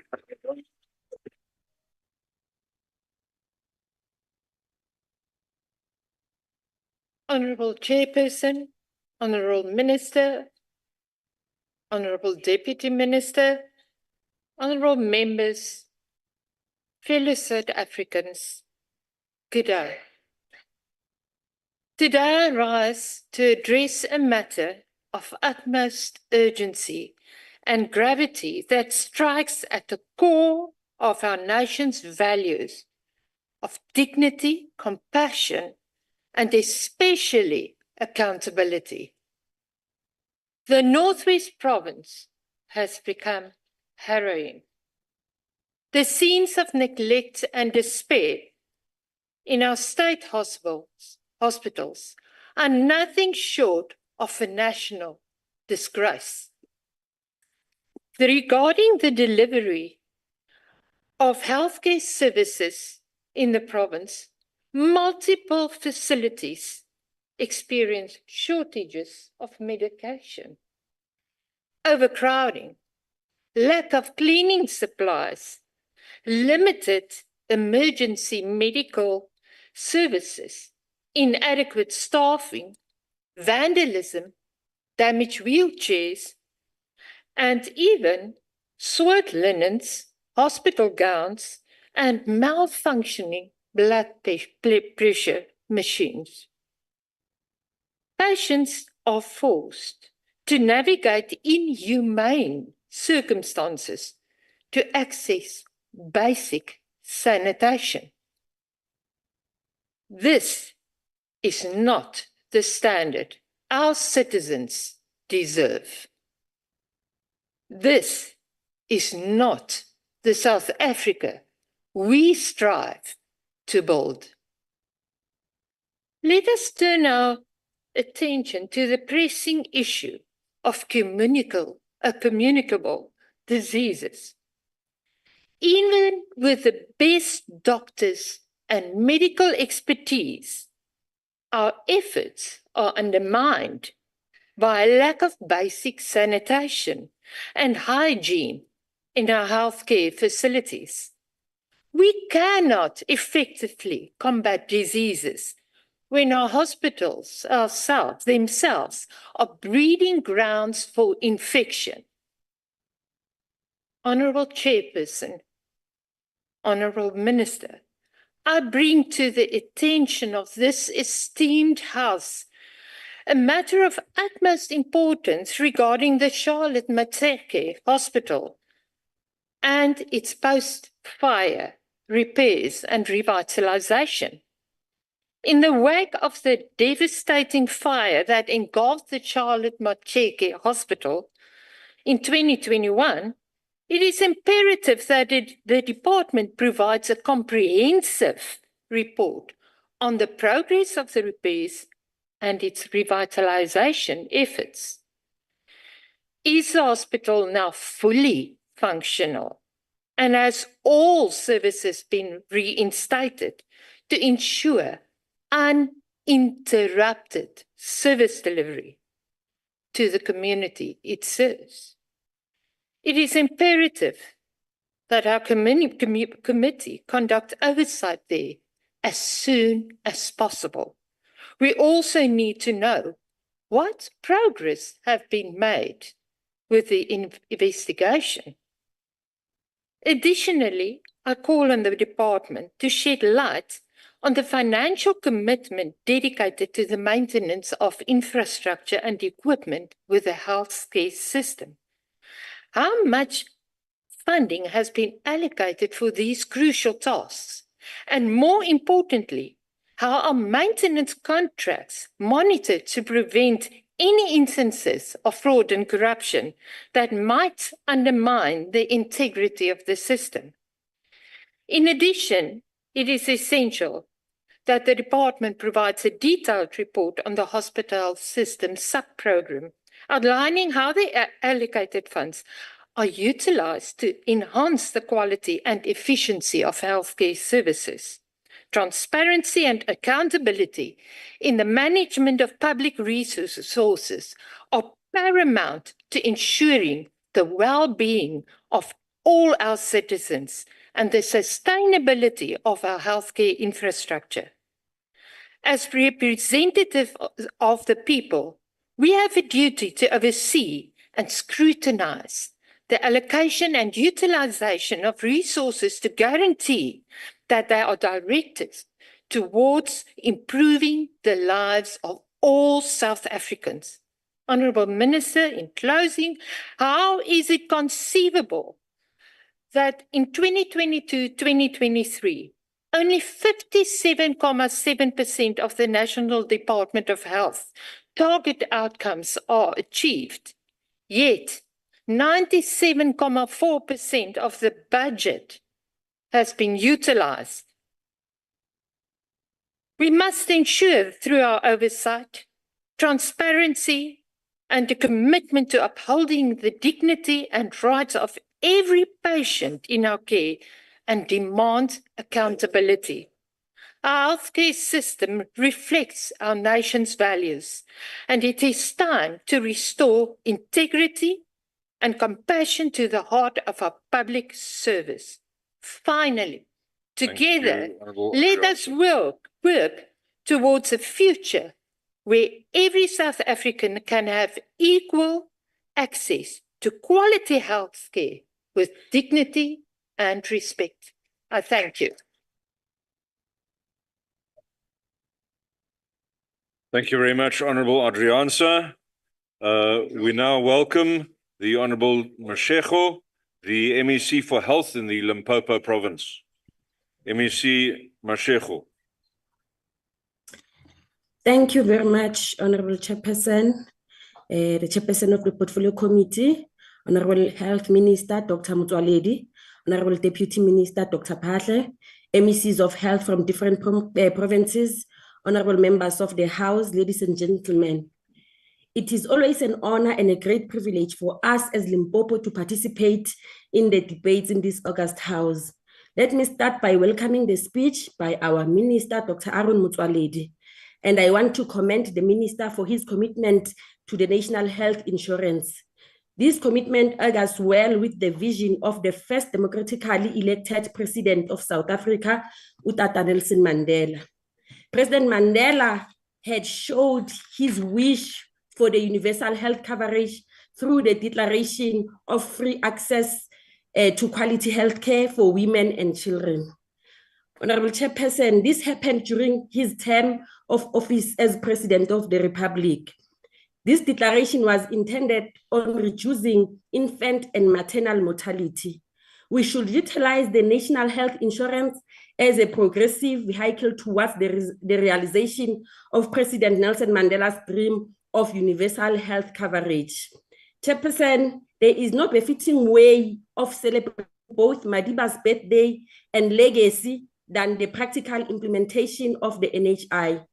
He laid a solid foundation during his presidency by building around 150 clinics and affording women and children free quality healthcare regardless of the size of their pockets.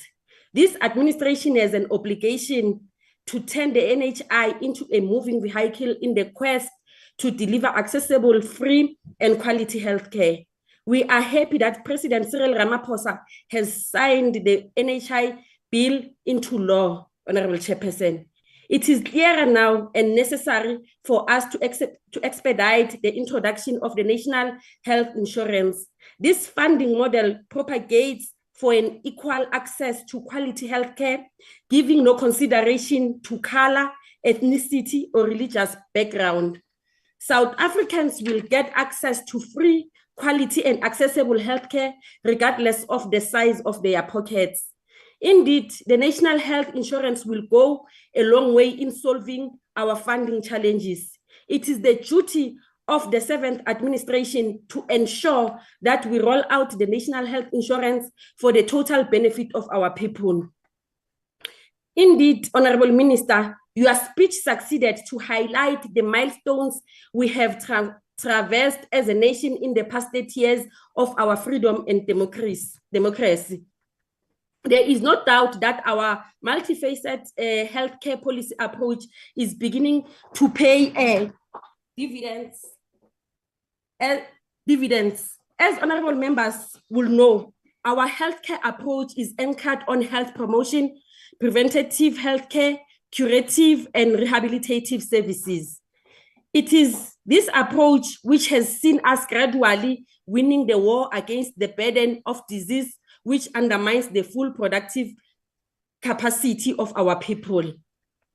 House Chair, there can be no doubt that the over 62 billion budget presented to this House will go a long way in improving functioning of the public health care system. We also appreciate that this is an increase of 3.5% from the previous 60.1 billion from the last financial year. This budget will certainly complement our efforts to improve our healthcare facilities, hire more qualified and experienced healthcare professionals and specialists, and ensure that our facilities have a sufficient supply of life-saving medication. We want to take this opportunity to thank your leadership, Honorable Minister, in supporting the idea of an academic hospital for Limpopo province. We are proud to announce that the actual construction of the hospital has since commenced. As you would know, this initiative will help create an important platform for research and training of medical students and other health professionals. It will also help provide clinical services at the highest level, such as heart and kidney transplant. Honorable Chairperson, Limpopo is a province with its own unique demographic and population dynamics. Our province is a gateway to the rest of Southern Africa. This dynamic comes with both opportunities and challenges. As a province, in most cases we find ourselves having to deal with diseases and outbreaks from our sister countries in SADC. Towns such as Musina, Makhado, Polokwane, and Phalaborwa are truly cosmopolitan because they are a home of so many people from outside the borders of our country. This dynamic imposes a heavy burden on our facilities and our resources. This reality should inform our planning and resources allocation. The minister correctly raised some of the issues we have as provinces relating to what is supposed to be equitable funding for the public healthcare sector. The improved funding methodology should take into account the differences in burden of diseases. We will take this significant debate to our provincial treasury for consideration. We believe that the implementation of the NHI will go a long way in addressing challenges of access, improving public health funding regime, addressing issues of shortage of healthcare professionals, and ensuring sufficient supply of medicine in our facilities.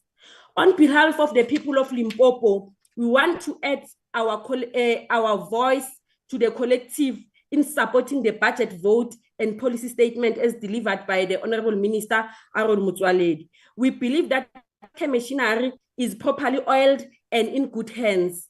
We are moving forward to a destination of a healthy population and improved quality of life. I thank you, House Chairperson. Yalaboga, MEC Mashego, we appreciate your inputs in the debate. We move on. It is now the time to welcome the Deputy Minister of Health, the Honourable Mr. Phahla.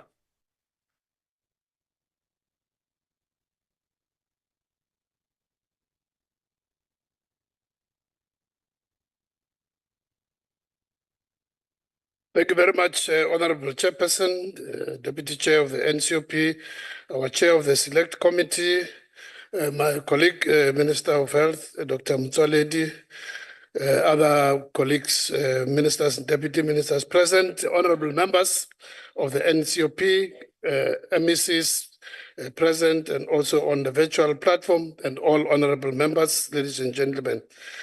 I thank you very much for this opportunity to participate in the budget vote of our National Department of Health. This budget vote takes place at a very significant time in the history of our country. Firstly, at the advent of just the beginning of our government of national unity, but also just as we concluded on the 27th of April this year, 30 years of freedom and democracy, which have changed the lives of the majority of South Africans. And as we are now on the doorstep of beginning the next 30 years of freedom and democracy to continue to build on what has been achieved. A lot of groundbreaking progress have been made in terms of improving the quality of life of a majority of South Africans.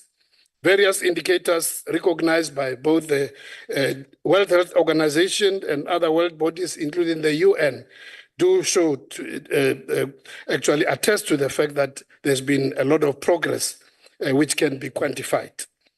It's also undeniable, nevertheless, that a lot more needs to be done. We have committed ourselves, both in terms of our own goals under the National Development Plan, but also under the UN and also WHO. The 7th administration, which starts this year until 2029, will be the last full 5 years of an administration before the conclusion of the targets which have been set by the UN in terms of the Sustainable Development Goals, but also in terms of our own goals, which were set up under the NDP 2012.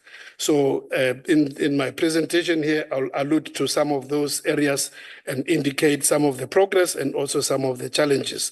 In terms of the SDG, the relevant goal which falls under the SDG for health services is SDG 3, which commits us to achieve good health and well-being. It aims to ensure healthy lives and promotes well-being of all at all ages. SDG subsection goal target 3.1 of the SDG 3 commits us that by 2030, we should have reduced maternal mortality ratio to less than 70 per 100,000 live births. Also, this is also aligned to the NDP under health target number 3, health goal number 3, under the NDP, which also speak not only to reducing maternal mortality, but also reducing infant and under 5 mortalities.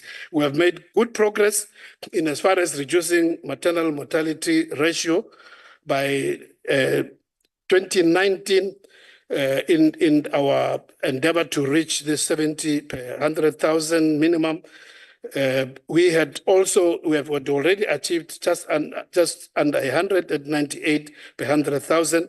We did lose some ground during the COVID-19 pandemic during the years of 2020, 2021 at the height of the pandemic, but we're already bouncing back with the figures already by 2022 showing that we're again getting closer to serious reduction at the level of 109 per 100,000. And this comes from very high levels in prior years, upwards of 250. In as far as the reduction of neonatal and under 5 mortality, again, in this area, a lot of progress has been made. The SDG targets is that of 12, a maximum of 12 per 1,000 live births in terms of mortality. In this regard, we have made significant progress, having struggled in the beginning, but with the rollout of antiretroviral treatment, but also a number of vaccination programs for preventable diseases of children. We have seen this progress being moved very drastically, to the extent where by 2022, our neonatal mortality rate was just 12.7 per 1,000, which means we are just a mere 0.7% closer to actually achieving the SDG goals. Similarly, in as far as the under 5 mortality, where the UN has set a target of 30.7 per 1,000 live births, we are moving very steadily already at the rate where we are already. In fact, the UN has set the target of 25, and we are already at 30. So a mere 5%, 5 per 1,000 live births. And all this is due to various interventions which are in fact making significant impact. So clearly contrary to what the honorable member from the EFF was shouting here, that there is no progress. The numbers don't lie. If you look at all these various indicators, they actually show that there is a significant progress which has been made and which is continuing to be made in reducing mortality rates and in making sure that South Africans live longer. In as far as from the NDP also, life expectancy, what the NDP commits us to, project us to commit is that by 2030, South Africans should be on average, be living an average of 70 years, both male and female on average. Just before COVID, we're already getting closer to that, already having surpassed 65 years on average. We are knocked down by COVID, but again, already we have already started to rebound, already approaching the 65 years of average life expectancy for males and females. In the area of maternal mortality, I might just mention that the things which drag us backwards are, amongst others, continuing stubborn teenage pregnancy, because whenever many of the mortality will be found largely in those who are not yet mature to have to be pregnant, but also even in terms of neonatal mortality, those babies are usually born premature and result in stubborn numbers. But with our rollout of reproductive health services, we are quite confident that this also will be defeated. In as far as another major target which has been set by both the UN and also by our own National Development Plan, which is that of defeating AIDS and HIV and also TB and malaria as public health threats. We are also making significant progress in this regard. In as far as the issue of HIV and AIDS, the UN, under the UN AIDS, has set all countries a target that by 2020 we should have reached a coverage of 90%, as Honorable Member, I think Sibande mentioned, 90% of people knowing their status, 90% on treatment and 90% suppressed. But then by 2025, which is next year, reaching 95 in this regard. And I'm pleased to say that already in terms of the first 95, we have already reached as a country. We're still grappling with the middle 95 of sustaining treatment because especially as a result of COVID as well, we lost quite a few people who were already on treatment, but we have already embarked on renewal strategies to make sure that we can catch up. In the area of tuberculosis as well, significant progress has been made, and none other than the WHO itself has assessed South Africa as one of the few countries which are likely to realize the targets of making sure that by 2030 we would have dealt significantly with TB as a public health threat. Similarly with malaria, malaria is not a major issue in South Africa except for 3 provinces, but also in this regard, a lot of progress has been recorded, not just by ourselves, but by international bodies. So, Honorable Chair and members, as I conclude, I want to say that indeed we are on course to make sure that the targets which we have set ourselves, both in the NDP and also under the United Nations and other international bodies, we will be able to achieve, not alone as government, not as the Department of Health, but as all of government, but also all of society. Thank you.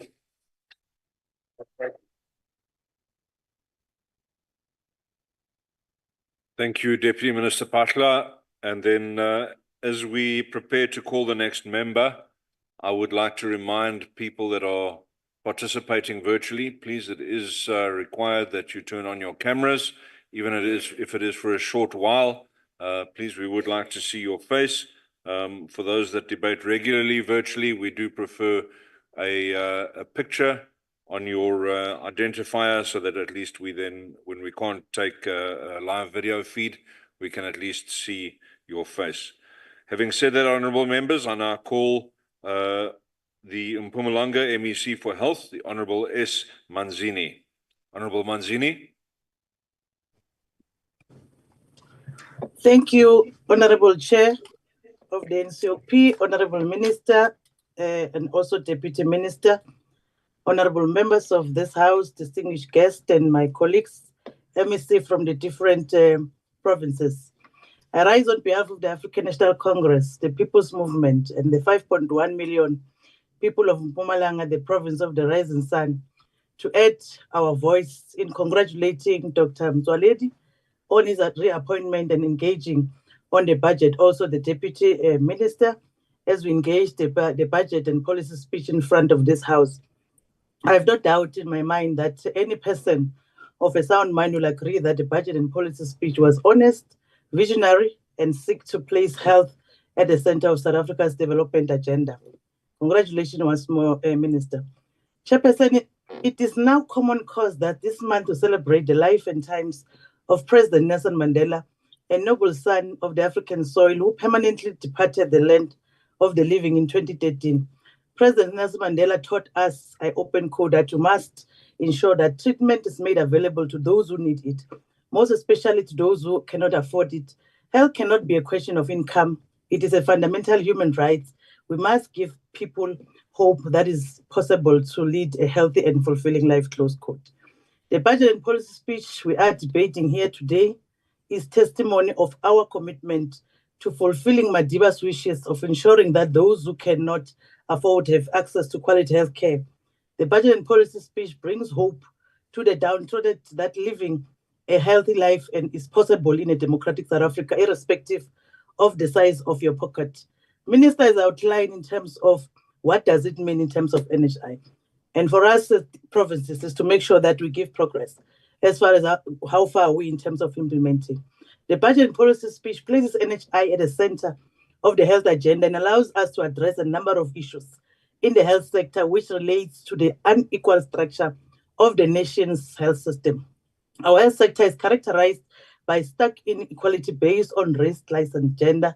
For example, the data in terms of the SA General Household Survey 2018 reveals that only 16% of South Africans have access to medical aid, as outlined by the minister. The budget and policy speech places primary health care at the center of delivering health services. In this financial year, various health studies prove that South Africa's health system is overly curative. This has significant implication for health service cost and the nation's disease profile. A clear example is the continued rise of non-communicable or lifestyle diseases. South Africa requires a preventative health paradigm and system which is not over-dependent on curative health technologies and intervention. The policy and budget speech and the NHI provides the building blocks for such a system through prioritization and institutionalizing a primary healthcare model. It focuses on health system decentralization through community healthcare workers, school health teams, and district health structures. These institutionalized arrangements are more suitable for achieving primary health care within communities. As part of our commitment to strengthening and expanding primary health care services, a top priority in the province, we are dedicated to ensuring that all our people have access to quality health care. And currently, I can proudly report, Honorable Chair and Honorable Minister, that 287 out of 292 clinics have attained ideal clinics in the province of Mpumalanga. It is noteworthy that also out of that, 126 of these clinics have already been certified and compliant in terms of the Office of the Health Standard and Compliance, meaning that if tomorrow, Minister, you want to implement NHI, Mpumalanga can have 126 clinics to say that we have started to become ready as a province so that when you finally start implementing NHI, the province of Mpumalanga is ready.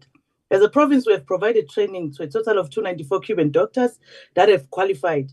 Their training emphasizes primary healthcare and community medicine. Furthermore, the province has contracted more than 47, but also here, Honorable Minister, you will find that exactly what you said, that people follow money. You might have money to contract GP, but because it's in the rural province of Mpumalanga, they are unable to go. They want to go to the urban. So exactly what you have said in your budget speech. So we want to make sure that outreach service to primary healthcare facilities. This initiative aims to bring expert healthcare services closer to the communities, ensuring that people can access quality healthcare conveniently within their local areas. Further, the province has established 253 ward-based PSC outreach teams aimed at enhancing healthcare accessibility and provision at the household level. The initiative is strengthened by the deployment of 5,348 community healthcare workers, all of whom receive stipend, and also we are working together at the NSC level to make sure that indeed we improve what they are getting in terms of a salary, but we need a model. So the issue of community healthcare is not like at the level of the minister and the NSC. We are ignorant, and we are also not recognizing the work that they are doing. They've done a good job, and we are continuously making sure that they improve in terms of what they are getting as they support the primary health care. The Central Chronic Medicine Dispensation and Distribution Program has expanded significantly, reaching 901,626 patients by 2024-25 from 507,313 in 2022-23, alongside the full implementation of the health patient registration system across the 292 facilities, with an impressive 85% patient satisfaction rate in primary healthcare facilities, meeting the national target. So these are the people who are saying, oh, we are visiting your clinic and we are happy without being forced by us. This is the feedback that we are getting. So the people, the more than 85% that the minister you are providing services to, they get feedback to us in terms of the services. You can say it when you are not receiving, but also, Minister, I can say to you The very same people who are saying that we are unable to provide services, when their medical aid is finished, they are transferred to a hospital. They call us, MEC, can you arrange for us to go to the very same facilities that they are saying we are not ready, only when we must implement NHI. Honorable Chair, we can say that in the province, we've built state-of-the-art hospital, your Middelburg, your Betal, Mamitlake, Balfour clinics, Kwazamokutle, Delmas, just to mention a few. But we can say that the piloting also in Kharsibanda have seen us in terms of the results of the ideal that indeed there is progress that is made. Priority has been placed on ensuring that consistent availability of medicine and medical suppliers. And currently we can say that in terms of the primary healthcare facility, we are standing at 90%, meaning that we've reached the target of the national target. System has been implemented to monitor medicine availability in our facilities, in our clinics and hospitals. For instance, in primary healthcare, we utilize the stock viability system. This shift towards primary healthcare support a health model, which is advanced in the Ministry of Application entitled Epidemics and the Health of African Nation. This model connects disease burden to social, economic, and environmental and cultural factors. The budget and policy speech remind us that health is not just a medical issue, but a human right and a socio-economic issue. And this point was properly emphasized by Martin Luther King Jr. when he stated that, open quote, of all forms of inequality, injustice and in healthcare is the most shocking and inhuman, close quote. There are many other socio-economic factors that impact on health. These factors include income, education, employment, water and sanitation, and community safety. According to NCOP, South Africa health system is based on the principle of primary healthcare and the district health system. Primary healthcare refers to universal access, equity, and participation and integrated approach. It includes focusing on prevention first with a patient-focused approach, and the district health system is supposed to be decentralized, area-based, and people-centered. Hence, we've got so many programs, Cheka Impilo, and also working with our traditional leadership where we go to their facilities in terms of extending. Everyone must know their status in the province of Mpumalanga, and we must appreciate that Abundabezita and all different sectors are joining hands to say health is everyone else's business. However, this is not what is happening in reality, as I've stated earlier, that South Africa has imbalance and fragmentation between the public and the private sector, from spending to distribution of services. The NCOP knows that, open quote, the inability to get primary health care and the district health system to function effectively has contributed significantly to the failure of the health system. There are further issues, and indeed, that we have already been saying that we point fingers, but also the what minister have said in terms of the reality is the reflection of what we're seeing and what is happening on the ground. A lack of accountability with weak links between different levels of services. And you can say that, Chairperson, the aim is to have a health system that raises the life expectancy of South Africans to at least 70 years. It will include dealing proactively with HIV and reducing indirect accident and violence and substance abuse. According to the State SA midterm population estimate, the South Africa life expectancy has increased from 55.1 in 2001 to 57.1 in 2011, and now 65.2 years. We will continue with integrated effort to achieve the target of 70 years by 2020, and this comes out very clear on the budget and policy speech of the minister. Chairperson, as you conclude, Honourable MEC. Yes, as I conclude, Chairperson, this budget and policy speech allocates significant resources to combat communicable and non-communicable disease. It also invests in the recruitment and training of healthcare workers, as well as medical research and innovation to ensure that our healthcare system remain all at the cutting edge of science and technology. While we have put COVID-19 pandemic in the abeyance, this budget demonstrates commitment in public health goes beyond the pandemic. And the budget and policy recognize that time has expired, MEC. As we support the budget. Thank you very much. Thank you very much, Honourable Manzini, MEC for Health from Mpumalanga. Taking the debate forward, we now call Honourable Breed from the Freedom Front Plus. Agbara Breed.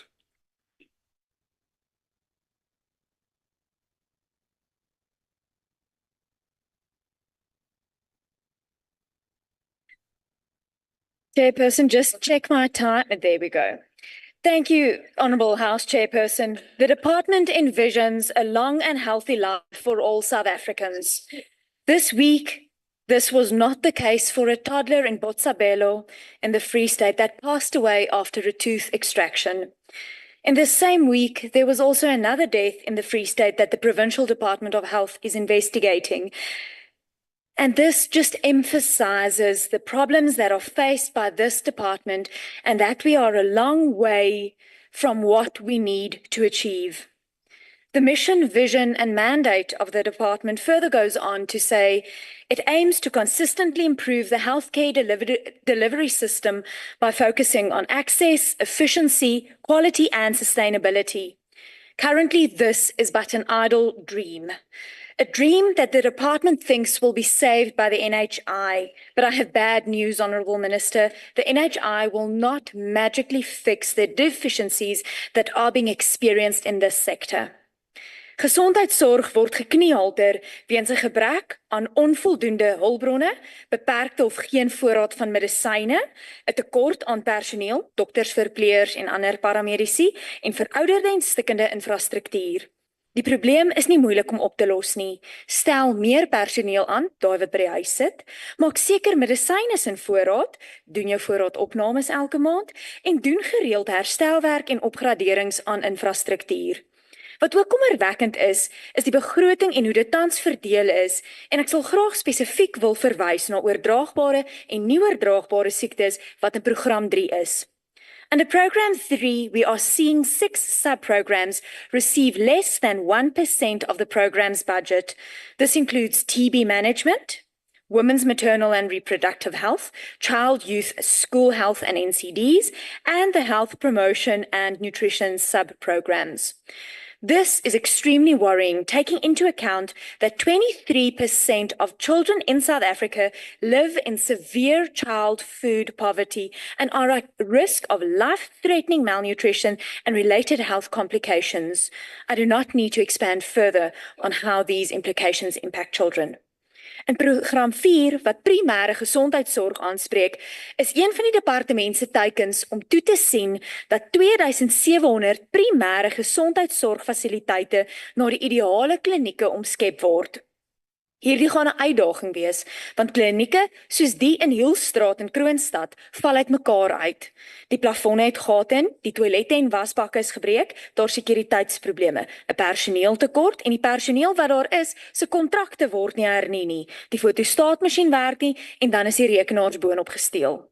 Daarom werk die telefone wat hulle egter vir hulle buur Boitumelo Hospitaal moet leen, want hulle telefone werk al sedert Januarie nie. Program 4 verwys ook verder na nooddienste soos ambulanse. Wat 'n katarsis. Ek weet van verskeie gevalle reg oor die Vrystaat waar ambulanse nooit opgedaag het nie en in sommige gevalle was dit te laat. Dit is nodig dat daar voldoen word aan vereistes om seker te maak dat ambulansdienste voldoen aan die vereistes en dat dit nie net tenderpreneurs is wat dink hulle kan die werk doen nie.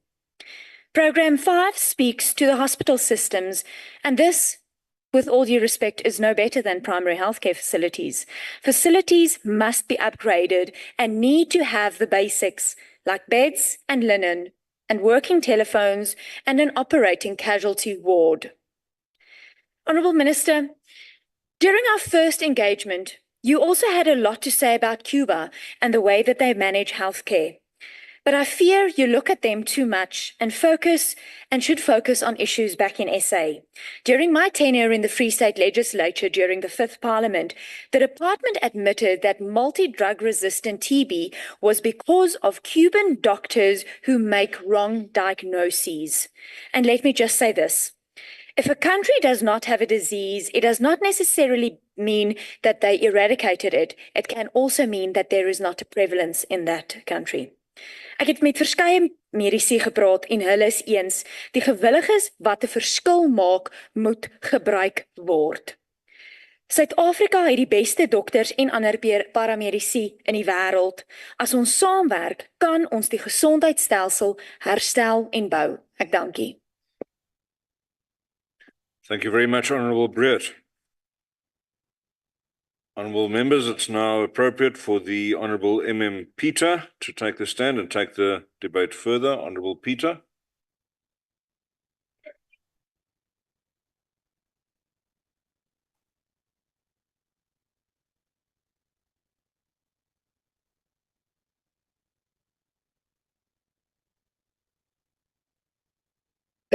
Manbuli se ngalenjikalanga mhlonishwa uphethe isitulo Chief Whip wam we-NCOP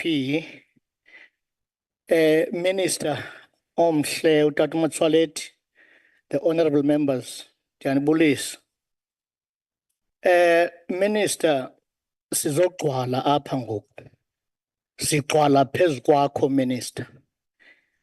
Ukugcwala kwethu izibhedlela zigcwele ngabantu. Abantu abaphili. Iikliniki zigcwele ngabantu. Abantu abaphili. Iipharmacy zigcwele ngabantu, iikhemesti. Abantu abaphili. Masizibuze umbuzo Minister, ingaba la mayeza siwa-order kula mazwe anayo na i-impact ebangela uba noko abantu baphile ngokukhawuleza? Make sijonge ezi-scientist sizithembileyo zala mazwe Minister ukuba nene nala mayeza ayenza na indima. Ndigqithe apho ke Minister wam omhle. Ndize kumayeza ezibhedlele, awakho amayeza ezibhedlele. Sokoxekekile. Izibhedlela zethu azinamayeza. Ndigqithe ke apho Minister wam omhle. Siye kukhuseleko lwezibhedlele. Abasebenzi basezibhedlele basebenza phantsi koyiko. Ukhuseleko aluqiniswanga Minister kweza department. Ndisuke ke apho ndiye kucoceko lwezibhedlele. Si-UDM noko Minister siyakuxhasa kakhulu ibhajethi yakho. Sisithi noxa nje siyibona le miqela Minister, ayithethi loo nto ukuba masingayisapoti le budget. Siyisapota ngayo omane Minister kuba sisithi abantu bethu xa singenayisapota le budget sithi abantu bethu mabangaphili. Sithi abantu bethu mabangayi ezibhedlele.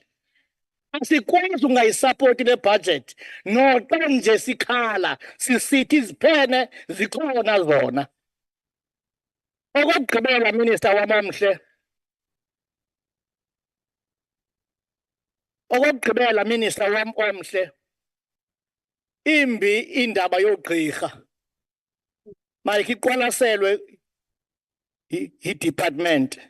Asinawuthatha abantwana sibase eTyopa babuye bangafumani imisebenzi. Sisithwaxo eso Minister. Le backlog ingaka Tata uPhahla iqola igqirha bakuzala ukuncitshiswa ngoba hleze le nto idale inxakamo kwizwe lonke. Kwizibhedlele ezisezilalini uqoqeko lungavamisanga ubakho khona tata. Noko makubekho indlela ekumonitharishwa ngazo ezi nkampani zicoca ezi zibhedlele. Bendinothanda ke Minister nendlu yasekhaya ke sithethe abantwana bakatata Malema i-EFF. Nathi nisithathe sinijongele ezi zibhedlela. Umhlawumbi noko sawungcola ngcono apha ngaphambili. Siyakucela Minister, enkosi.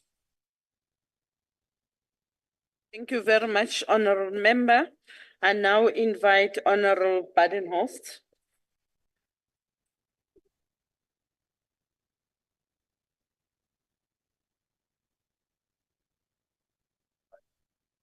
Honorable Chairperson, Honorable Minister and Deputy Minister, Honorable Members and fellow South Africans, good day.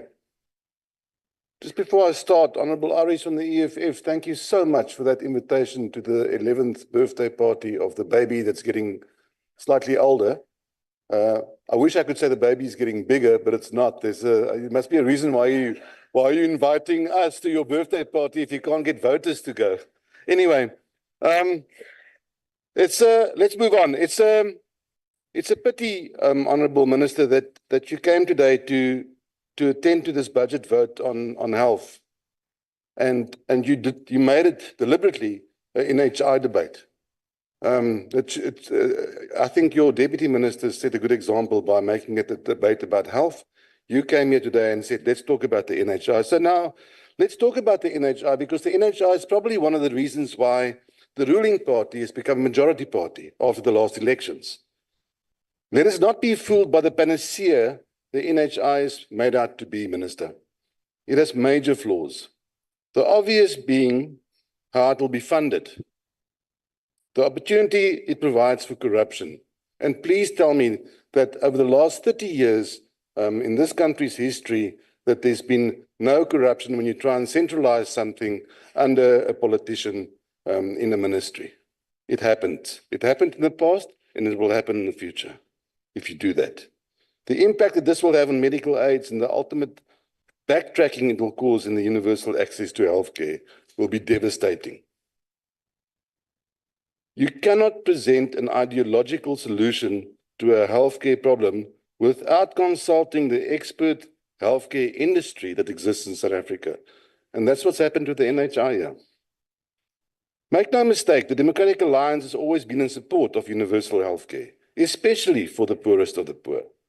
However, Minister, the NHI in its current iteration will not be able to realistically provide reasonable healthcare to all the people in the current climate in South Africa. By removing the two-tier healthcare system, you will now be overloading an already overburdened public healthcare system. Citizens currently using private healthcare will be required to use public healthcare, flooding the system and putting strain on the facilities that are already unable to cope. This has the potential to lead to a reduction in the quality of healthcare for everyone. The DA is committed, and I want to stress this again, to universal access to healthcare for all citizens. The key to achieving this over the next 5 years is to make the current district management model work through governance reform. By leveraging the strengths of the private sector and partnerships with the public sector, we can improve health facilities and the quality of care for all. The devil is always in the detail, Minister, and I know you've got 20 minutes left to come and speak to us again after me. So please use that 20 minutes to tell us exactly, as I conclude, tell us exactly where the estimated 200 billion rand per year will come from to fund the NHI. Some says R1 trillion a year. Come and tell us where you're going to find that money. Which health services would be available under the NHI and which would be out-of-pocket expenses for patients? Come and tell us, because to this day, the Department of Health are unable to give us that information. What will happen to the provincial debt? In 2021, the Eastern Cape owed 920 million rand in medico-legal claims and approximately 39 billion rand contingent liability in unresolved claims. Your time will the is up, fund be Honourable responsible Member. for this debt? How will this affect the service delivery to other provinces? Member, can you please Thank take you. your seat? Thank you very much. I now call upon Honorable Mukwili to come and address the House.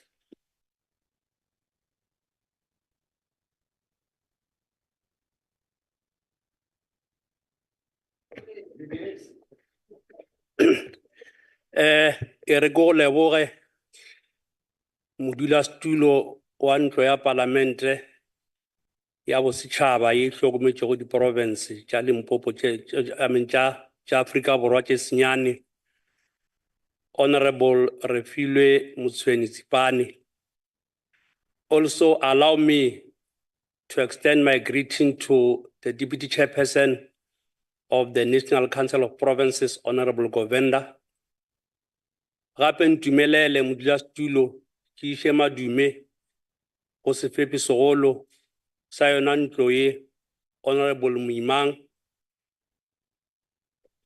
Honorable members present here in the August House and those that are on the visual platform, and also the MEC that have joined us also on the visual platform, and all sector departments that are here.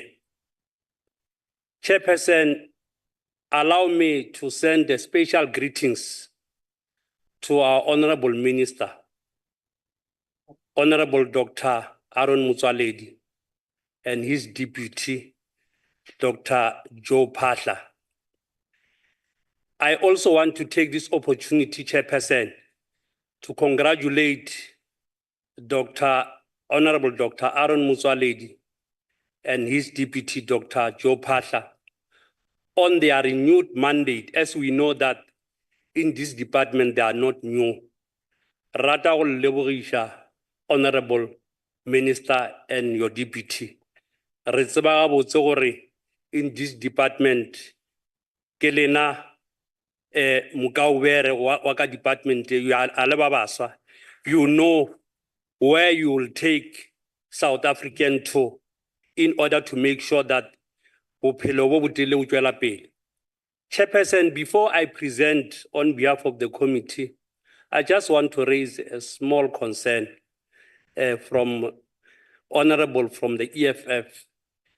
Those that they portray to represent the poor of the poorest, but hence they come in this August House to say they reject the budget that seeks to reverse the societal inequality that affect the people that they pretend they represent. I'm very much disappointed. But nonetheless, Chair, they will learn as we present. As the committee chair, we received the presentation from the Health Department on Budget Vote 18, which it shows it shows to us as the committee that the department know exactly where they are taking the South African to make sure that South African live longer and longer. But Chair, I'm not going to dwell much. That is why as the department, we never, as the committee, we never hesitate to approve the budget both as presented by the Department of Health. But Chair, I will just venture on the situation that impacted our infrastructure in South Africa. The COVID-19 pandemic period marked the dark period in the global health sphere, claiming millions of lives. In our context, the pandemic also exposed our country poor healthcare infrastructure and how this impairs the ability on our health system to efficiently address health crisis. The country underdeveloped and strained infrastructure was evident through the measures which had to be undertaken to respond to the pandemic, such as tent being set up to create more physical space to attend to the patient. Furthermore, Chair, our health system had to expand human resources and repurpose existing space to make temporary testing station and different facility being outsourced as quarantine sites. Yeah, Honorable Chair, I want to applaud the province of Limpopo, as is one of the provinces that during that situation, it allowed the quarantine site to be in that province. I want to applaud the then Premier Stan Mathabata and his predecessor, Premier Poppy Ramathuba, the then former MEC of Health. Chairperson, although COVID-19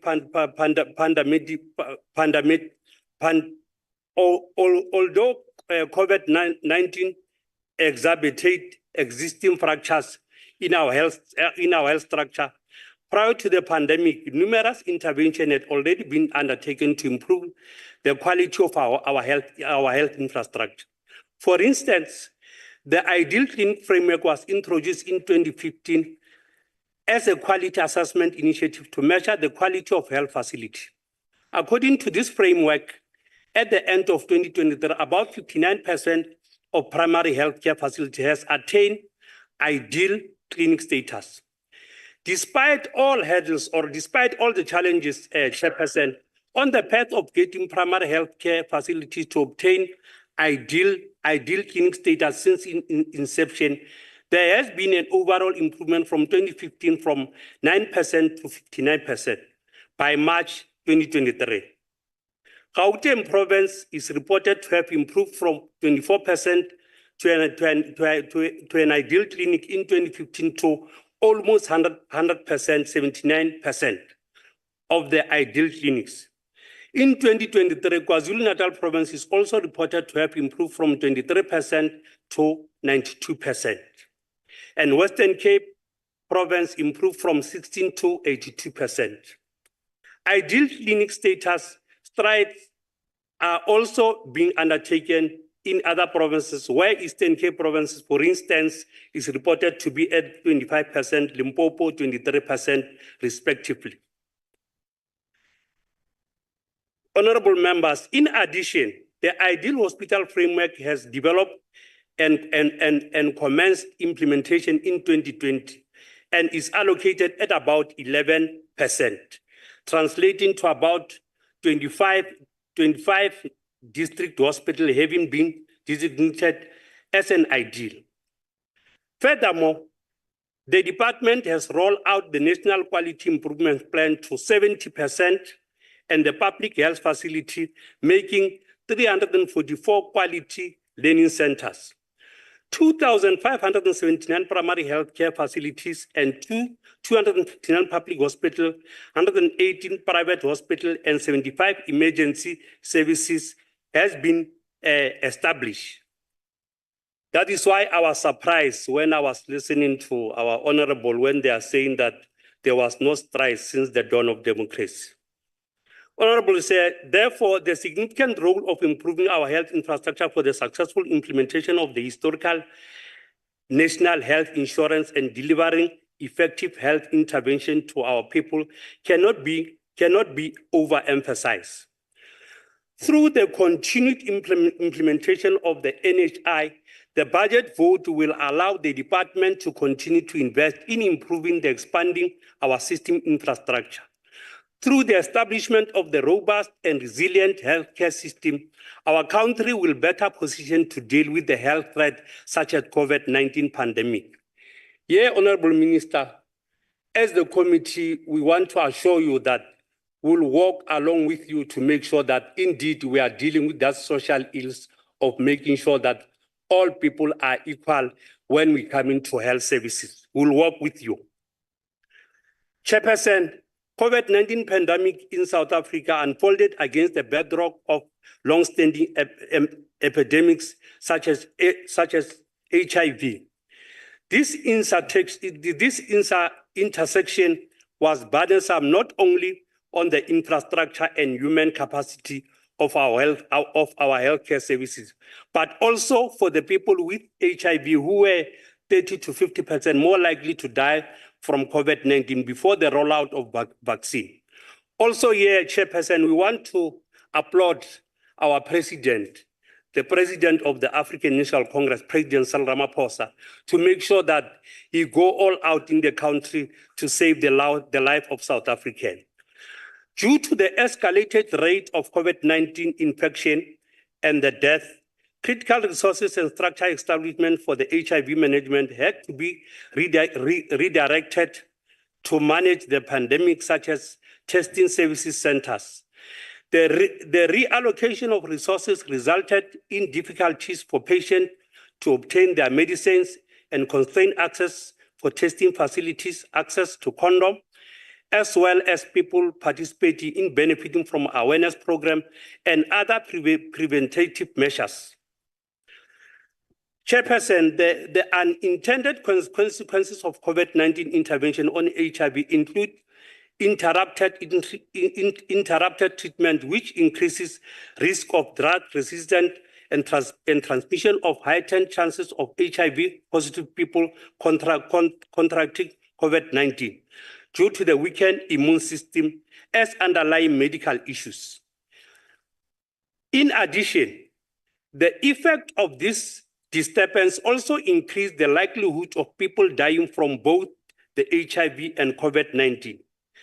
Therefore, the convergence of the two health crises has demonstrated the need to reinforce the resourcing and capacitation of health sector in order to develop an agile and robust system which can provide adequate health care, particularly for the poor and vulnerable. Honorable members, prior to the outbreak of the pandemic, South Africa was facing the systematic and structural challenges such as poor economic performance, which deepen inequality and threaten nation building. The emergence of COVID-19 increased existing vulnerability and inequality of these fractures. The pandemic highlighted how having a strong infrastructure is instrumental in health preventative measures in the testing and screening of people, thus leading an early diagnosis and treatment. Chairperson, in addition, improving our system infrastructure instrumental for data collection. This enables us to better understand the health patterns timelessly, intercepting outbreaks and minimizing the spread and the impact. Furthermore, accurate and updated health information better informs the allocation of human and financial resources to effectively respond to the crisis, such as tracking for the HIV/TB patient who need to be on treatment on those who may have fallen off. Does this encourage better monitoring capability? In line with the priority of the department, we support commitment, Honorable Minister, aimed at improving the quality and standard of our health system. Especially, we are encouraged by the commitments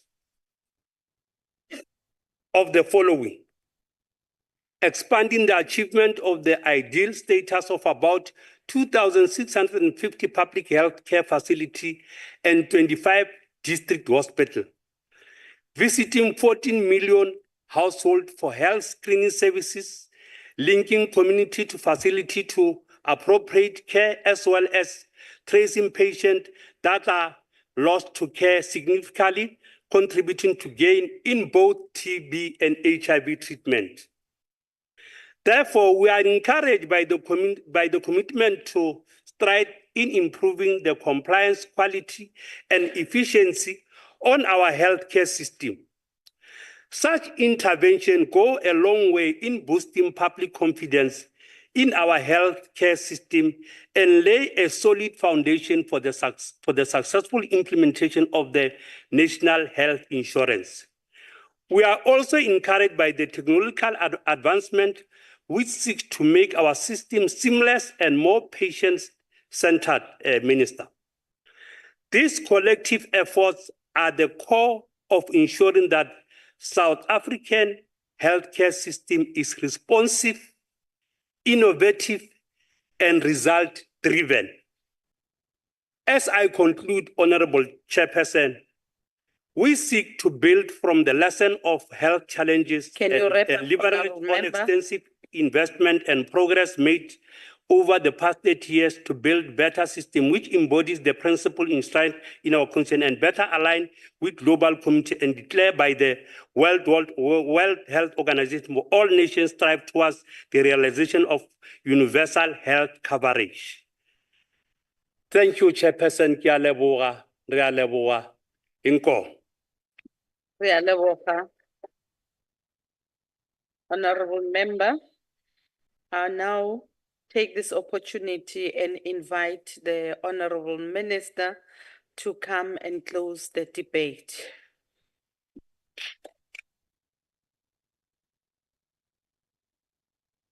Honorable Chair. Honorable Badinos. Honorable Chair, may I rise on a point of clarity, please? Okay. Honorable Chair, in terms of our rules, it's just a clarification for myself. In terms of our rules, Rule 60, time limits for speeches, it says under point 2B, other delegates may not speak on a budget vote for longer than 10 minutes at a time or on any other business before the council for longer than 30 minutes at a time. The previous delegate, as far as I know, is not the president or the deputy president or the delegate in charge of the business before the House. And that delegate had 20 minutes. I just want to get clarification on that, please. Or, sorry, 15 minutes. Chairperson. Honorable Chief Whip. Chairperson, we have indeed rectified the area of concern that Honorable Badenhorst is raising. So that has been corrected. Thank you. Okay, now that the Chief Whip has responded, indeed, what has happened, Honorable Badenhorst, you would notice that the minister was equally allocated 20 minutes to wrap up the debate, but that has since been corrected. He has now been afforded only 5 minutes to wrap up the debate.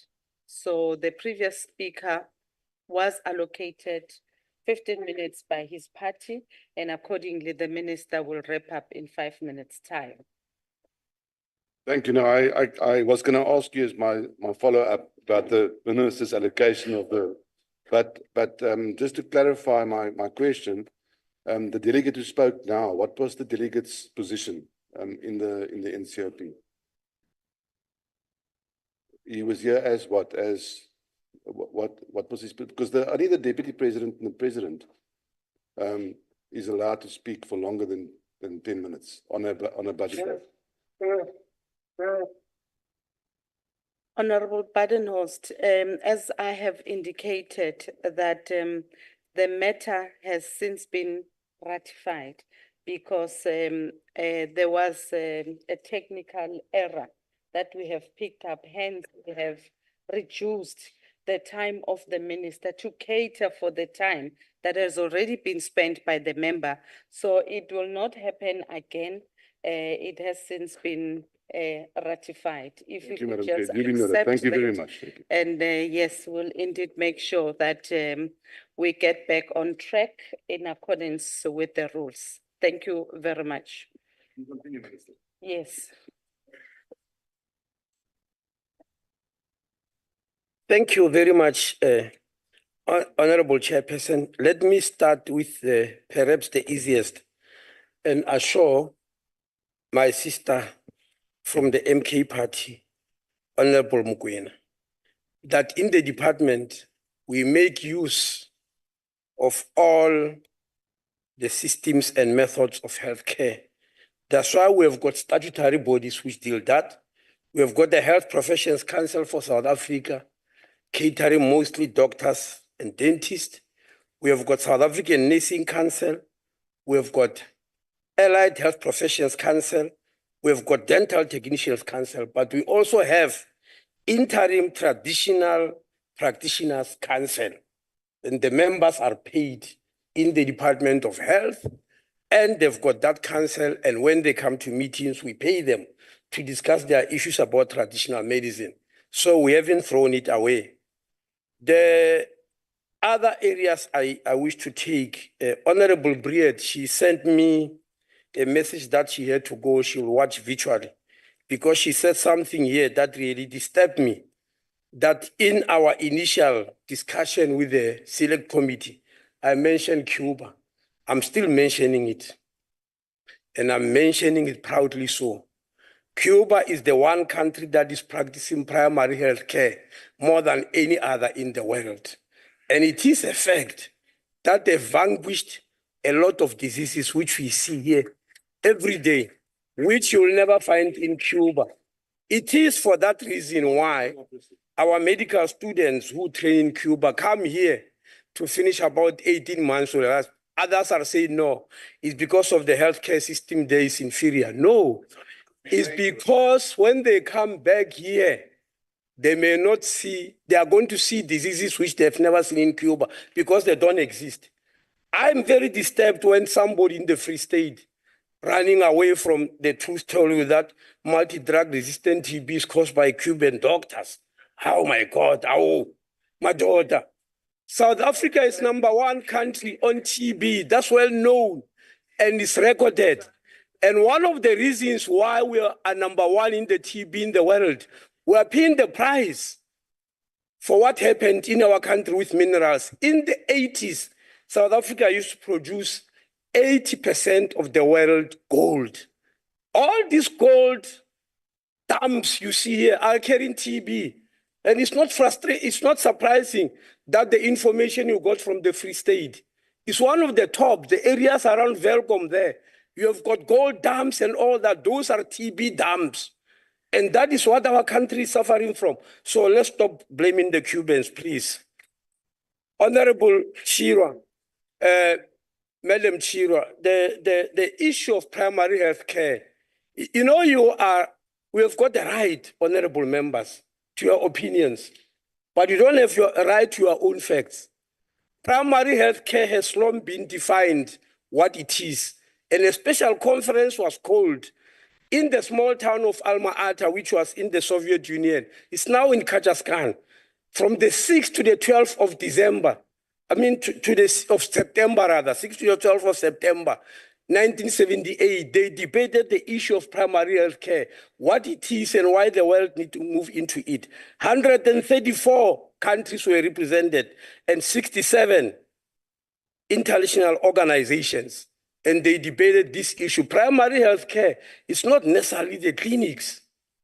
It deals with prevention of diseases, promotion of health. Of course it includes, because the EFF believe all you need to do in South Africa is to open clinics for 24 hours and the problems will be solved. I also want to take this opportunity to answer Honorable Duplessis, because she kept on saying politics and health should not be mixed. In the same primary health care conference, and I'm quoting verbatim, they took a resolution that the existing gross inequalities in health status of people, particularly between developed and developing countries, as well as within countries themselves, is politically, socially, and economically unacceptable, and is therefore of common concern to all countries of the world. Honourable So you Minister, can't can you take please wrap up? health away. 10 seconds. And You can't take health away from politics. They are interrelated. The decision we took here in South Africa to put more money for the rich for health care is a political decision. And that's what has caused some of the problems that we are faced with. Thank you, Honorable Chairperson. I think my time is over. Thank you very much, Honourable Minister.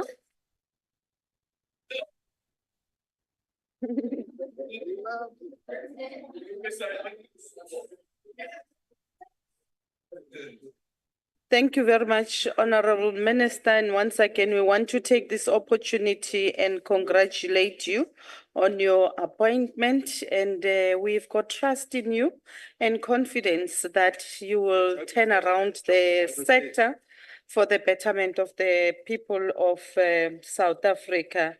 And of course, with your predecessor, who's your deputy minister, we wish you all the best in your endeavors.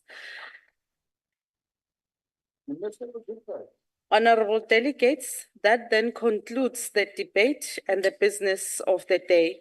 I'd like to thank the minister, the deputy minister, permanent delegates, the MECs, all special delegates, and SALGA representatives for availing themselves for the sitting. Members are therefore requested to remain seated after the procession has left the chamber for the briefing by the advocate in preparation of the opening of Parliament address tomorrow. The House is adjourned.